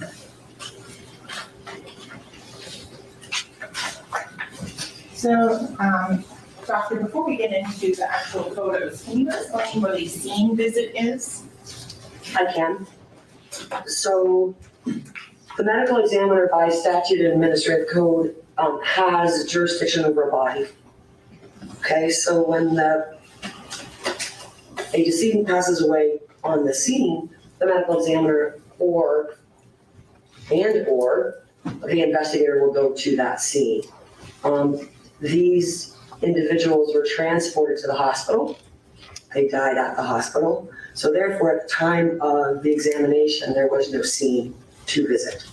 Okay, so I'm going to go forward. And how do you receive the body of Mr. Williams? So when the body leaves the hospital, the 2 zippers on the bag get a seal put through them. It comes to our office, and this was actually the same morning. So this individual came straight into our office, and then probably within an hour or two was ready to be examined. So the bag is sealed at the hospital, comes to our office. The very first photograph we take is a photograph of that seal, so we can show that it's still intact, and it must be broken by the medical examiner on duty. And did you receive it from the body of Mr. Williams in this way? I did. Okay. What in the picture that we're looking at, which is, I believe, photo number 2, is numbered for the purposes of the record. What does this picture show? So this is one end of the body bag with the 2 zippers in place with the red seal between it, still intact. That case number 183118. So that is the 3,118th case for the medical examiner in the year 2018. That is a unique identifying number for this case and will be in every photograph that is taken for this examination. For the purposes of orientation, the letter, the top of the A, in almost each photograph, what direction does it point towards? So the letter should point towards the head. Okay, so every photograph that we see, the case number, to look at it properly, the head should be above the number when you're looking at it the right way. So prior to opening the bag, is there a scan or some sort of x-ray that's done? So Broward County is lucky enough to have what's called a LODOX. Okay, it's low radiation full body x-ray. So every single case that comes into our office gets both an AP, which is a front to back, and a lateral, which is from the side, x-ray. So we have those. Okay, so you said AP. I know you know what that means, but if you could describe to the ladies and gentlemen of the jury what that means. So anterior and posterior, so the beam of the radiation is going through. So when you look at the body, it's the way you would see. I'm not asleep, motherfuckers. I just want y'all to pay attention to what she's talking about. I am here, goddammit. I ain't going nowhere, okay? All right? I'm not fucking leaving. The show goes on. This is my home. They're gonna need a fucking wrecking ball to take me out of here. Don't underestimate me, motherfuckers. Body. Then we do one that's a lateral, where the beam goes like the video, ninjas, to the side of the body, so we get the side. That allows us, especially if we're looking for foreign objects in a body, if I only have a picture front to back, I can tell about where it is front to back, but where is it? Is it right up here, or is it closer to the back of the body? So we have a lateral x-ray that we take. So I can see where in space, in 2D, not as good as 3D, right? But I get a 2D orientation of where that foreign object might be. Okay. In terms of when you're describing your findings, do you do them in anatomical position? Yes. And could you describe what that is to the ladies and gentlemen of the jury? I can. Can I show you? Please, if that would help. Can I stand up? Yes. So anatomic position, where's my water, is with your hands out like this, palmar surface forward, just like this. When you are describing your findings in anatomical position, are you in any way suggesting that was the position the body was in when any injuries or defects were inflicted upon it? I am not. To go back, before we go into the photos of the autopsy itself, could you describe to the ladies and gentlemen of the jury what you do during an autopsy? Sure. So the first thing that the pathologist will do is break that. Don't worry, guys. We're gonna get to the picture soon. She's just breaking down what she does at the autopsy before they talk about show the photos. Seal. Okay, that seal is broken, the bag is opened, and we take what we call overall photographs. These are photographs that are taken before we do anything to the body, before we move the body, before we clean the body. We take photographs so we can see it as is. Once that is done, then we'll take the body out of the body bag. We will look for any identifying features, so scars, tattoos, defects. We take pictures of the hands as they are. Once we're satisfied with those photographs, then we will clean the body. And once the body is cleaned, then we will take overall photographs again with the body cleaned. Then we will take both an orientation shot and a close-up shot of any defects, scars, or identifying marks. Okay, so after you've done, it sounds like an external examination, is there another part of the autopsy procedure? So then we do the internal examination. Okay, and when you're doing the internal examination, what do you do? So we're looking for any kind of injury, disease, anything that's abnormal, right? Also want to look at what is normal. So we look at all of the organs, weigh all the organs, and complete our exam. Okay, so I'm going to go back to what was labeled in the photos labeled as photo 1. And so if we can describe what we are looking at here on photo 1. So this is the... And here we go. AP, or anterior posterior, full body x-ray. That was taken before the bag was opened. So in terms of the different colors and things that we are looking at in this, what do you see that is medically significant? So I'm not a radiologist, but what I will tell you is that this is a projectile, and there are projectile fragments in the head. This is dental restorations. Don't tell me law and crime is pussing out and not going to put it on here. In terms of any of the other things on this that are... These are all buttons, I think, from the hospital gown. Okay. So it's just artifact from the clothing that he's wearing. So going on to the next photo here. I'm just going to zoom in just a little bit. What is this picture showing? So this is one of our overall photographs that we take once the body has been cleaned. What you can see in this photograph is what later becomes known as an entrance gunshot wound, a defect, a circular Law and crime is probably debating if they're going to show this. So let's see what happens. defect to the middle of the chest. Okay. And that was this left.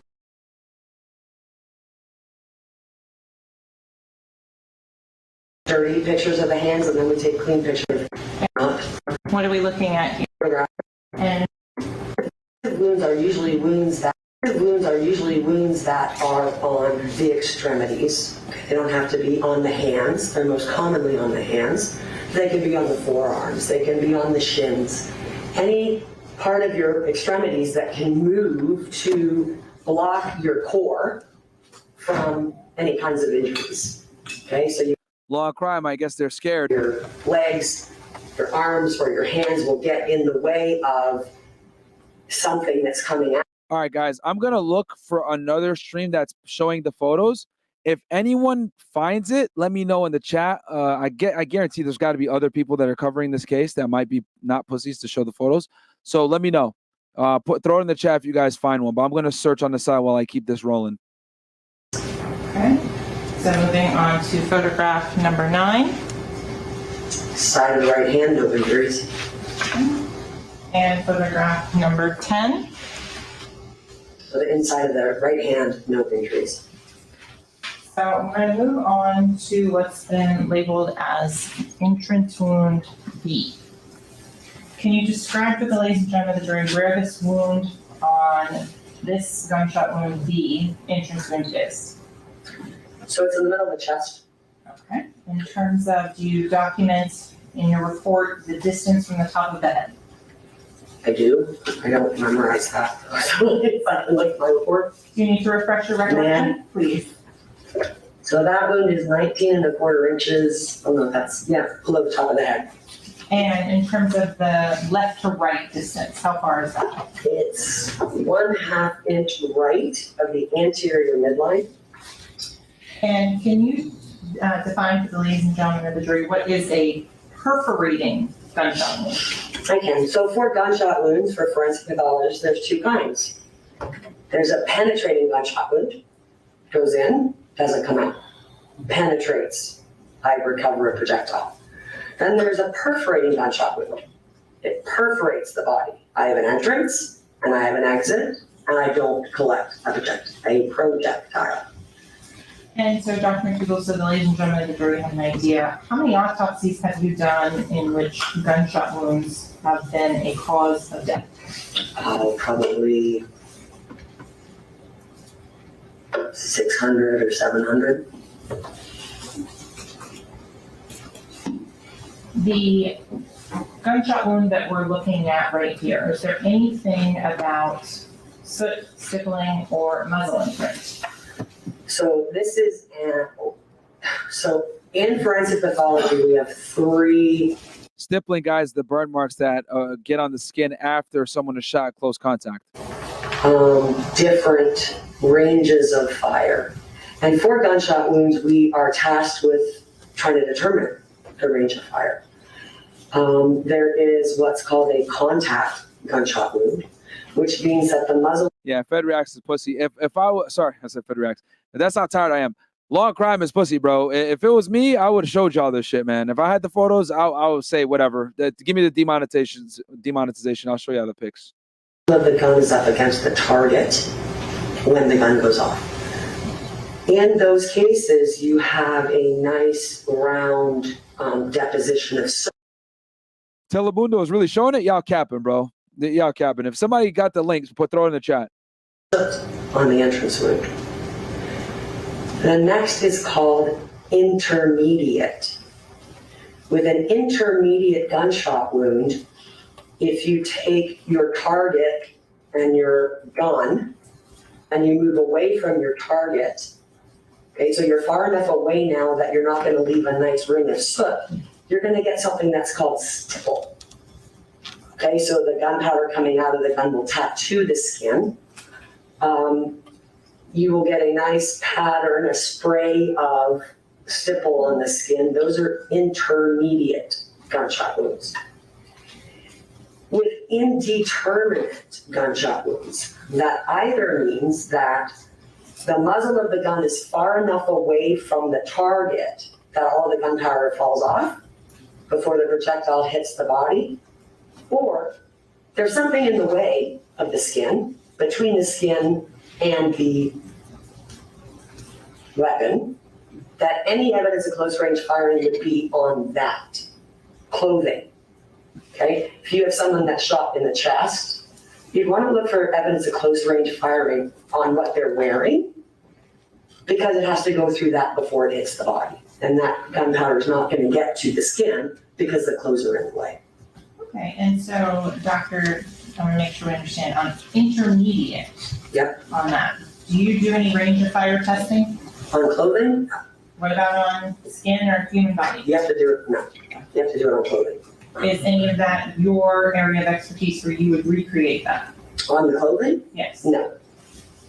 And on intermediate gunshot wounds, is there a textbook answer for distance? There is a textbook answer. And what would that be? So the textbook answer is 3 inches to 3 feet. In terms of without having a specific weapon, can you get any more exact than that? The best way to get the distance on a certain person would be to take the exact same gun with the exact same ammunition with a white sheet of paper, right? Until you get far enough away that the distance of your stipple pattern on your paper matches what it was on the skin. If you don't have a pattern, can you do that recreation? Cannot. So continuing on talking about the lit wound label B, how can you tell if that is an entrance versus an exit wound? So entrance wounds classically have something called a rim of abrasion. Okay, so on this particular gunshot wound label B, I have a marginal rim of abrasion. I'm going to go forward now to for B on the How do I turn right now? So this is my rim of abrasion here. That's photo 12 for the record. So the entrance is right here, and the rim of abrasion is this piece of the abrasion on the skin right there. So Dr. McDougall, why is there more rim of abrasion on one side than the other? So when you're looking at gunshot wounds, what that tells you is that the projectile is coming from that side of the body. Okay, so when a projectile... All right, guys, pay attention. Now she's going to talk about wound patterns in the side. Okay, this will be very important. Hits a target skin straight on, you'll get what's called a circumferential rim of abrasion, which means the rim of abrasion goes all the way around the circle. Okay, if it enters from the right side of the body at an angle, and then the right side of that circular gunshot wound is going to have a marginal abrasion. If it enters from the bottom, that abrasion is going to be along the bottom. Top, the rim of abrasion will be on top. Left-hand side, the rim of abrasion will be on the left-hand side.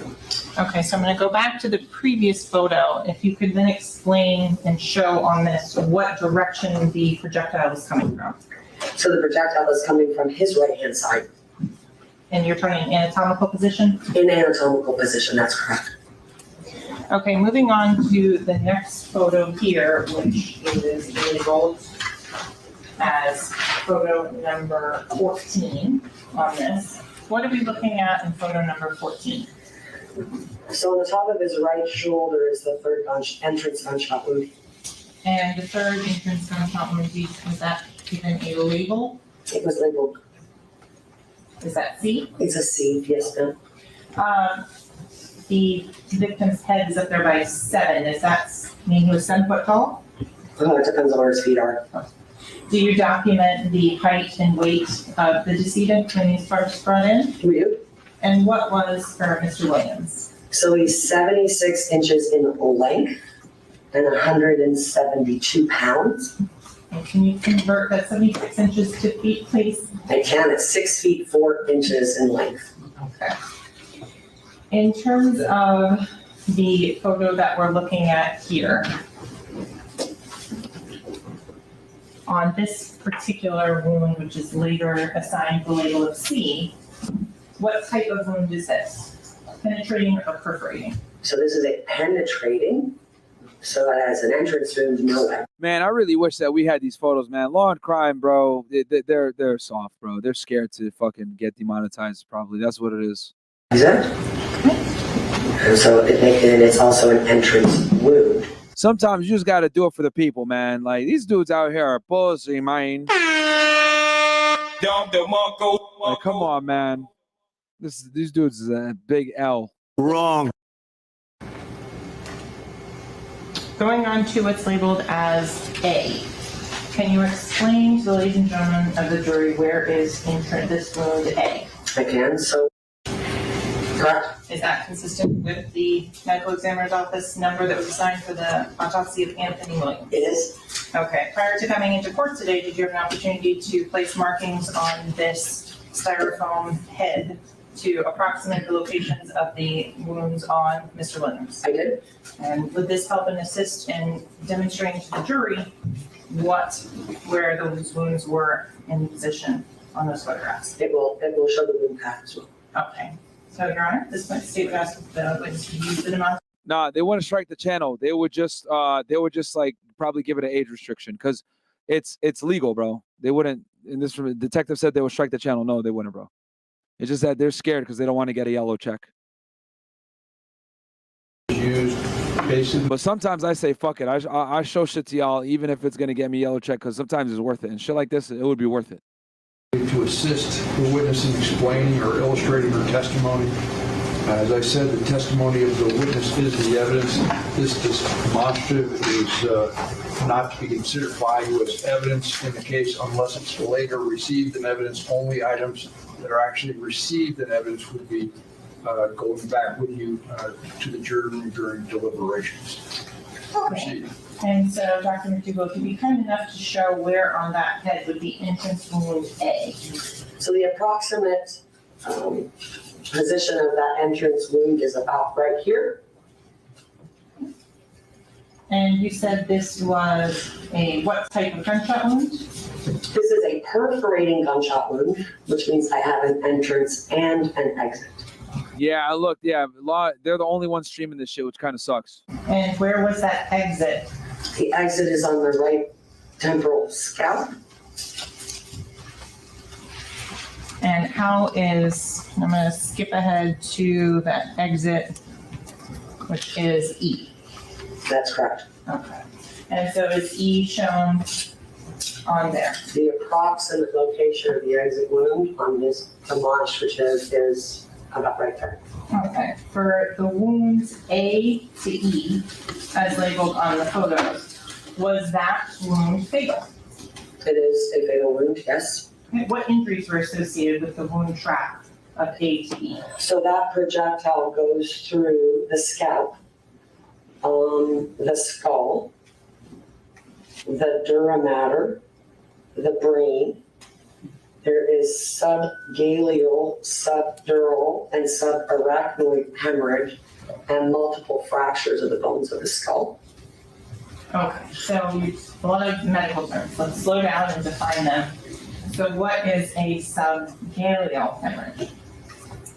So your scalp, right, your head, the skin that's on your head, when you reflect it back, okay, the underside of that is called the galea.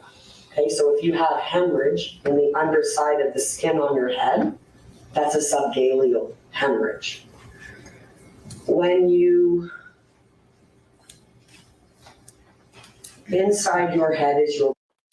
Yo, Dr. B, give us your take on this, man. On this testimony. Like, go ahead and comment. I'll highlight your comments because we got an actual doctor in the house, so I'd like to see what you think as well. Brain. Okay, you have a cover on your brain that is called dura mater.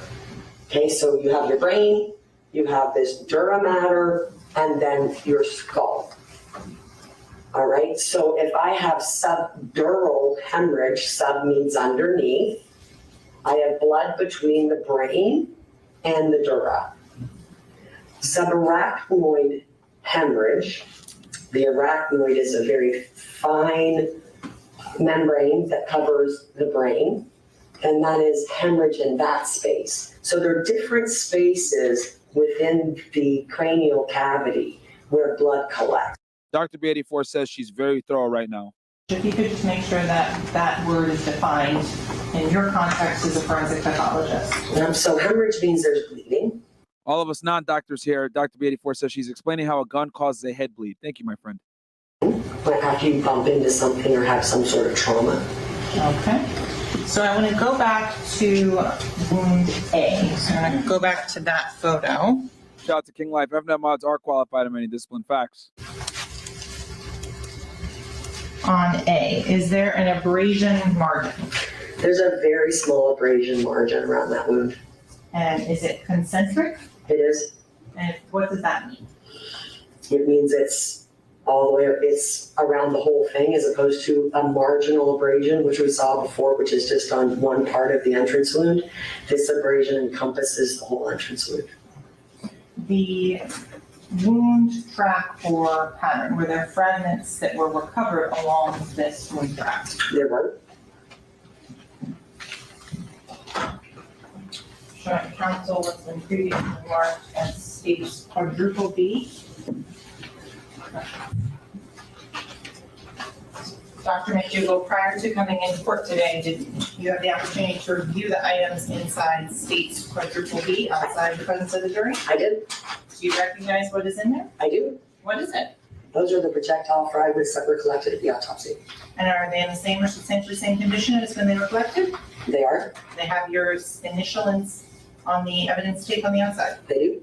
Here at this time, the state would request to move states quadruple B in as state 74. Is there any objection? No, sir. It'll be admitted.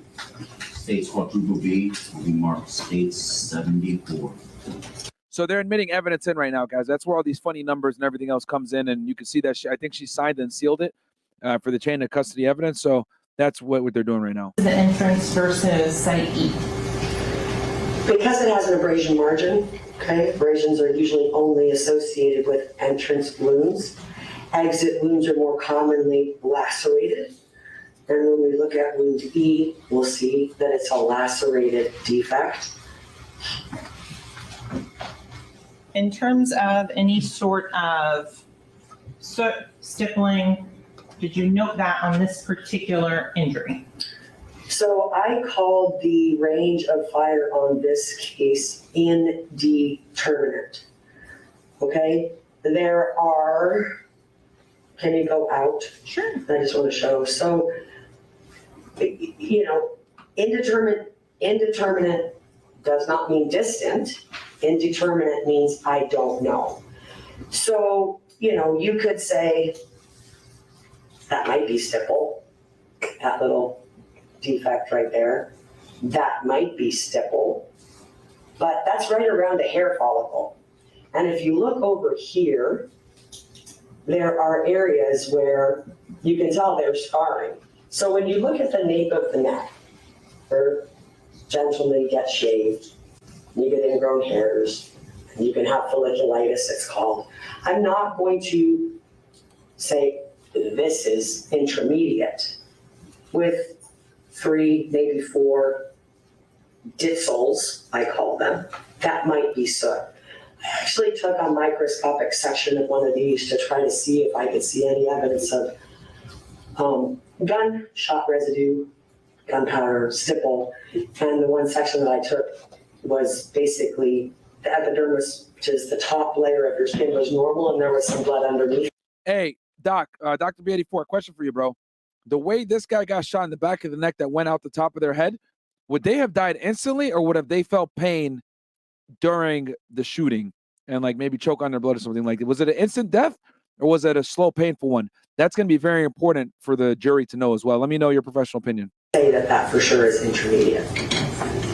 In terms of this particular injury, was the individual alive when it was inflicted? Yes. How can you tell that? From the hemorrhage. Is there any sort of other things that would help and assist you in demonstrating the difference between hemorrhage and not? Well, if you look at the other injuries. Okay. So let's move on then to gunshot wound C. So this is gunshot wound C, which was on the back of the right shoulder. Okay, the abrasion collar around that wound is not hemorrhagic. What that tells me is that there is no circulation to that part of the body when that gunshot wound is inflicted.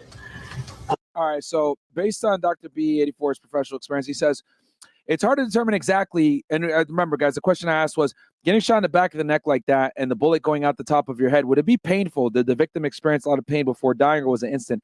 He goes, it's hard to determine exactly, but most likely pretty quickly, since it did cause a head bleed that was extensive based on her pathology report. Okay, fair enough. Doc, would you say that the individual was, I guess, conscious and aware of it, or did they instantly like go into shock and not feel their pain? I mean, I know I'm going in the weeds here, but I think it's going to be important for the jury to know if he felt pain and suffering before he died, or did he just kind of like go into shock and not really feel that at that point? If the guy got shot in the middle of the neck, then he definitely, then it definitely would have been fast. Okay. Cool. Let me know if you know the other answer to that second part, but yeah, let's keep going. Shout out to having a doctor in the house, man. Don DeMarco for Dr. B84 in the chat, man. Okay, and he follows up and he says, super hard to say, but he probably did feel pain. Okay, yeah. Thanks, Doc. I appreciate that greatly, man. We got fucking doctor in the house, man. Chat's lit. an example of what you would see if they were inflicted within seconds of each other? Well, I can tell you the hundreds of gunshot wound cases, not even, I just had a stab wound case, but in the hundreds of cases that I've done, the thousands of cases that I've done, there are only 3 where I can tell you the order in which the shots occurred, because some were before the person passed away and some were after. You know, I've had hundreds of gunshot wound cases where they're shot 15, 20, 25 times, and every single gunshot has hemorrhage. So are they within seconds? No, but I can't tell you, is it, 5 minutes? Is it 30 minutes? There's no way for me to tell you what the time frame between gunshot wound A to E is from when B and C were inflicted. Moving on to D. What about this? Just so you guys know, these gunshot wounds that they're talking about now are the gunshot wounds after the fact, when they had already died. Okay, the drive-by, I'll call them the drive-by wounds. All right, the stage of drive-by. This particular mark tells you that this is an exit wound. So D is an exit wound. It's lacerated, okay, because you have a blunt force object, the projectile, traveling at a very high, traveling at a rate of speed, and with enough energy to perforate the skin, and it causes a laceration. All right, so Doc goes, and even she can't tell you how long it took in this case. Yeah, fair enough. Doc, if you had to make an educated guess based on your training experience, how long do you think he was alive before he died? Are we talking 30 seconds? Are we talking a minute, 2 minutes, 3 minutes, 10 minutes? In your professional experience, how long do you think he lived after the gunshot? And so this is photo number 16 for the record. Can you explain, and I'm going to go forward on to photo number 17 so you can explain what a laceration is and what it looks like. Yeah, so this skin is lacerated. There's no abrasion margin around it, and it's consistent with an exit wound. And in terms of where on the body is D located? So it's right almost underneath the armpit. And on the left-hand side of the back. Going back to picture 16, which direction is the body facing when this photo is taken? Face down. Okay. Going on to photograph number 20 for the record. What are we looking at here? So this is the left lung. There's a trajectory rod through it showing the pathway of the projectile. What is interesting in this photograph is that there's absolutely no hemorrhage around any of those wounds. Okay, your lungs are very vascular, right? Because your lungs are. Shout out to Doc with a really fucking great response here. He says, I'd say, and my question was, how long do you think he was alive after he had been shot prior to dying? So in other words, how long was he suffering? Doc says, I'd say a few minutes and maybe up to 30 minutes or 1 hour at the most. That depends on how fast the head bleed grew before eventually crushing his brain.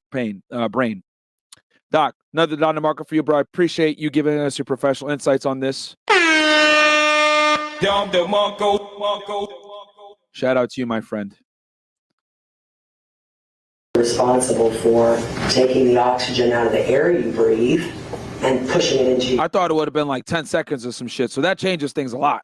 Your blood, right? In the really small sacs in your lung. So an injury to your lung is going to bleed a lot, okay, if your heart is beating. Okay, there's no hemorrhage in the upper or the lower lobe of the left lung. And so when you say hemorrhage, what would it look like on the photo? What would you be looking for? So there would be, blood would leak out into the area around that lung, and it would not look pink with brown, black staining. It would look red because it's full of blood.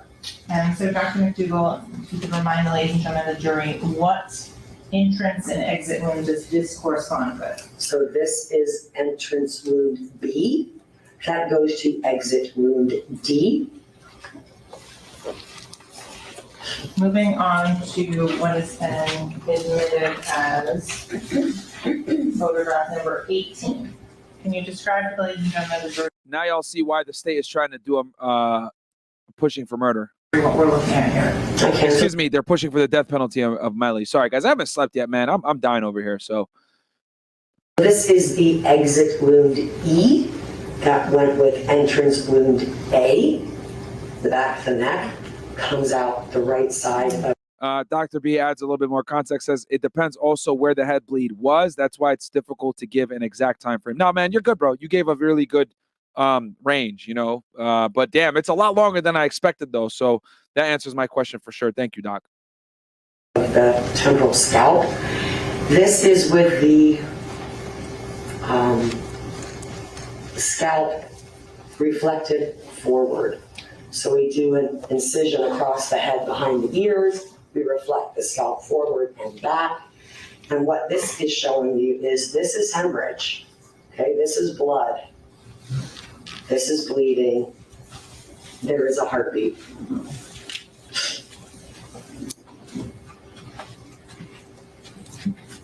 And so with regards to now E, at this point, the scalp is back on this photo, which we've already talked about here.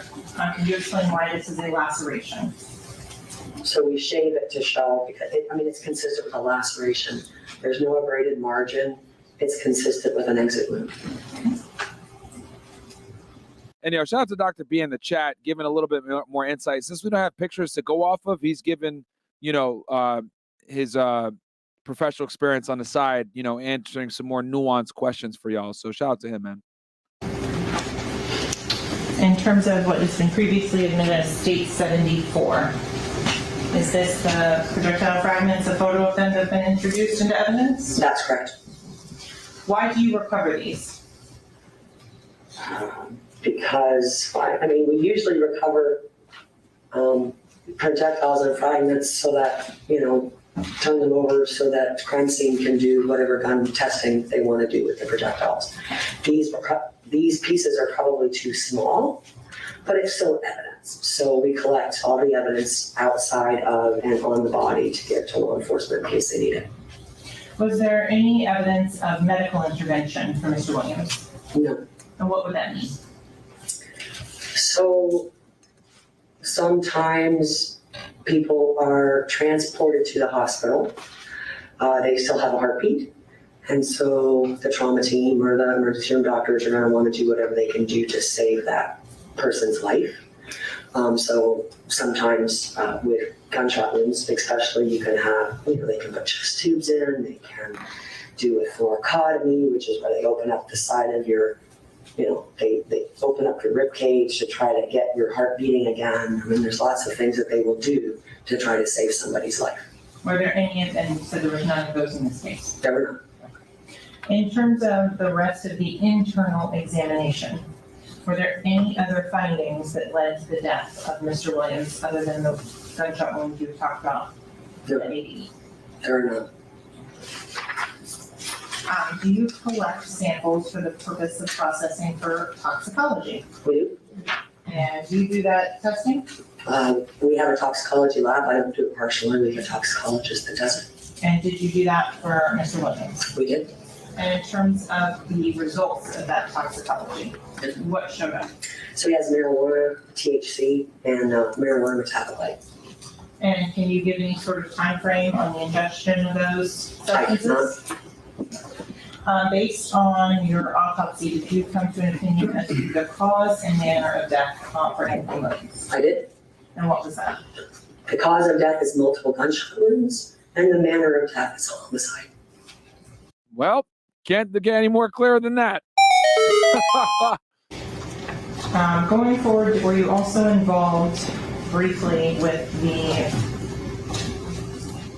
case number 18-3119? I was. And what was your involvement in that in March of 2022?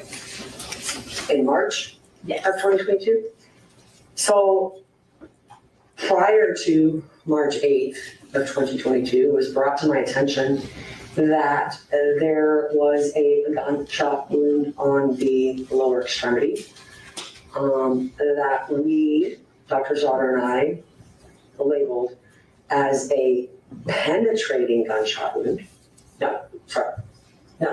We labeled it as a ballistic injury, okay? Because we had a wound on the outside of the leg. There was no projectile in the leg, and there were just 2 little ditzels on the full body x-ray.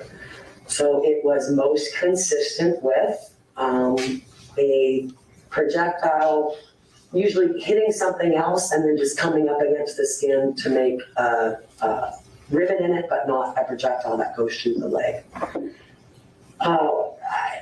One of the crimes, Chris, was at the Objection here. Mushroom second.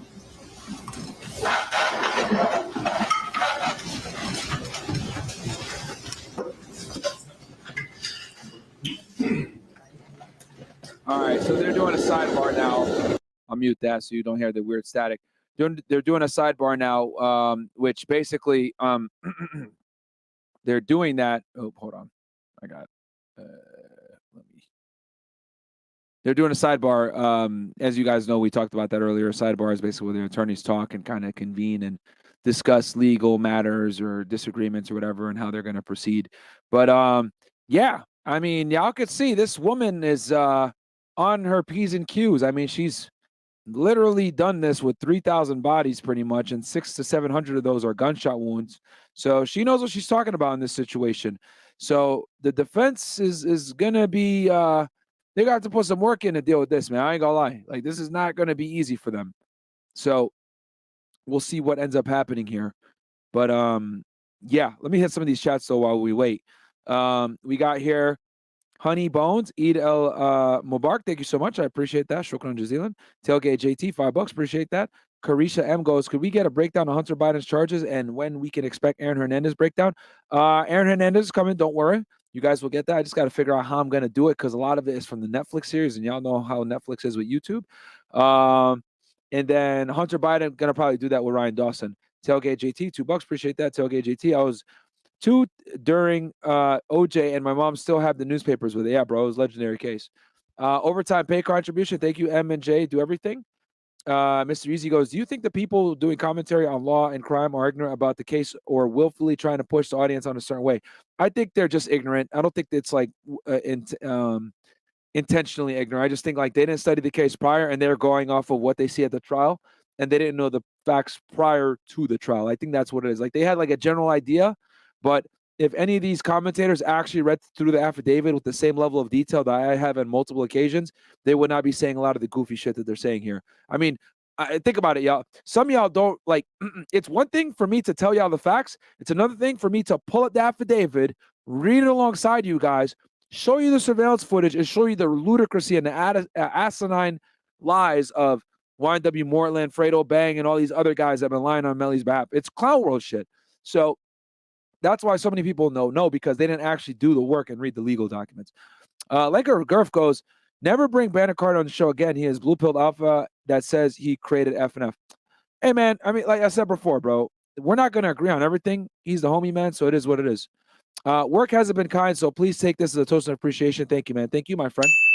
All right, so the lady's back, so let's go back to the 18-3119. I did not. Who did? Dr. Slaughter?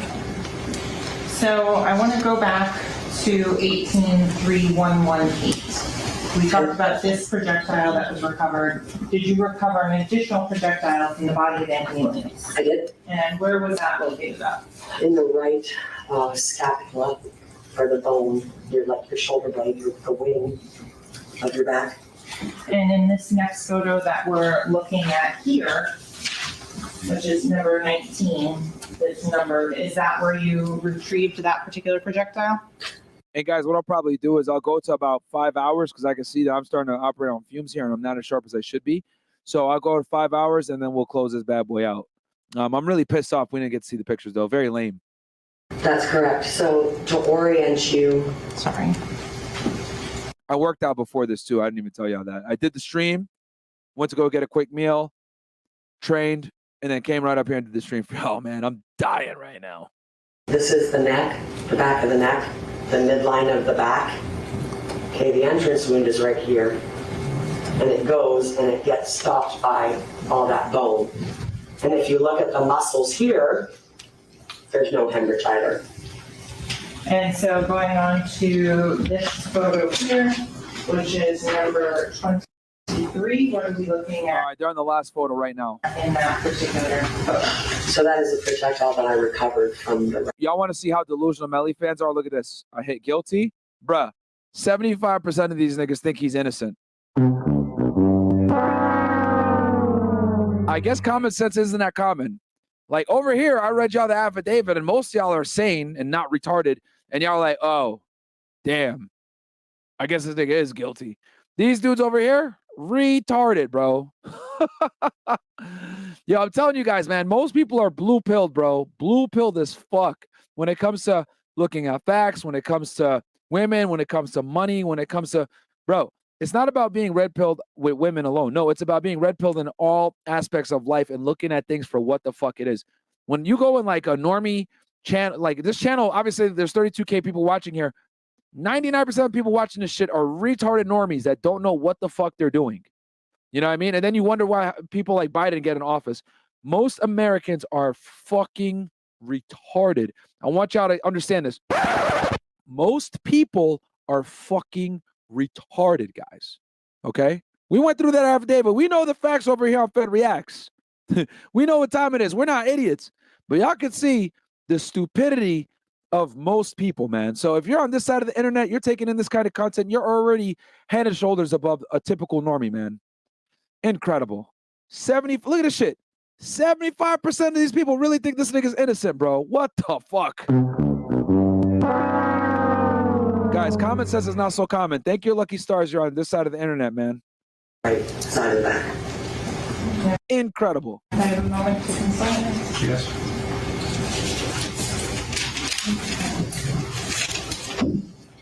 And so, Dr. McDougall, just to clear, we talked about B and D. Was the victim, Anthony Williams, dead when the B and D was inflicted to the body? So when gunshot wound B was inflicted, yes, he was dead, and it exited D, so it's one gunshot wound. Correct. So when wound C was inflicted, was Anthony Williams dead? Yes. Here, I don't have any other questions. Should we approach Sidebar for a moment? All right, so direct examination is done. Now the defense is going to cross-examine her, guys, okay? So looks like they're going to take a short recess here. Defense is going to do cross, and we'll see what happens. All right, let me go ahead and read some of these chats. Jonathan Hogu goes, you made what you've been a slow day in the office, a great day that flew by with his live stream. Thank you, Myron, for your hard work. I got you, my friend. I am dying right now, barely keeping these eyes open, but I got y'all. Corona Karen and Byron Gaines cooking up today. We got you, man. Corona Karen. Yeah, that's actually funny. Corona Karen. If the shooting was inside the car, how the shells end up outside on the street? Can you explain this? The reason why the shells ended up outside the street, guys, was because remember, one shell was inside the vehicle, right? From being shot inside the vehicle. And then the shells that were outside the vehicle from the crime scene were there from them shooting into the vehicle to stage the crime scene. That's why you saw the shards of glass there as well. There's Melly right there.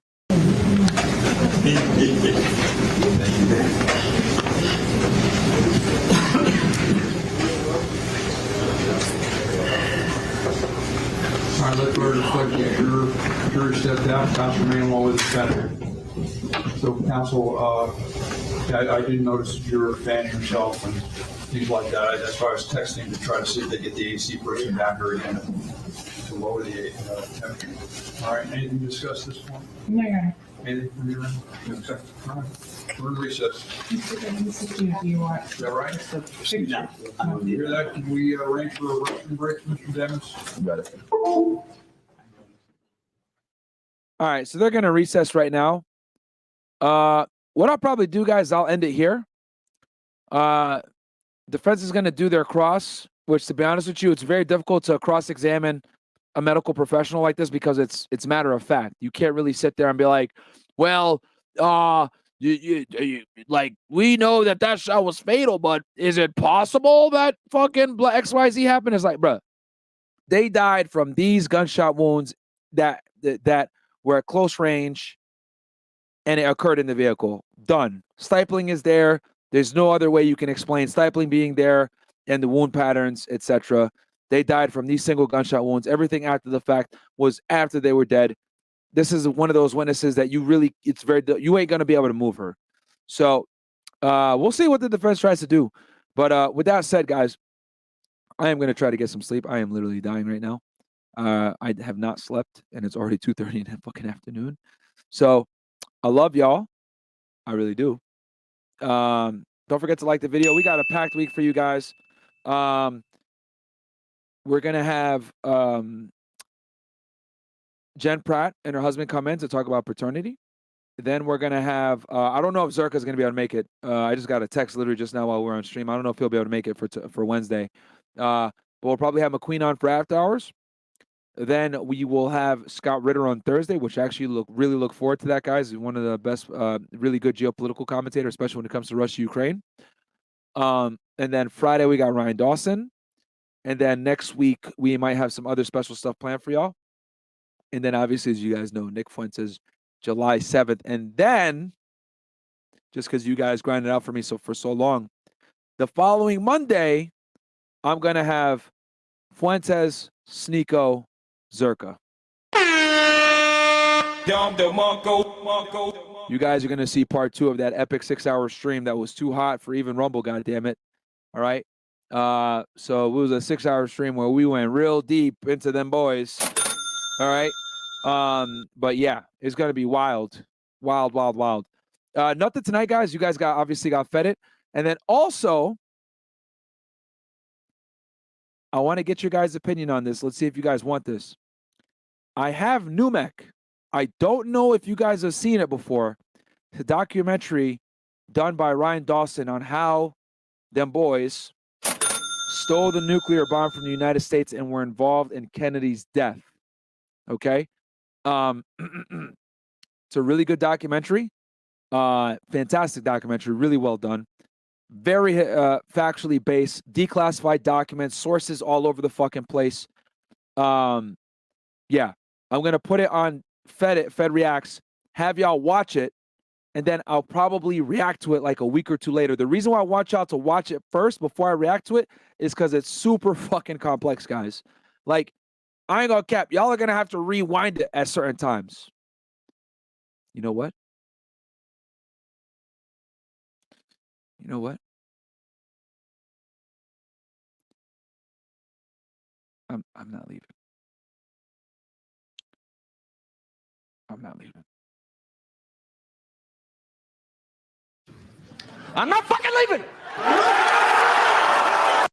The show goes on.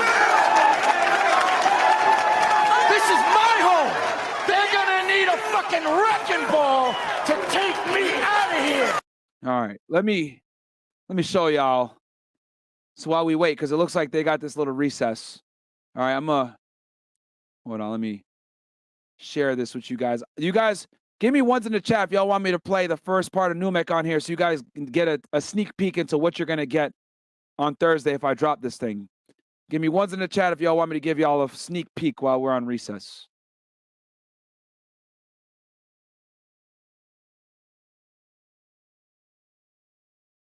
All right. Let's fucking do it. I'll give y'all a sneak preview. This is a really good documentary, and I think it needs to fucking get out there.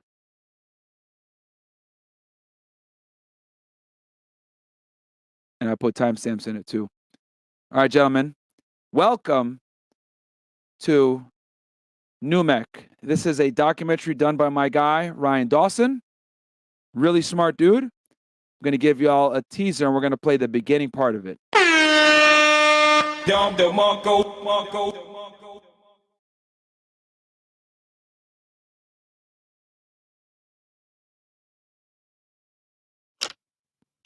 This intro is nuts, by the way.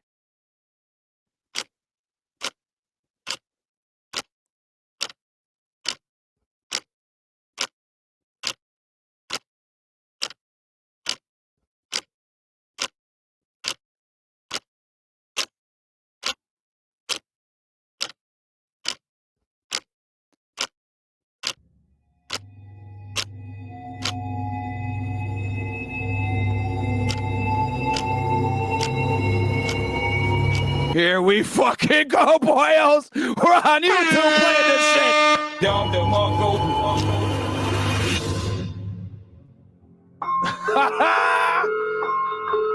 It's lit.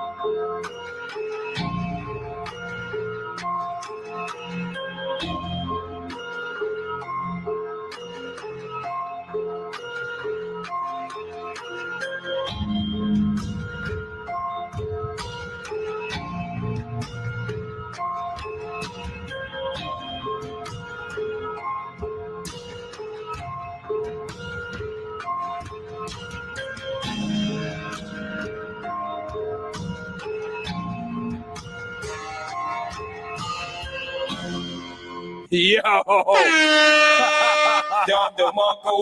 Ah, shit.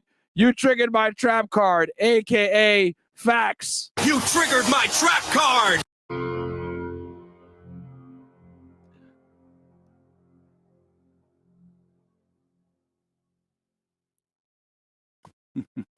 Quick overview of the post-World War II surplus weapons trade and how intel agencies were supposed to be monitoring that. The most vital and dangerous one being nuclear weapons, of course. Both sides, the USSR and USA, kind of looked the other way or even covertly assisted when arms went to factions they felt ideologically were beneficial to their global ambitions. If Turkey is to have the assistance it needs, the United States must supply it. We are there. I don't know if y'all caught it, but in the beginning part, right? Like they went through the entire, formation and creation of, the certain homeland that won't be named. And then it goes into like a bunch of the different wars and intelligence operations that were conducted. The only country able to provide that help.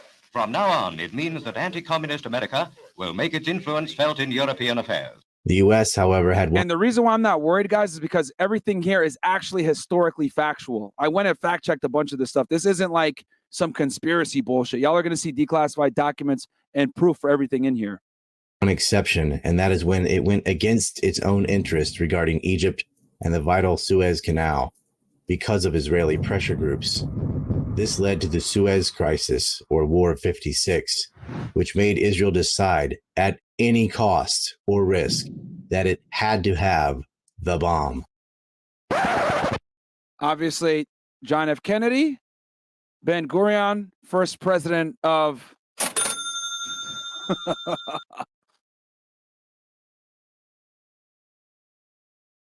World War II, the deadliest war, culminated with the deadliest weapon, the atomic bomb. Our B-29s dropped 2 atomic bombs.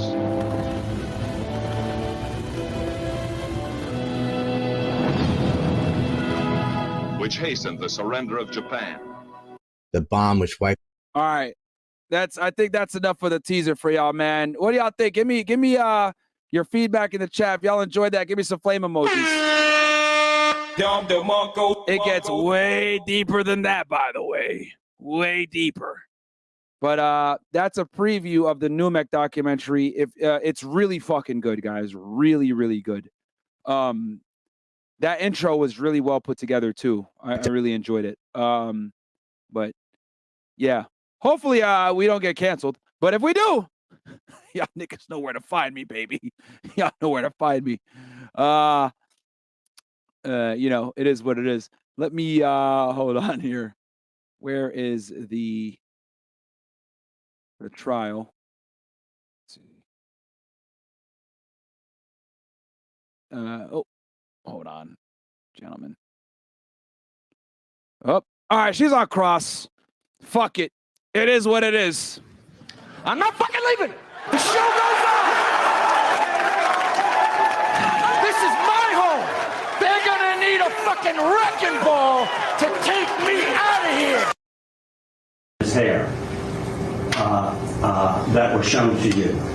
Did you cut his hair? We shave the hair around the wounds. Okay, did you save the hair so that it could be tested to determine if there was any GSR or gunshot residue on it? We shave the hair so we can see the characteristics of the wound. And what did you do with the hair? Did you bag it so that it could be sent to the lab to be examined to determine if there was any GSR or any projectile fragments on it? I did not. Detective Moretti was present, correct? That's correct. You've been advised he's the lead detective in this case, correct? He's the detective that called in the case, that's correct. Okay. And hey, real quick, if y'all want to watch that documentary now before I debut on Fed Reacts, this isn't about me getting views. This is about getting exposure for my boy Ryan. Go on his Rumble, okay? You know what, man? Let me hook this shit up for y'all. Give me 1 second, man. I'll play this and I'll show you guys. You indicated that the clothes are a rather important factor in determining the range of whoever fired the gun that caused the death. If the entrance wounds are around where there is clothing, they are important to determine range of fire. That's correct. Okay. And you all right. This is it right here, guys. It's on his Rumble. I'll drop the link in the chat if y'all want to watch this after. Go check out my guy Ryan Dawson on Rumble.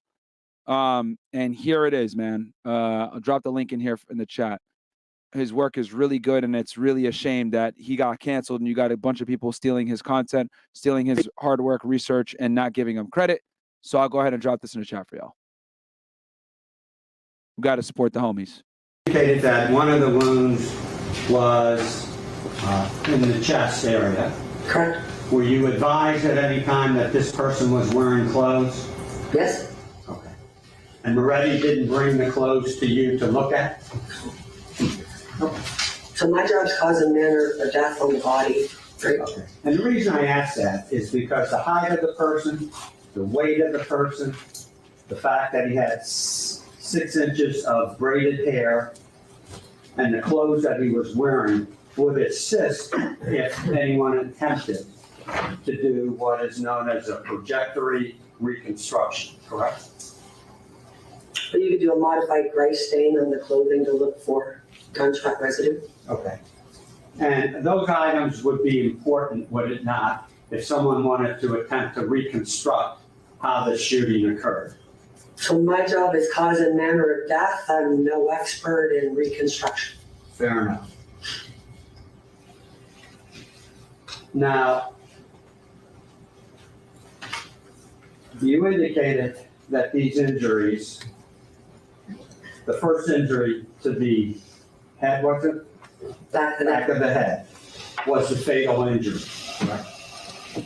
So in this case, that's the fatal injury because the other 2, he was dead when they were inflicted. So this person, when he received the other 2 injuries, was already deceased. Correct. Did not suffer any pain from those 2 injuries. He's already dead. Fair enough.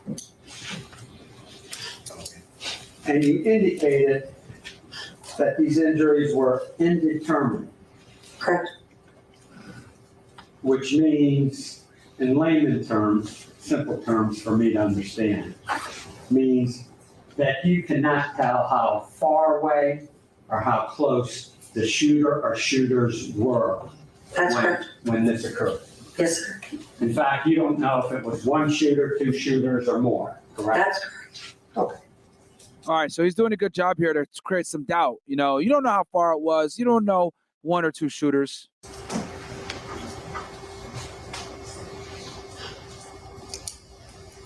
Oh, sorry. Now, I think you told me when I met you back in April of 2022, the day I took your deposition. Yes, sir.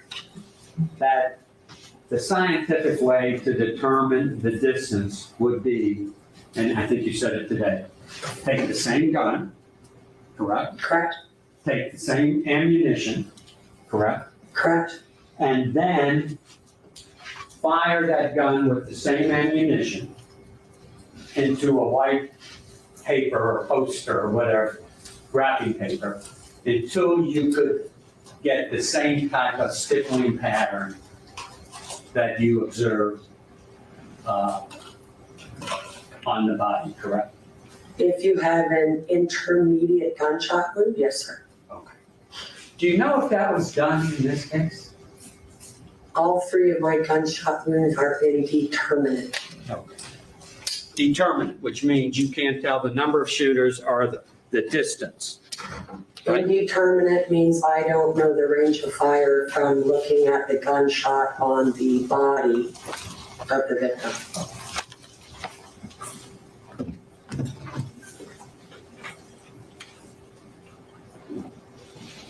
Now,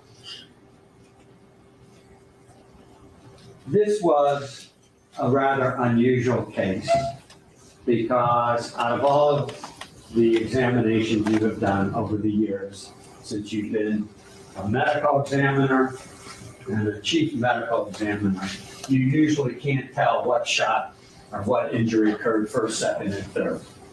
Correct. In this case, you could on both the individual you did the autopsy of and the individual that your fellow medical examiner did, correct? I can tell you the first shot. I don't know the order of the second and third. Okay. And the first shot on both of them were the fatal shots. Because they are already deceased when the other ones are inflicted. Okay. Now, you signed off as the chief medical examiner or the supervisor of Dr. Saunders when she finished her report, correct? I signed off on her report as the associate medical examiner that was overlooking her that day in the morgue. Yes. Okay. I assume before you signed off, you looked at the report. Correct. Reviewed the report. Correct. And by signing off, you were basically saying it was correct. So I reviewed not only the report, I reviewed all the pictures that we took of the autopsy. Okay. So you review everything. Okay. And you said it was correct. And That's correct. You signed off as. So what he's trying to do right now, guys, is he's trying to like attack the chain of command with how she signed paperwork and shit. This is what the defense does. They're trying to attack. To be honest, he's not really attacking the facts. Now he's attacking like protocol BS. Really her supervisor. That's correct. Okay. Now, that was in 18, correct? Go ahead and look. It might be 18, it might be 19 because it was the end of all. So funny story for y'all. The video was full green and monetized as soon as I played that fucking video for y'all about them boys and that certain land. Instant yellow check. Oh Lord, they don't want y'all to know the truth. God damn it, they just don't. Oh well, it is what it is. We got to do it for the people. So you can tell me. Okay. It was either the end of 18 or the beginning of 19, to the best of your recollection. Correct. I signed mine out on November 27th. I don't recall the date, but I've heard it before. Over 3 years later, you indicated you were asked to review the autopsy report of Dr. Saunders, correct? I was asked to review photographs that were taken at the hospital of the deceased. Okay. And the person, and that was about 3.5 years later, correct? As of February of 22, February or March. Okay, and if your autopsy was in 18 and Saunders' report was sometime in 19, that would be part of 19, 20, 21, and 22. That's correct. The way I count. That's So approximately 3 years later. That's correct. And you realize that there's a mistake that not only Dr. Saunders made, but obviously, with all due respect, you made. So there is an exit gunshot wound on the inner thigh that I don't have any picture of at the autopsy. That is photographed at the hospital. Okay. And if I could read what the... Don't read, just tell us. It will be verbatim then. At the end of every autopsy report that we author, there is a statement that I haven't memorized, but it goes something like this. If any probative something information becomes available, we have the right to amend the report. Of course. And that's exactly what I did. Okay. Okay, so he wants to challenge her on some type of amendment that was made to the report. Let's see where it's going with this. And in fact, an amended report was made, correct? That's correct. And the person who asked you to review that over approximately 3 years later was not the police department, but the state attorney's office. Isn't that correct? That's correct. Now you can see here he's raising his voice and almost yelling at her, guys, to try to get a reaction out of her.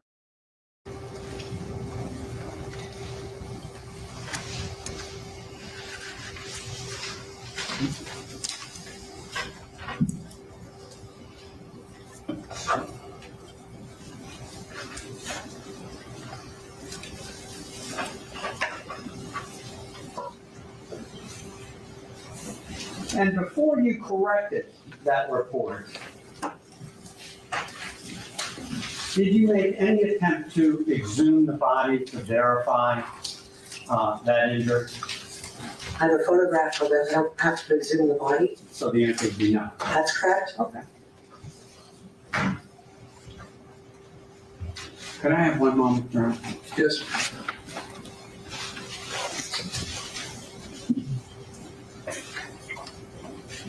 My bosses say no further questions. Counsel, is there any redirection? Yes, briefly. That was his cross? Bruh. L defense, his strongest thing was saying that she amended a report. Dr. McDougall, do you recall approximately Does not refute the fact that the deadly gunshot wounds pretty much are there. defects were on the body of Christopher Thomas, And that there were gunshots wounds after they were already dead, which aligns with the theory that these guys shot into the vehicle after the fact. 18-3119 autopsy? Yes, there are 21 copy documented. I think I'm one that we missed. Are you telling the lady in the jury that you can make a mistake, that you're human? I'm human. She's human. We're all human. So are there processes in place where you can review and go back and catch those mistakes? There are. Is that what happened in this case? That's what happened. In terms of exhuming a body, So the defense is doing a good, prosecution is doing a good job here of rehabilitating the witness, which we had seen earlier with the undercover sheriff's deputy. 3 years later, would there be any benefit to doing that? If I have a photo document of the injury, I would never put a family through that. Nothing further, Your Honor. Is this witness excused? Yes, Your Honor. All right, sir. Thank you very much. You may step down. You're excused. Thank you. All right, bam, medical examiner done.